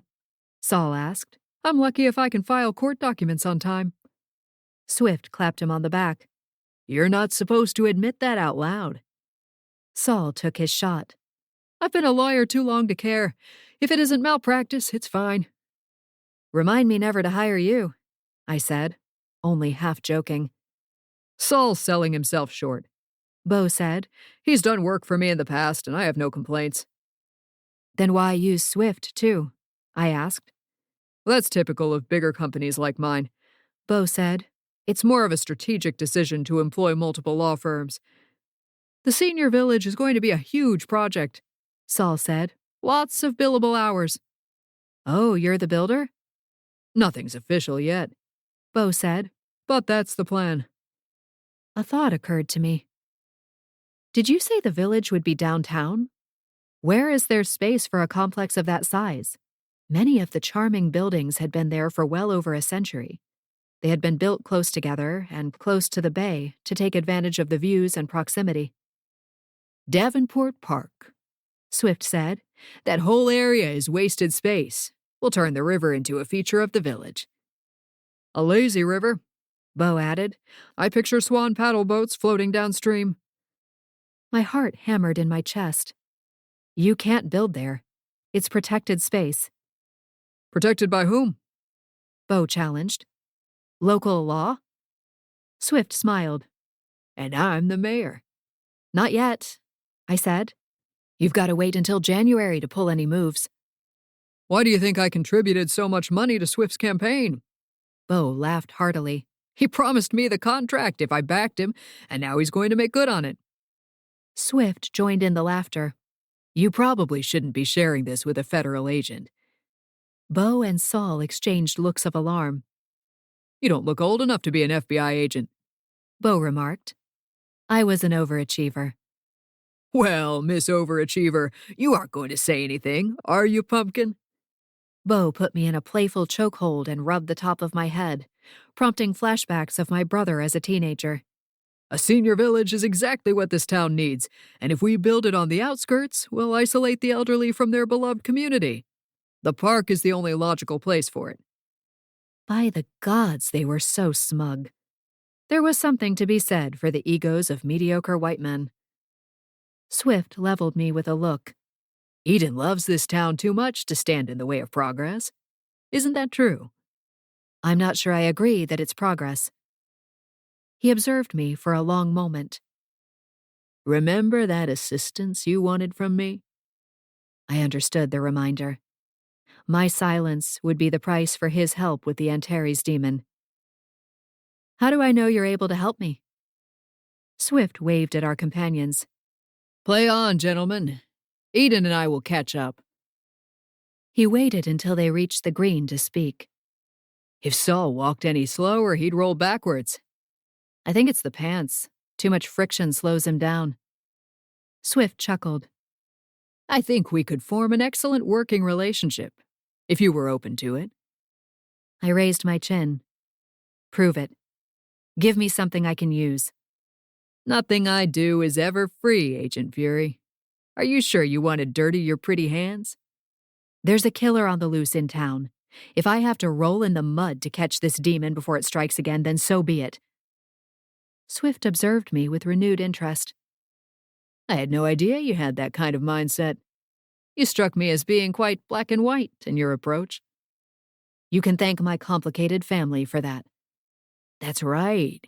Your mother. I held up a hand. I do not want to hear one word from you about my mother. Everybody has their limits. His smile reached the corners of his eyes. I have a friend that I think can assist you. And where can I find this friend? Cheddar Lanes. The bowling lane. Does your friend have a name? Marcy Clarkson. Tell her I sent you. He cocked his head. And you'll keep the Senior Village project to yourself? For now. But I'm not the only one who'd object. You'll never get the permission you need. The whole project will get tangled up in litigation for years. Is that what your client wants? No, but the lawyers certainly won't object. He winked. I frowned at him. What about the mound? The molehill near Davenport Park? What about it? Do you plan to demolish that as part of the project? Of course. It's got a direct view of the bay. That's prime real estate. He didn't seem to know about the portal. Or if he did, he was playing it cool. Bo whistled for us. Why did it not surprise me that he treated people like dogs? Tell them I had to leave, but that I enjoyed meeting them. It's poor form to leave in the middle of a game. What will I tell them? That I got a cramp and need to go to bed with a heating pad. Men love to hear about lady problems. Swift snickered. Let me know how you make out with Marcy. As the next mayor, I'd like to know when this killer has been apprehended. I bristled at the thought of dealing with Swift on a regular basis. Will do. I started toward the parking lot. I look forward to working with you more closely, Agent Fury. He called after me. This could be the beginning of a beautiful friendship. Fat chance, I muttered. I wanted to jump into the bay and scrub myself clean. Instead, I offered a wave without turning around. If there was a way of preventing Swift from taking office, we had to find out. And soon. The Harmony Village senior citizen residences were much nicer than others I'd visited.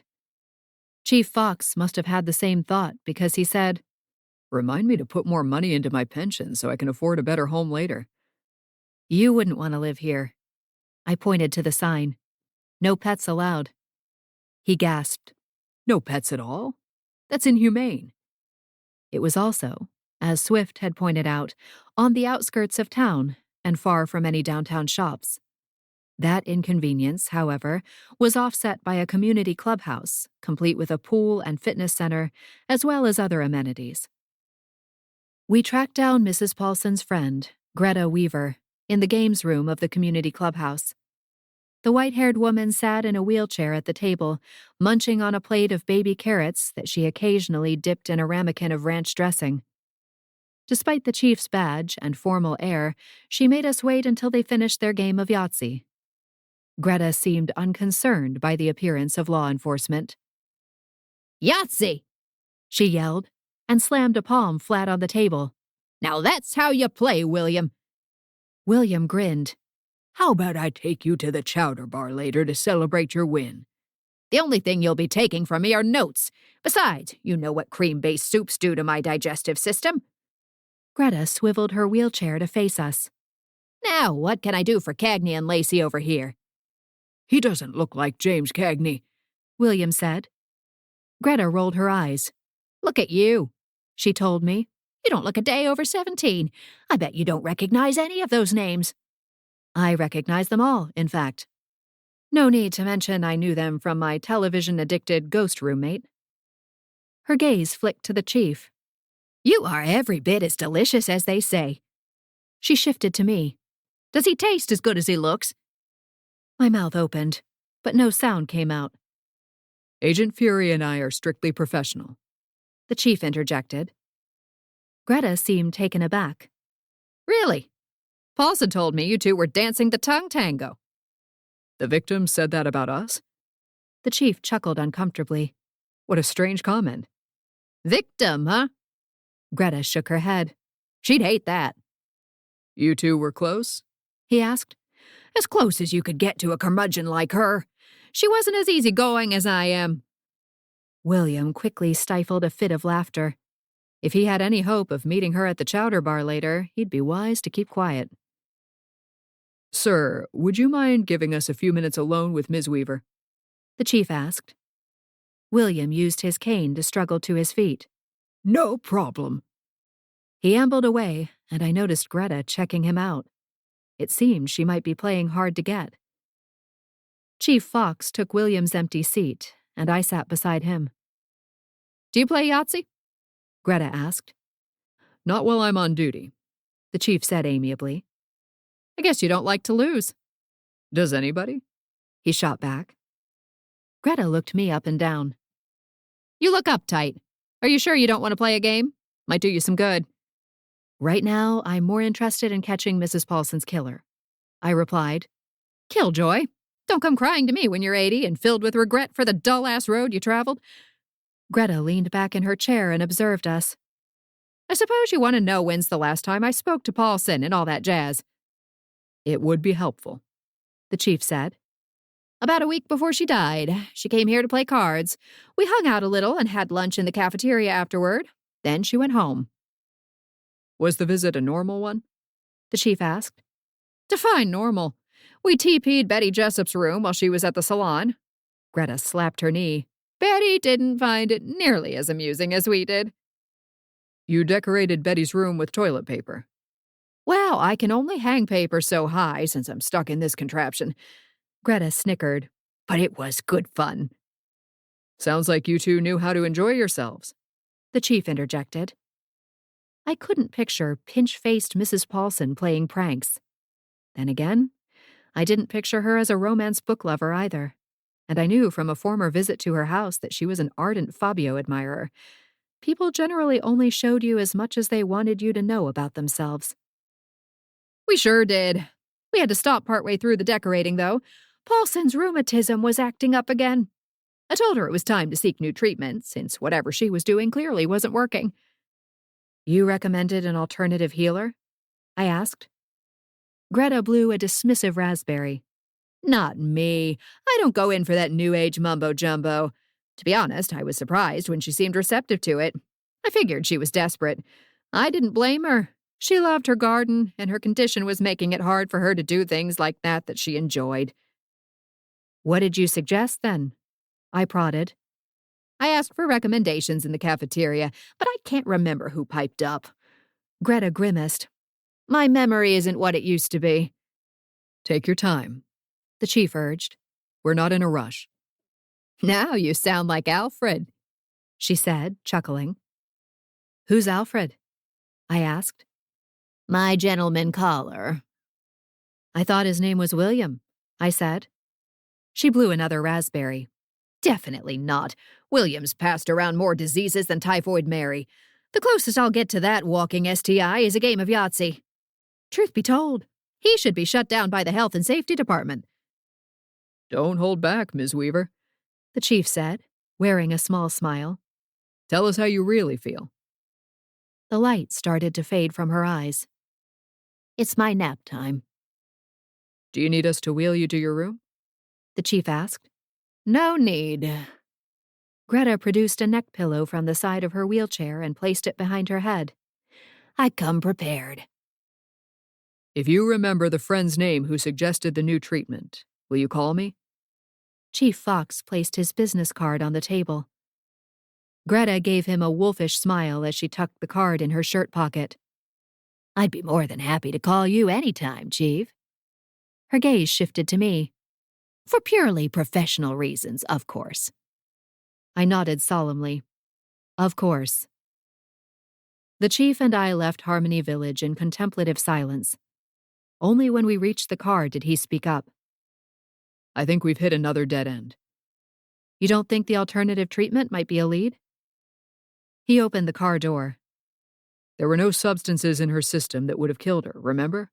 No poison, nothing that interfered with her normal medications. He shrugged. I think I'll revisit the crime scene next and see if I missed anything. Maybe talk to her other neighbors. I wanted so badly to tell him not to waste his time. Instead, I said, I'd love to help you, but I have a prior commitment. He arched an eyebrow. Is he as charming as I am? I smiled. She's a work colleague, and we have a lead on another case. I hated to lie, but there was no choice. He seemed mildly embarrassed. I'm so sorry. I didn't realize I was pulling you away from FBI work. You should have told me. It's totally fine. I can handle both. He peered at me over the roof of the car. I get the sense that you can handle just about anything. One of the many things I like about you. He ducked into the car, and it took me a minute to calm my heartbeat before joining him. He liked me. It wasn't love, but with time and patience, maybe we'd get there again. Eventually. Chapter 17. Kit looked down at her multicolored shoes. I feel like a clown. They're bowling shoes. If you don't look like a clown, you're not wearing them right. Kit and I had arranged to meet at Cheddar Lanes to speak to Swift's contact and, hopefully, get a solid lead on the Antares demon. She glanced at the shelves of brightly colored bowling balls. Why is it necessary to actually bowl? Can't we just ask the contact questions and leave like normal agents? Because Marcy isn't here yet, and will look suspicious if we lurk around the arcade with a bunch of preschoolers. Kit regarded me carefully. Or we'll look like two anxious mothers hovering too close to our kids. Why do I think this is your way of challenging me to a friendly competition? I don't get to have fun very often, I admitted, remembering Greta's unkind remarks about me. The old woman wasn't off the mark, though. Everything in my life seemed to revolve around work or family, and both of those involved a high level of stress, especially at the moment. Fine, I'll indulge your inner child. Kit chose a bowling ball covered in blue swirls. If it's any consolation, I can relate. I raised my twins as a single mom and looked after my two younger sisters. Elizabeth was easy, but Grace made enough mess for both of them. Plus, you're an FBM agent? I let loose an admiring whistle. You're like a superhero. I hardly think wiping runny noses and packing lunches every day rises to the level of superhero. Not all heroes wear capes, remember? She smiled. I think you've done commendable work yourself. Not with 2 kids and 2 younger siblings at home. Do you think you might want kids someday? She walked across the floor to the top of the lane. Sorry, I shouldn't have asked. That's none of my business. I felt the familiar fingers of grief sliding across my shoulders and quickly shook them off.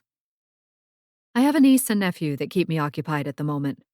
Olivia is starting to develop her powers, and it's clear she's going to need a firm hand to guide her. What about your nephew? Too soon to tell. Ryan's big talent is building banana sculptures on the tray table. Kit let the bowling ball fly, and it shot straight down the center of the lane. She clapped her hands with enthusiasm when the last pin fell. I wagged a finger at her. You didn't use magic, did you? Because that's not allowed. She held up her hands. No magic, I swear. My youngest sister recently did an experiment involving a bowling ball, so I have recent experience. I'm jealous. My brother's experiments used to involve burning rings of fire. Kit laughed. Your turn, Agent Fury. Let's see what you've got. I knocked down half the pins, which seemed appropriate. I was neither a winner nor a loser. The gray zone seemed to be my comfort zone. Marcy's here, the young woman called from behind the counter. Thanks, Brienne. The employee happened to be a friend of Meg's, which netted me a 10% discount on the shoes. Every penny counts.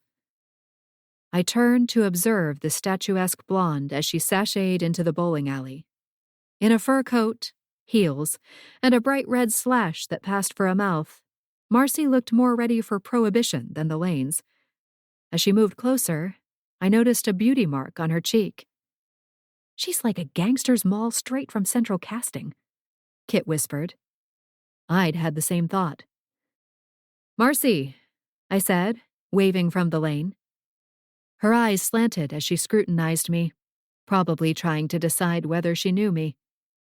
She teetered toward us like a blonde bear balancing on 2 toothpicks. Who wants to know? She demanded. Jason Swift sent us, I said. Her face relaxed. 2 broads. I should have known. How is Swifty? He broke our last date. Tell him I was disappointed next time you talk to him. I'm sure he's flooded with work now that he's the mayor-elect, I said. Her sharp eyes looked us both over, as though deciding whether we were romantic competition. I was mildly offended when she said, I'm sure that's all it is. Kit set the 10-pound ball on the conveyor belt. We were hoping you might be able to help us track down someone. Who are you? Marcy demanded. You don't work for anybody I know. You know Uncle Sam, don't you? I flashed my badge that showed FBI to humans without the sight, and FBM to everyone else. Marcy blinked rapidly. Swifty is working with the feds? No way. He would never. We're helping each other, I explained, something he'll be doing regularly once he's the mayor. Why? Because he'll be working in an official government capacity. He won't be committing crimes no more? Gasping, she covered her mouth. I mean, he won't be able to work with his existing clientele? I would think the answer is obvious, Kit said.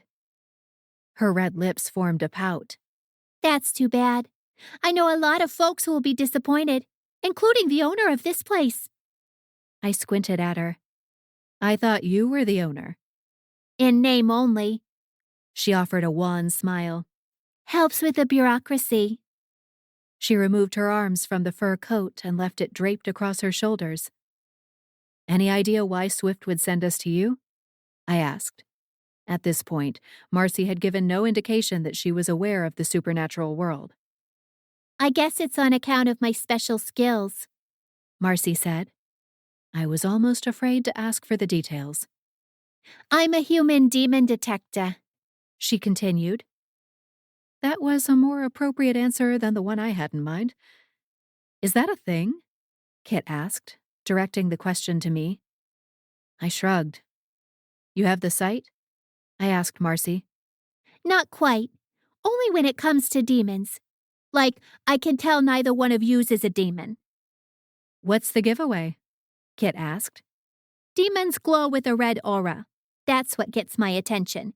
If I continue to watch them, I'm able to see what they really look like. She scanned the bowling alley. See that fella in the plaid shirt? Demon. I peered across the lanes at the man in question. He glows red for you? She nodded. Yous don't glow, but I'm guessing you're something supernatural. Kit raised a hand. Which? I didn't offer my species. Did you inherit this skill from your parents? My mom's human, but she says my father was a good-for-nothing demon. I think that might be why I can see them. She shrugged. So, I guess he was good for something after all. Kit pulled out her phone and showed the screen to Marcy. Have you seen a demon that looks like this? Marcy examined the image. Nope. I definitely remember. Suppose a demon disguised itself as another species. Would you be able to see through the glamour? I asked. I think so. Not like anyone's ever tested me or nothing, though. She pursed her lips. I never did very well on exams in school, so probably for the best. And you're sure you haven't seen a demon that resembles this one? Kit pressed. It leaves a mark on its victims in the shape of a star. Marcy's whole face brightened. Why didn't you mention that? I don't know anything about a demon that fits that description, but I've heard of one that leaves the star mark. My ears twitched. You have? Yeah, sure. It sounded so cool. A lawyer I know represented one a few years back. It was a big deal at the time, although I'm fuzzy on the details. She snorted. I drank a lot of pink champagne in those days. Too sweet for me now. If I catch so much as a whiff of it, I get a headache. Who's the lawyer? I asked. Obviously, it wasn't Jason Swift. Saul Jeffries? No, not Saul, she said, laughing as though my guess amused her. His name is Moyer. I forget his last name. My heart stopped. Moyer? Are you sure? How many lawyers do you know named Moyer? Only one. My face must have looked ashen, because Kit frowned at me. Do you know him, Eden? My mouth turned to cotton as I nodded. Yes. Kit's frown deepened. Is he someone we need to be worried about? Of course he was. He's family. The barn door was ajar when I arrived home. I whistled for Princess Buttercup, and she barked from inside. It wasn't a sound of alarm, more of a Welcome home, but I'm not coming to greet you. I slipped inside my house and looked around the great room. Hello? Moyer's head poked out from the kitchen. There you are. I've been waiting for you. My body relaxed at the sight of him. How'd you get in? My mother? I didn't recall giving Aunt Thora a key. Somehow it didn't surprise me that the main house had access to my personal space.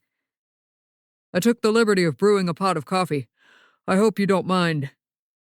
The rich aroma penetrated my nostrils.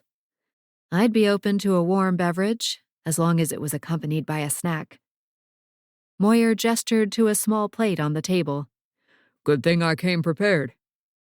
A selection of cheese and crackers awaited my eager fingers. Some of my favorites. He grinned. Mine too. Must run in the family. Are you sure you wouldn't rather have wine? There's a bottle in the pantry. I was up most of the night working on a case, so coffee is the only thing keeping me functional at this point. You should have told me. Your message sounded urgent. I didn't want to keep you waiting. Moyer delivered 2 steaming cups to the table.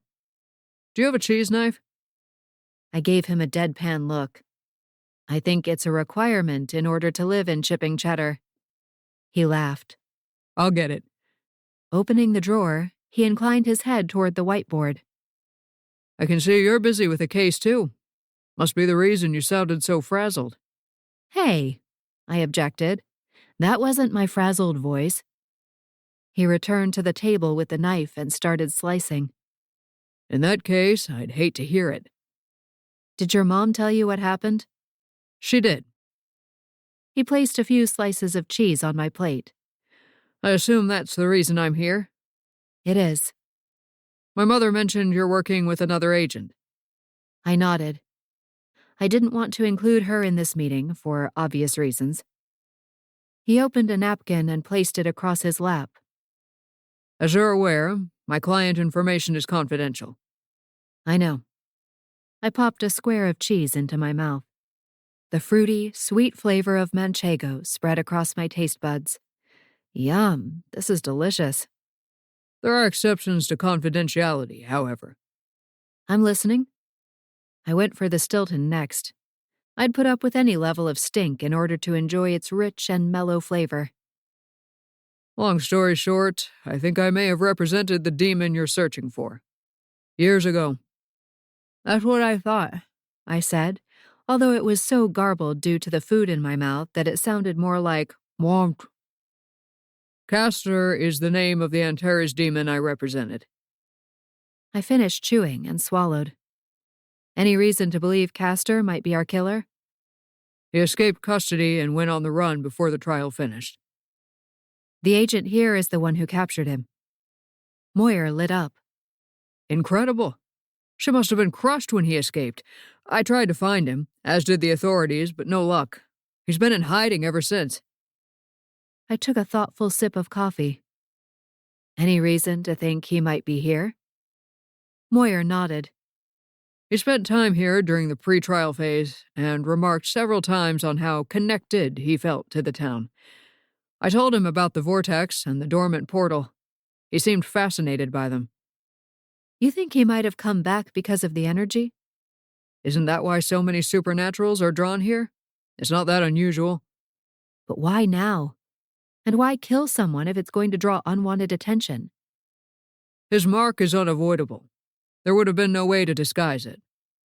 Moyer paused. I suppose he could have removed the part of the body with the mark and destroyed it. I cringed. I'm trying to enjoy the cheese, Moyer. Apologies. What form did he take when you represented him? A nondescript white man. He was intent on blending into society to conceal his identity. The only thing that stood out to me was his bad fashion choices and his penchant for black licorice, because the strong smell repulses me. Me too. Must be genetic. Then I remembered where I'd last smelled it. I think Castor is definitely our demon. The chief has black licorice in his office as part of the evidence. Better him than me. How's Tomas? A faint smile touched his lips. Still my angel sent straight from heaven. His smile quickly faded. I shouldn't have said that. Why not? I love that the two of you are so happy together.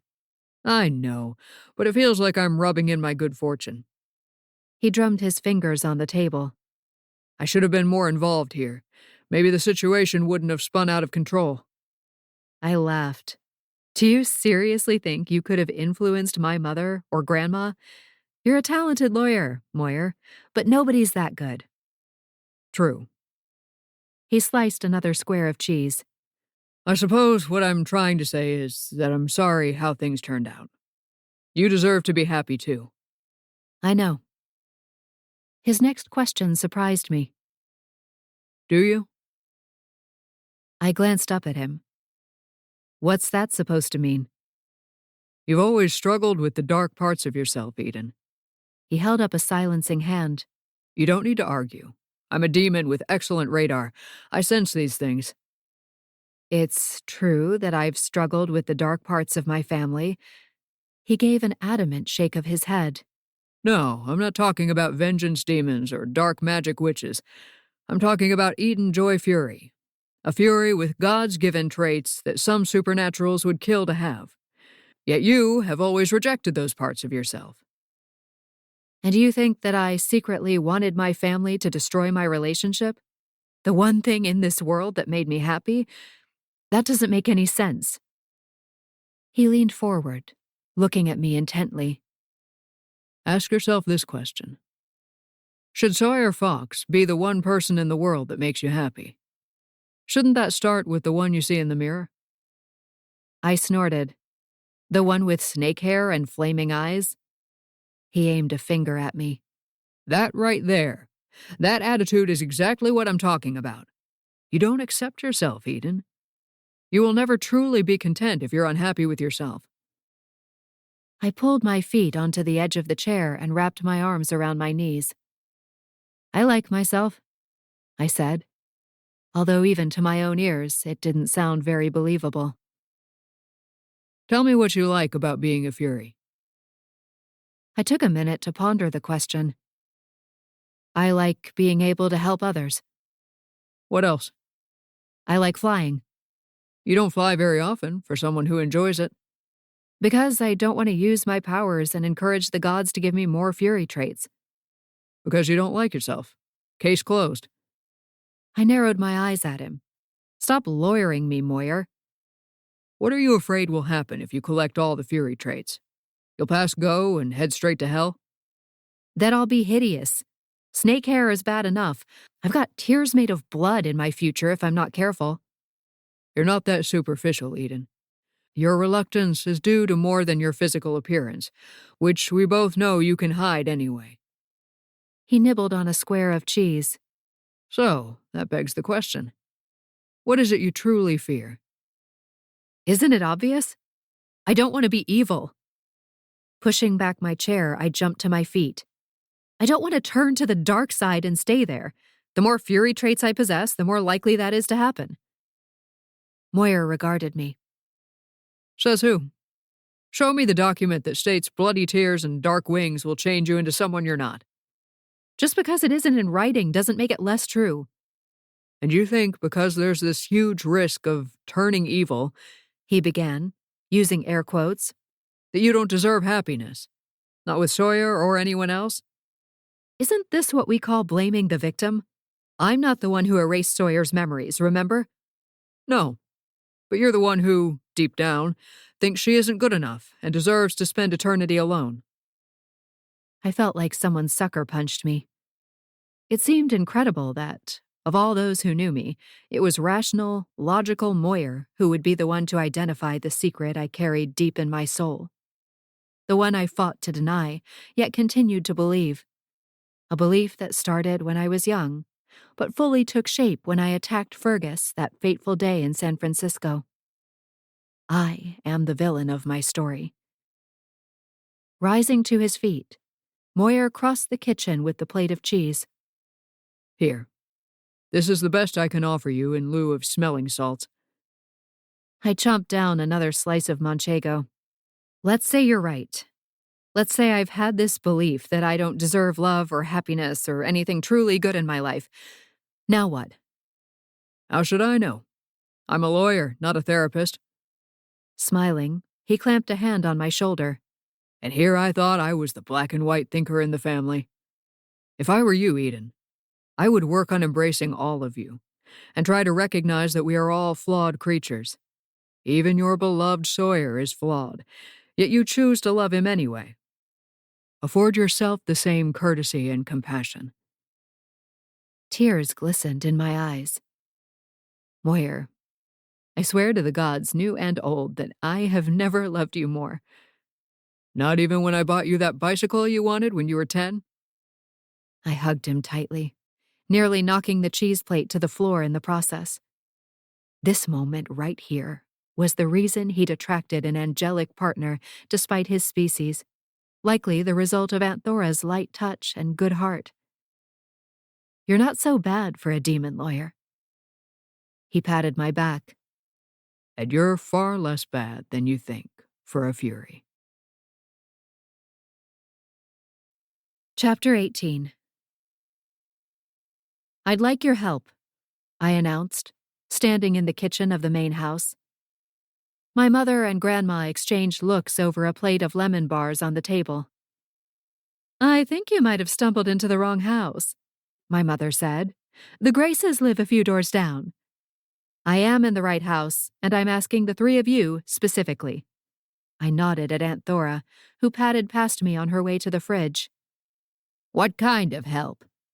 Grandma asked with a note of suspicion. My mother leaned against the chair to assess me. Yes, Eden, what kind of help? Don't be a hypocrite and kill us for one spell, but then expect us to perform another one on your behalf. I'm not asking you to use magic. I'd like to do another sweep of Mrs. Pollson's house and see whether we missed any clues. Grandma grunted. What? You think the Antares demon might have left a calling card that fell between the sofa cushions? At this point, I'll take anything, I said. Sawyer and Guthrie have looked. Agent Fairfield has looked. It's our turn. We actually knew her, Aunt Thora chimed in. I think Eden's suggestion makes sense. We might notice something out of the ordinary that the professionals might miss. Grandma shoved a lemon bar into her mouth. Fine, she said, spraying crumbs. But I reserve the right to offer a running commentary of her crappy taste the whole time. Do whatever you feel is necessary, I told her, as long as your eyes are as effective as your mouth. She glanced up at me. I'm an old woman. My eyes are never going to be as effective as my mouth. I groaned and started toward the door. I'll meet you over there. I'm going to get a head start. To my surprise, the trio of witches caught up with me by the time I reached Mrs. Pollson's front porch. I was shocked they could still move that quickly. Are you allowed to enter the crime scene? Aunt Thora asked. We're working together on the case. I think it's fine. It isn't like he's here, Grandma said. If he catches me, I'll just act senile and tell him I came to borrow a cup of sugar. The rest of you can fend for yourselves. I opened the door, and the four of us spilled inside. It was strange to think we'd never again argue with Mrs. Pollson. Never again have to worry about her peering over the fence and seeing something she shouldn't. Never have to worry about Grandma hexing her over a perceived slight. We'll start downstairs, I told them. My mother frowned. That's disappointing. My expertise is in the bedroom. Grandma's gaze slid to me. Do you want to field that one, or shall I? I ignored her. Fan out, I ordered. Don't stay on top of each other or you're more likely to miss something. My mother cringed at the sight of a lamp. It's a relief we weren't friendly. I couldn't have let this one go without comment. When have you been able to let anything go without comment? I shot back. Come on, Eden. Look at this. It looks like she recovered it from the dump and the trash is still clinging to it. I turned to survey the contents of the living room. I didn't envy the person assigned to pack up the house. She sure liked her knickknacks. My mother sniffed. Dust magnets, you mean? I walked closer to the hutch and studied the figurines trapped inside. They're all owls. Pink, black and white, plump, elegant. Each one was a different color, style, and size, but they were all owls. There are some cute ones in there, I said. Aunt Thora leaned over my shoulder. I like the turquoise one. Do you think they were gifts? I asked. Why would someone buy a ceramic bird as a gift? My mother asked in a dismissive tone. If I had to guess, Aunt Thora began. I'd say she bought the first couple for herself and someone noticed, then suddenly she became the owl lady. Who liked her enough to buy her gifts? Grandma asked from across the room. She's lucky people didn't leave flaming bags of poop on her doorstep. I shushed her. We are standing in her house. Show some respect. You didn't specify respect when you asked for help, or I wouldn't have come, Grandma said. I gazed at the dozens of big eyes staring back at me from the hutch. What will happen to them?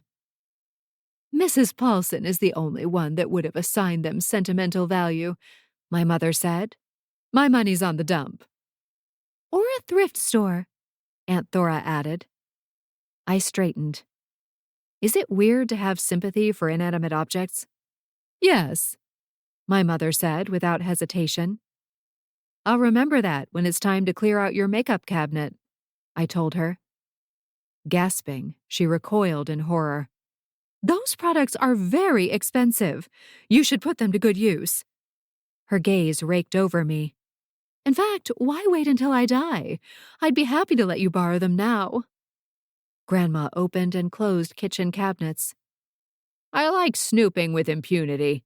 Is it too late for me to become a member of law enforcement? Yes, my mother and I said in unison. I hit the mother lode, Grandma said, standing in front of an open cabinet door. All her pills and potions. Let me see if there's anything useful.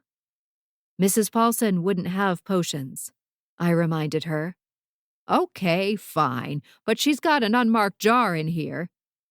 It's probably a candle, Aunt Thora said. If it is, it's half melted already. Grandma sniffed the open jar. I don't know what this is supposed to be. I wouldn't put it in my food. Maybe it's a skincare remedy, my mother said. She had so many fine lines and wrinkles. It stands to reason she was using a cheap home remedy. My mother's gaze landed on me, and I braced myself for a pointed remark about my skincare routine. I turned away to examine the rest of the room before she could comment. It was hard to stand here with the knowledge that Mrs. Pollson's creature comforts would soon be dispersed.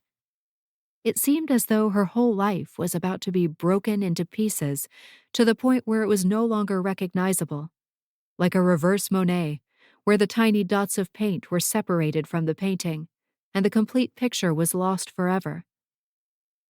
What a snooze fest, my mother lamented as she poked through the books on the shelf. Not one single dirty story in the mix. The woman did not live life to its full potential. A memory slotted into place, and I dashed upstairs to the master bedroom. Eden? Where are you going? Aunt Thora called after me. Ignoring her, I opened the closet door. Just as I remembered. Fabio's cardboard face gazed back at me with a sultry expression. I'd discovered her secret stash by accident one time when I'd snuck into her house. I had a feeling that Paper Fabio would end up in the recycling bin if I didn't rescue him right now. I tugged the edge of his silhouette from its hiding spot. Come with me if you want to live, I said in my best Arnold Schwarzenegger impression. I tucked Fabio under my arm and hurried downstairs before anyone spotted me. He was slightly awkward to carry due to his length, and I nearly tripped over my own feet more than once. I made it as far as the front porch and ran into Aunt Thora. She wore a guilty expression. What's going on? I asked. She motioned to Fabio. I could ask you the same thing. My gaze dropped to a small cardboard box cradled in her arms. You took the owls, didn't you? Her face turned a pale shade of pink. You saw their big eyes. I couldn't let them perish. Let's agree to keep this between us. We left the crime scene with our contraband and parted ways at the main house. I propped Fabio against the wall in my bedroom.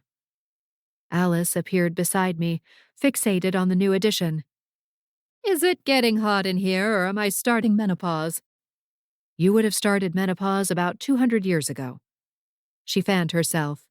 Forgive me if I decide to claim this space as my own. I adjusted the cardboard cutout so that it no longer stood crooked. This room is mine and Fabio's now. Alice pretended to pinch his cheek. You'll be very happy here, Fabio. Very. I'll leave you two to get acquainted. I'd have to close the door behind me, unwilling to be a part of the next phase of Alice's fantasy. In fact, it'd be smart to find my noise-canceling headphones. My phone buzzed. Grandma. What's up? Are we allowed to take any spoils of war? I'd like to commend you on asking first. Don't patronize me. Can I take the jar from the kitchen cabinet? It's half empty anyway, so nobody will want it. I looked up the ingredients, and I think it's a homeopathic remedy for arthritis. I'll see if it helps with my joint inflammation. Mine have been sore ever since I was stuck in a hole in the ground for days on end. I'm getting too old to be killed, you know? Are you trying to guilt me into letting you take evidence from the crime scene for your own selfish purposes? I turned away from Fabio, unwilling to stare my hypocrisy in the face. Whatever it takes, Grandma said. Your mother says not to bother because whoever made it is clearly an amateur, but I'm willing to take the chance. How do you even know what the ingredients are? My eyes might be shot, but there's nothing wrong with my sense of smell. Cilantro's got that pungent odor. There's also a hint of black licorice. She continued rambling off a list of ingredients, but my mind had already traveled in another direction. I berated myself for not connecting the dots sooner. Then again, I'd been distracted by internal turmoil. It was hard to focus on anything external. Grandma, I need to go. Can I have the jar? No, I'm going to need it. What's wrong with your joints? You're too young to have those kinds of issues. It's not for my joints. It's for evidence. I sucked in a deep breath. I know who the killer is. I didn't wait for Grandma to argue. I hung up and called the number in my contacts. No answer. My heart racing, I ran downstairs, calling Kit along the way. I need you to meet me at this address. How fast can you get there? Give me 10 minutes. Great. I bypassed my car keys and headed straight outside, where I spread my wings. I think I found our demon. Chapter 19. I arrived at the address first and forced myself to wait for Kit on the sidewalk. I didn't feel equipped to take down the demon alone, not when I should have solved the crime so much sooner. Guilt surged through my veins as I paced the pavement. I'm here, Kit announced. Together, we approached the modest ranch house. I banged on the door. When no one answered, I kicked it down. Kit offered an approving nod. Nice work. I would have needed a spell for that. I rolled my neck. Strength is a fury trait. There's no one here, Kit said after a quick sweep. Nausea spread through my stomach when I spotted a familiar name on the kitchen counter. It was Verity's business card. We need to go, now, I barked. Kit glanced at the card. You think he went to see a doctor? No, I think he knows I'm onto him and he's making a house call to send a message to me. I shouldn't have called first. Maybe he saw the number and fled. I can drive, Kit offered. I've been leaving a rental car near the portal for when I come and go. That worked for me. While Kit drove, I alternated between calling Verity and Anton. There was no answer. Do you think he'd kill them? I asked. Kit shot me a look. Do you remember how many he killed before? I braced myself. Drive faster. She pressed down on the pedal and the car lurched. My phone vibrated in my hand. I glanced down to see Anton's name. Thank the gods. Where are you? I demanded. Work? Why? What's the emergency? I'm heading to your house. I think the demon that killed Mrs. Pollson is there. What? Why? I'll explain later. Have you talked to Verity lately? About an hour ago, she was on her way home. Are the kids with her? There was a pause. Yes? My heartbeat accelerated. I'm almost there, Anton. Hurry, he said. Please. I directed Kit to their house, and she screeched to a halt curbside. We bolted from the car, and I arrived at the front door ahead of her. A flash of movement inside the house caught my eye. Stop! FBM! I yelled, busting into the house. The demon didn't stop. He grabbed Ryan and clutched my nephew to his chest like he was nothing more than a teddy bear. The hair on my arm stood at attention. There was no sign of Verity or Olivia. Let him go! I thundered. Only if you let me go. Not a chance. The demon was still in his witch doctor form, which made sense. Verity would have been more than happy to let him inside as Isaac Hood. Then I suppose we've reached an impasse. Kit stepped out from behind me. Hello, Castor, my old friend, she said. The demon gave her an appraising look. Well, well, if it isn't intrepid Agent Catherine Fairfield. It seems my sources were mistaken. I'd heard you hung up your wand for good. It was a hiatus, but I'm back now. His gaze skated to me. And you've made a friend. How sweet. I suppose you've bonded over pumpkin spice lattes and mani-pedis. I cut a quick glance at Kit. We haven't, but that sounds like an excellent plan for after we kick your ass back to Otherworld. Ryan giggled. Ass, he repeated. If the demon didn't kill me today, Verity definitely would. Kit sauntered closer. You were a naughty demon, escaping custody all those years ago. Why did you even come here? Why not stay hidden somewhere in the Rocky Mountains? I asked. The portal, of course. The energy here is too intoxicating to resist for a demon like me. He inhaled deeply as though absorbing the energy through his breath. It reeks of stardust and ancient magic. Why would you kill a helpless old woman? I asked. She could barely lift her emotional baggage, let alone hurt you. The demon showed no sign of remorse as Ryan squirmed in his tight embrace. It was a necessity. I'd been living here as Isaac, the witch doctor, for 2 years. Ever since I stayed here all those years ago when Moyer represented me, I dreamed of coming back to stay. Finally, enough time passed that it seemed right to make the move. You should have let the system decide your fate, Kit said. Now the punishment will be much worse. Worse than a mass murder charge? He grunted. I think not. I wasn't willing to go back to confinement in Otherworld, not with so many possibilities for a demon like me. Even in hiding, my life was so much better than it otherwise would have been.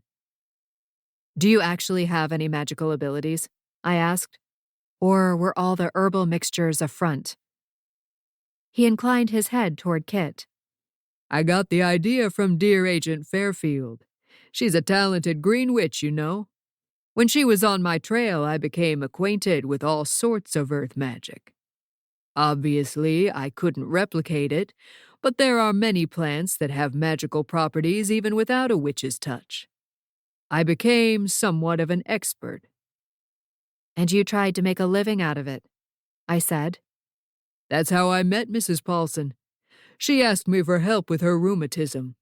Apparently her meds weren't helping, and her insurance refused to cover a different prescription. So a friend recommended me. Greta's friend at Harmony Village, I said. Kit frowned. And of course you offered to sell her a homeopathic remedy. His lips peeled back in something akin to a smile. Naturally. It's my job. I folded my arms. Let me guess what happened next. She didn't get any relief and called you to complain. His eyes widened slightly. How did you know? Because I lived next door to her for most of my life.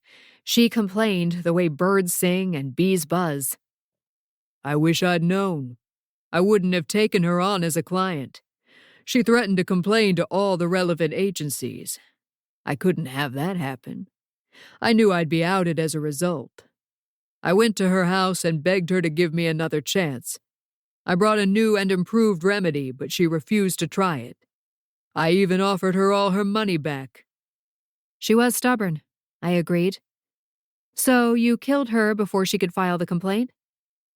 He nodded. I had no choice. I intended to get rid of the Antares mark so it couldn't be traced to my species, but your aunt showed up at the precise wrong moment, and I was forced to flee out the back. I gave her a silencing look. No, but I did try to erase his recent memories in the hope of stalling the investigation. He shrugged. I'm not sure why it didn't work. I followed the instructions to the letter. Has anybody told you that you're a crappy witch doctor? I asked. His beady eyes glinted in the dim light. Mrs. Pollson did, and you can see how that ended for her. Too bad for you that I'm neither old nor human. I looked at Kit. Neville isn't here. Would you do the honors? Sure. What do I need to do? You say, it's Fury time, and I make a witty comment before I fight him. Kit stared at me. Should I have brought my trumpet, too? I cocked my head. This isn't Hex support, Agent Fairfield. This is the small outpost of Chipping Cheddar, where I get to do things my way. Let me have this little perk. It's Fury time, Kit said with the kind of gusto usually reserved for comic book superheroes. I smiled. Damn right it is. I let loose my snake hair, which startled the demon just long enough for Kit to snatch Ryan from his arms. I lunged at the demon. He was strong, but I was stronger. It wasn't often I got to engage in hand-to-hand combat, and I relished the opportunity. He revealed a star-shaped finger and did his best to poke me in the neck with it. I knocked his hand aside. No fury soul for you, sucker, I said through clenched teeth. I unleashed the fury within, toppling him to the floor. I pummeled the demon with all the rage I'd been suppressing in connection with Sawyer and my family. The demon seemed to find my anger amusing, because he laughed with every punch, which only fueled my rage. Eden? A voice said. It sounded distant. Agent Fury! I snapped back to reality. It was then that I noticed the magical restraints on the demon. I blinked at Kit. The demon is secure, she said gently. You can get off him now. I unhooked my leg and rose to my feet. The demon's face was bruised and battered. I almost felt guilty, until I remembered the number of people the creature had killed, including my neighbor. Suddenly, the bruises didn't seem sufficient. Be warned, Fury. There are much larger threats than one Antares demon, and I was so hoping to be here when the plan came to fruition. In fact, you can thank me for the idea in the first place. His voice was laced with regret. I frowned. What plan? The party of the century. I didn't want to miss it. Then again, maybe I won't after all. I didn't understand his vague statements. The only party is the one Mrs. Pollson's family and friends will throw once you're safely in Otherworld, Kit said. The demon chuckled. Oh, you sweet summer child. I looked at Kit. Maybe we should bargain. It's nothing but a ploy. Don't fall for it. The demon fixated on me. Don't you want to know more? I could have fled just now, but I chose to take my chances by coming here and using your family as leverage. I scrutinized him. He made a point. Maybe ask a few questions about your new mayor? I suppose we need your newspaper reporter friend for that. My blood chilled at the mention of Clara. How much did this demon know about my life? We don't need more, Kit said. We have enough to offer you a one-way ticket. And this time, there'll be no escape. And you'll need a new lawyer. Moyer has officially withdrawn his representation of you. A pity. He was excellent. The demon's gaze darted to Kit and back to me. Last chance to save yourselves. Kit barked a laugh. I think you've got that backwards. The demon's human skin faded to a dark green, and its features flattened. Suit yourselves. Anton burst through the doorway like his clothes were on fire. Where are they? Daddy! Ryan ran to his father. Anton scooped him up and hugged him close. The demon tilted his head. The other two are in the playroom. I gave them a mild tonic. They're unconscious, but they'll live. Why didn't you give the tonic to Ryan? I asked. I tried, but the brat refused to open his mouth. Sounds about right, Anton said. He hurried to the playroom at the back of the house. There is one thing I'd like to know, I told the demon. How did you know I'd identified you? I was outside when I saw you flying toward my house. I had to make a split-second decision and remembered your sister-in-law. Anton emerged from the back of the house with Verity and Olivia. My sister-in-law and niece were awake, albeit sleepy-eyed. How do you feel? I asked. If this is how Sleeping Beauty felt when the prince kissed her awake, she should have gone straight back to bed, Verity said. I laughed. Maleficent! Olivia cried happily. She's my favorite Disney princess. She's not, Verity started to say, but then seemed to think better of it. She's a very interesting character, isn't she? Olivia's head bounced back and forth. One day I want to grow up and be just like her. My gaze met Verity's. Let it ride, said my expression. And she did. Kit and I handled the FBM's collection of the Antares demon. I had Neville submit a request for added security. There'd be no Houdini act this time. Thanks for your help, Kit. I really appreciate the extra hands. I'll see you tomorrow. Meet at your place at 10? I frowned. You don't have to complete the paperwork. Neville and I will take care of it. I'm not coming back for the paperwork. I think I can help you with your other problem. I didn't want to say anything and disappoint you until I knew more. I asked my sister, Elizabeth, to do research, and she's found something. My heart skipped a beat. To help Sawyer recover his memories? Kit nodded. 10 o'clock at the barn, then? Can you make sure the chief is there half an hour later? A pot of coffee and a box of bear claws will be waiting for you. Sounds like a party. I hope so. First, I needed a reason to celebrate. It was easy to persuade the chief to meet me at my house. I told him we'd made an arrest in the case, but the FBI needed to keep the information confidential. If he came by, though, I'd share what I could. He didn't seem to question the fact that I'd invited him to my house instead of the office. I returned from town with a box of bear claws and made a fresh pot of coffee, as promised. Princess Buttercup lifted her head and whined, alerting me to the arrival of my special guests. The three Fairfield sisters shared similar features, but different coloring. Kit's dark hair was in sharp contrast to the red and blonde hair of her younger siblings. Elizabeth was the tallest, despite being the middle child. Kit introduced Elizabeth as a book witch, and Grace as a chaos witch. Chaos? I echoed. You'd fit right in with my family, then. She laughed. Elizabeth observed the large canvas on the wall. Are there any ancestral spirits in that painting? No, the only spirit in this house is Alice Wentworth. Alice's head popped straight through the center of the painting.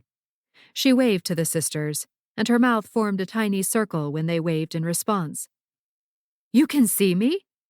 Yep, Grace said. Be nice to Grace, Kit advised. She can influence ghosts. Alice grimaced. I'll be sure to bear that in mind.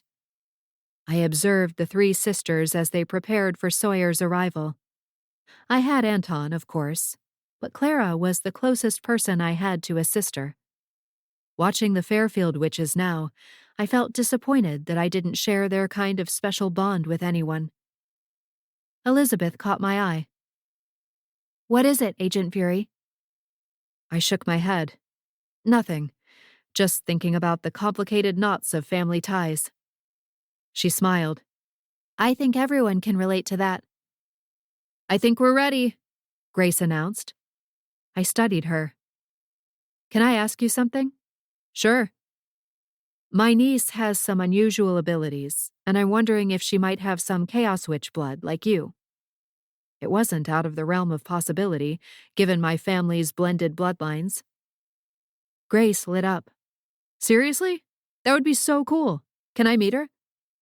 Kit placed a hand on her youngest sister's shoulder. One thing at a time. Let's see if we can make Chief Fox whole again before we start recruiting children. What makes you think your niece might be like Grace? Elizabeth asked. Olivia doesn't seem to fit a pattern in terms of her powers. Her mom is a druid, and her dad is a vengeance demon. She has loads of witches on the maternal side, and, of course, a fury. You're much rarer than I am, Grace said. We've had other Chaos Witches in the Fairfield line. But you're still uncommon as far as witches go, I pointed out. It's possible that Olivia could have inherited another rare gene from our side of the family. Well, if she is a Chaos Witch, I highly recommend giving her her own wing of the house, Elizabeth said primly. Otherwise, she will destroy the rest of it. Grace glared at her. That's not true. Our house is still standing after centuries. Only because we took precautions, Elizabeth shot back. I don't advise you letting her near a kitchen either, Kit said with a mischievous gleam in her eye. And don't feed her after midnight or get her wet. Grace folded her arms and harumphed. I'm not a gremlin. I began to rethink my desire for sisters. My current family provided more than enough conflict. The chief arrived promptly at 10:30. He seemed surprised to see the three sisters seated in the great room. I introduced them and explained that they were agents in training. You've got your own team assembled, Agent Fury. Like the Avengers, he remarked. I definitely did. Kit offered up the box of bear claws. Don't mind if I do, he said, reaching for one. There's coffee, too, I told him. Would you like a cup? Where else will I dip my bear claw? He followed me into the kitchen. I had to keep him there while the witches finalized the circle in the great room. They'd decided to ease him into a false sense of security before whipping out the magic. By the time we returned to the great room, white flames flickered around the circle, and the strong scent of lilacs wafted in the air. Sawyer laughed uncomfortably. What's going on? Are we trying to commune with the spirit of Mrs. Pollson? Gods help us all if that awful woman was tethered to this plane, Alice interjected. Never, I told the chief. I agreed with Alice that she'd be the most annoying spirit on the planet. We'd have to perform an exorcism if her ghost decided to stick around. Have a seat, Chief Fox, Kit said, motioning to the cushion on the floor. His eyelids flickered as he tried to focus on me. Strange question, Agent Pretty. Grace snorted. Did you put something in my coffee? He continued. Yes, I admitted. I caught him before he hit the floor. Grace helped me drag him to the cushion. Holy smokes, his biceps feel amazing, Grace said. I smacked her hand away. He's taken. No kidding, Grace replied. He doesn't even remember your relationship, but he still called you Agent Pretty. Kit shooed me outside the circle. She and her sisters placed floral wreaths on their heads. Lilacs? I asked. And forget-me-nots, Kit replied. How apt. The sisters joined hands around Sawyer. It was hard to watch him looking so helpless, not knowing whether we might damage him further. The thought terrified me, but I trusted Kit. If any witches could overpower the magical strength of my family, it seemed to be the Fairfield line of witches. I finally grew too anxious to watch and retreated upstairs to my bedroom, closing the door behind me. Alice poked her head in a few times with updates. "Even his drool is sexy," she proclaimed during her last appearance. "That's raw talent right there. Is he awake yet?" Alice shook her head and dissipated. I opened and closed several books, unable to read. I checked my phone and played little critters to keep my mind occupied. Clara and Adele texted me, and even my mother called for an update. "Anything?" she asked. "No news yet." Are you sure these witches are legit? Grandma asked in the background. "Quite sure." The one I saw looked like Pollyanna, Grandma said. I don't know how powerful she can possibly be. "Never judge a witch by her appearance," I said. "How else are we supposed to judge her?" my mother replied with complete sincerity. "I need to go," I lied. "Good luck," my mother said. "I look forward to planning the wedding. You wouldn't mind if I wore white, would you? That color looks better with my skin tone. You might try a pale peach or maybe champagne." Groaning, I hung up without a response. Finally, there was a knock on the bedroom door. My stomach was tangled in knots as I moved to open it. The door cracked before I reached it. "Kit?" Not Kit. The door swung open to reveal Sawyer. Me. I scrutinized him, uncertain whether he'd come up here to arrest me or... "I need more." He spread his arms wide. I'm back, Eden. Me and all my memories. Even the one where you spilled mustard on my couch and pretended it was the dog's fault. A strangled cry escaped me as reality set in. My prayers had been answered. He was back. Sawyer rushed toward me, tackling me onto the bed. The kisses were enthusiastic and plentiful. "I'm so sorry," I said, losing my fingers in his thick hair. I should have stopped them. If I'd known... It wasn't your fault. He trailed a line of kisses down my neck.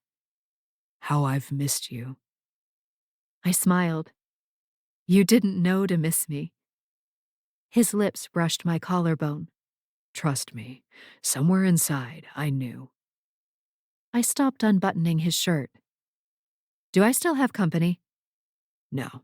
They said they didn't want to get in the way of a happy reunion. Kit said she'd be back, though. She has one more promise to fulfill, whatever that is. I wasn't sure, and I didn't care. Right now, I had Sawyer Fox in my arms, in my bed, and I was determined to make the most of it.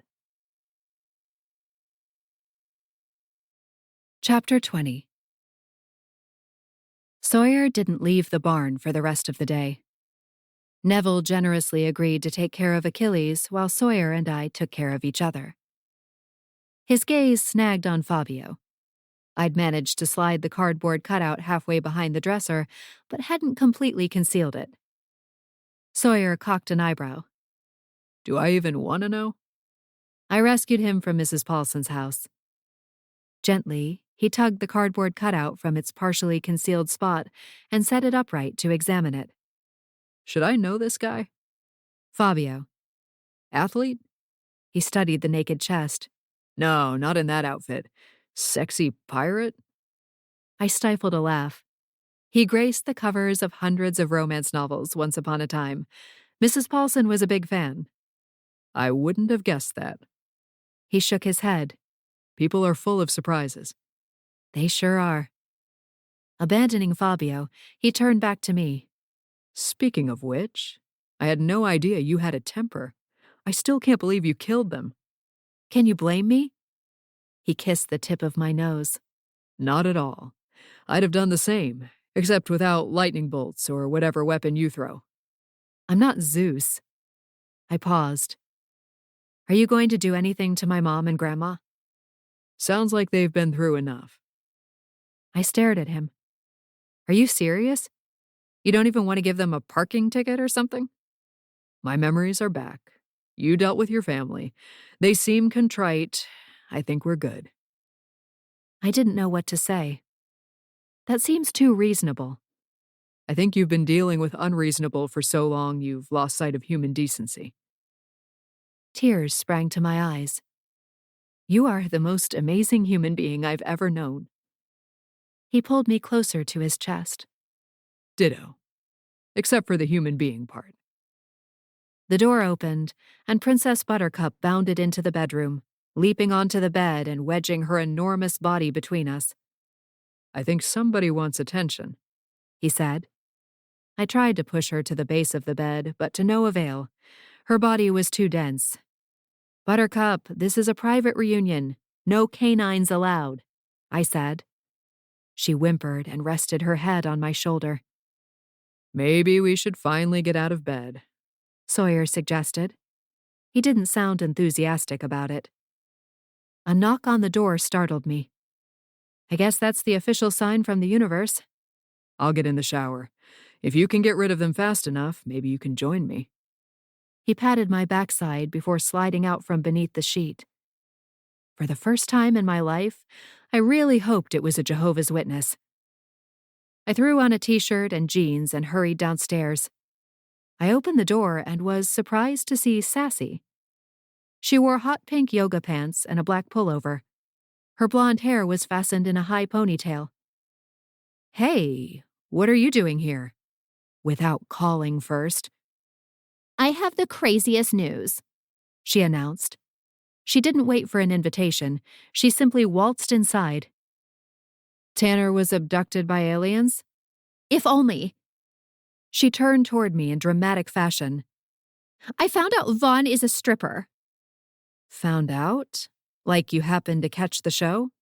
No, he told me. I thought he was joking at first, and I laughed, but then he said he was serious and that he was coming clean because he wants to have a relationship with me. Wow, that's a lot to process. How did you respond? I told him I had to think about it. She smiled. And then I jumped his bones. And how was that?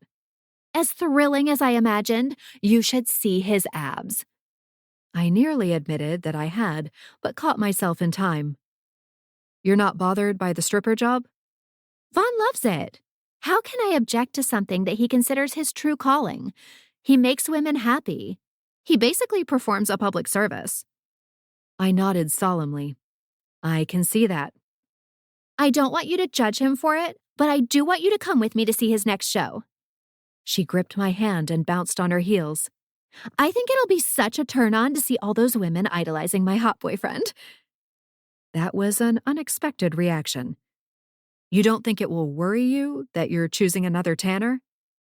She shook her head, kicking her ponytail into full swing. Vaughn likes the attention, but he's very selective about anyone he lets closer. He said emotional intimacy is a must for someone he's sexually active with. Otherwise, he's not into it. Which is the opposite of Tanner. Tanner's into anyone with the right receptacle. I snorted. I'm glad you're giving Vaughn a chance. Her eyebrows shot up. Really? I couldn't tell whether you liked him or not. He's growing on me, I admitted. She bumped me with her hip. Like me. Not quite as charming or attractive as you, though. She beamed at me. Well, duh. Have you told Clara? I did, right after she asked me to be her co-maid of honor. Aren't you excited? She grabbed both my hands this time and performed a victory dance. We're going to do the most amazing job.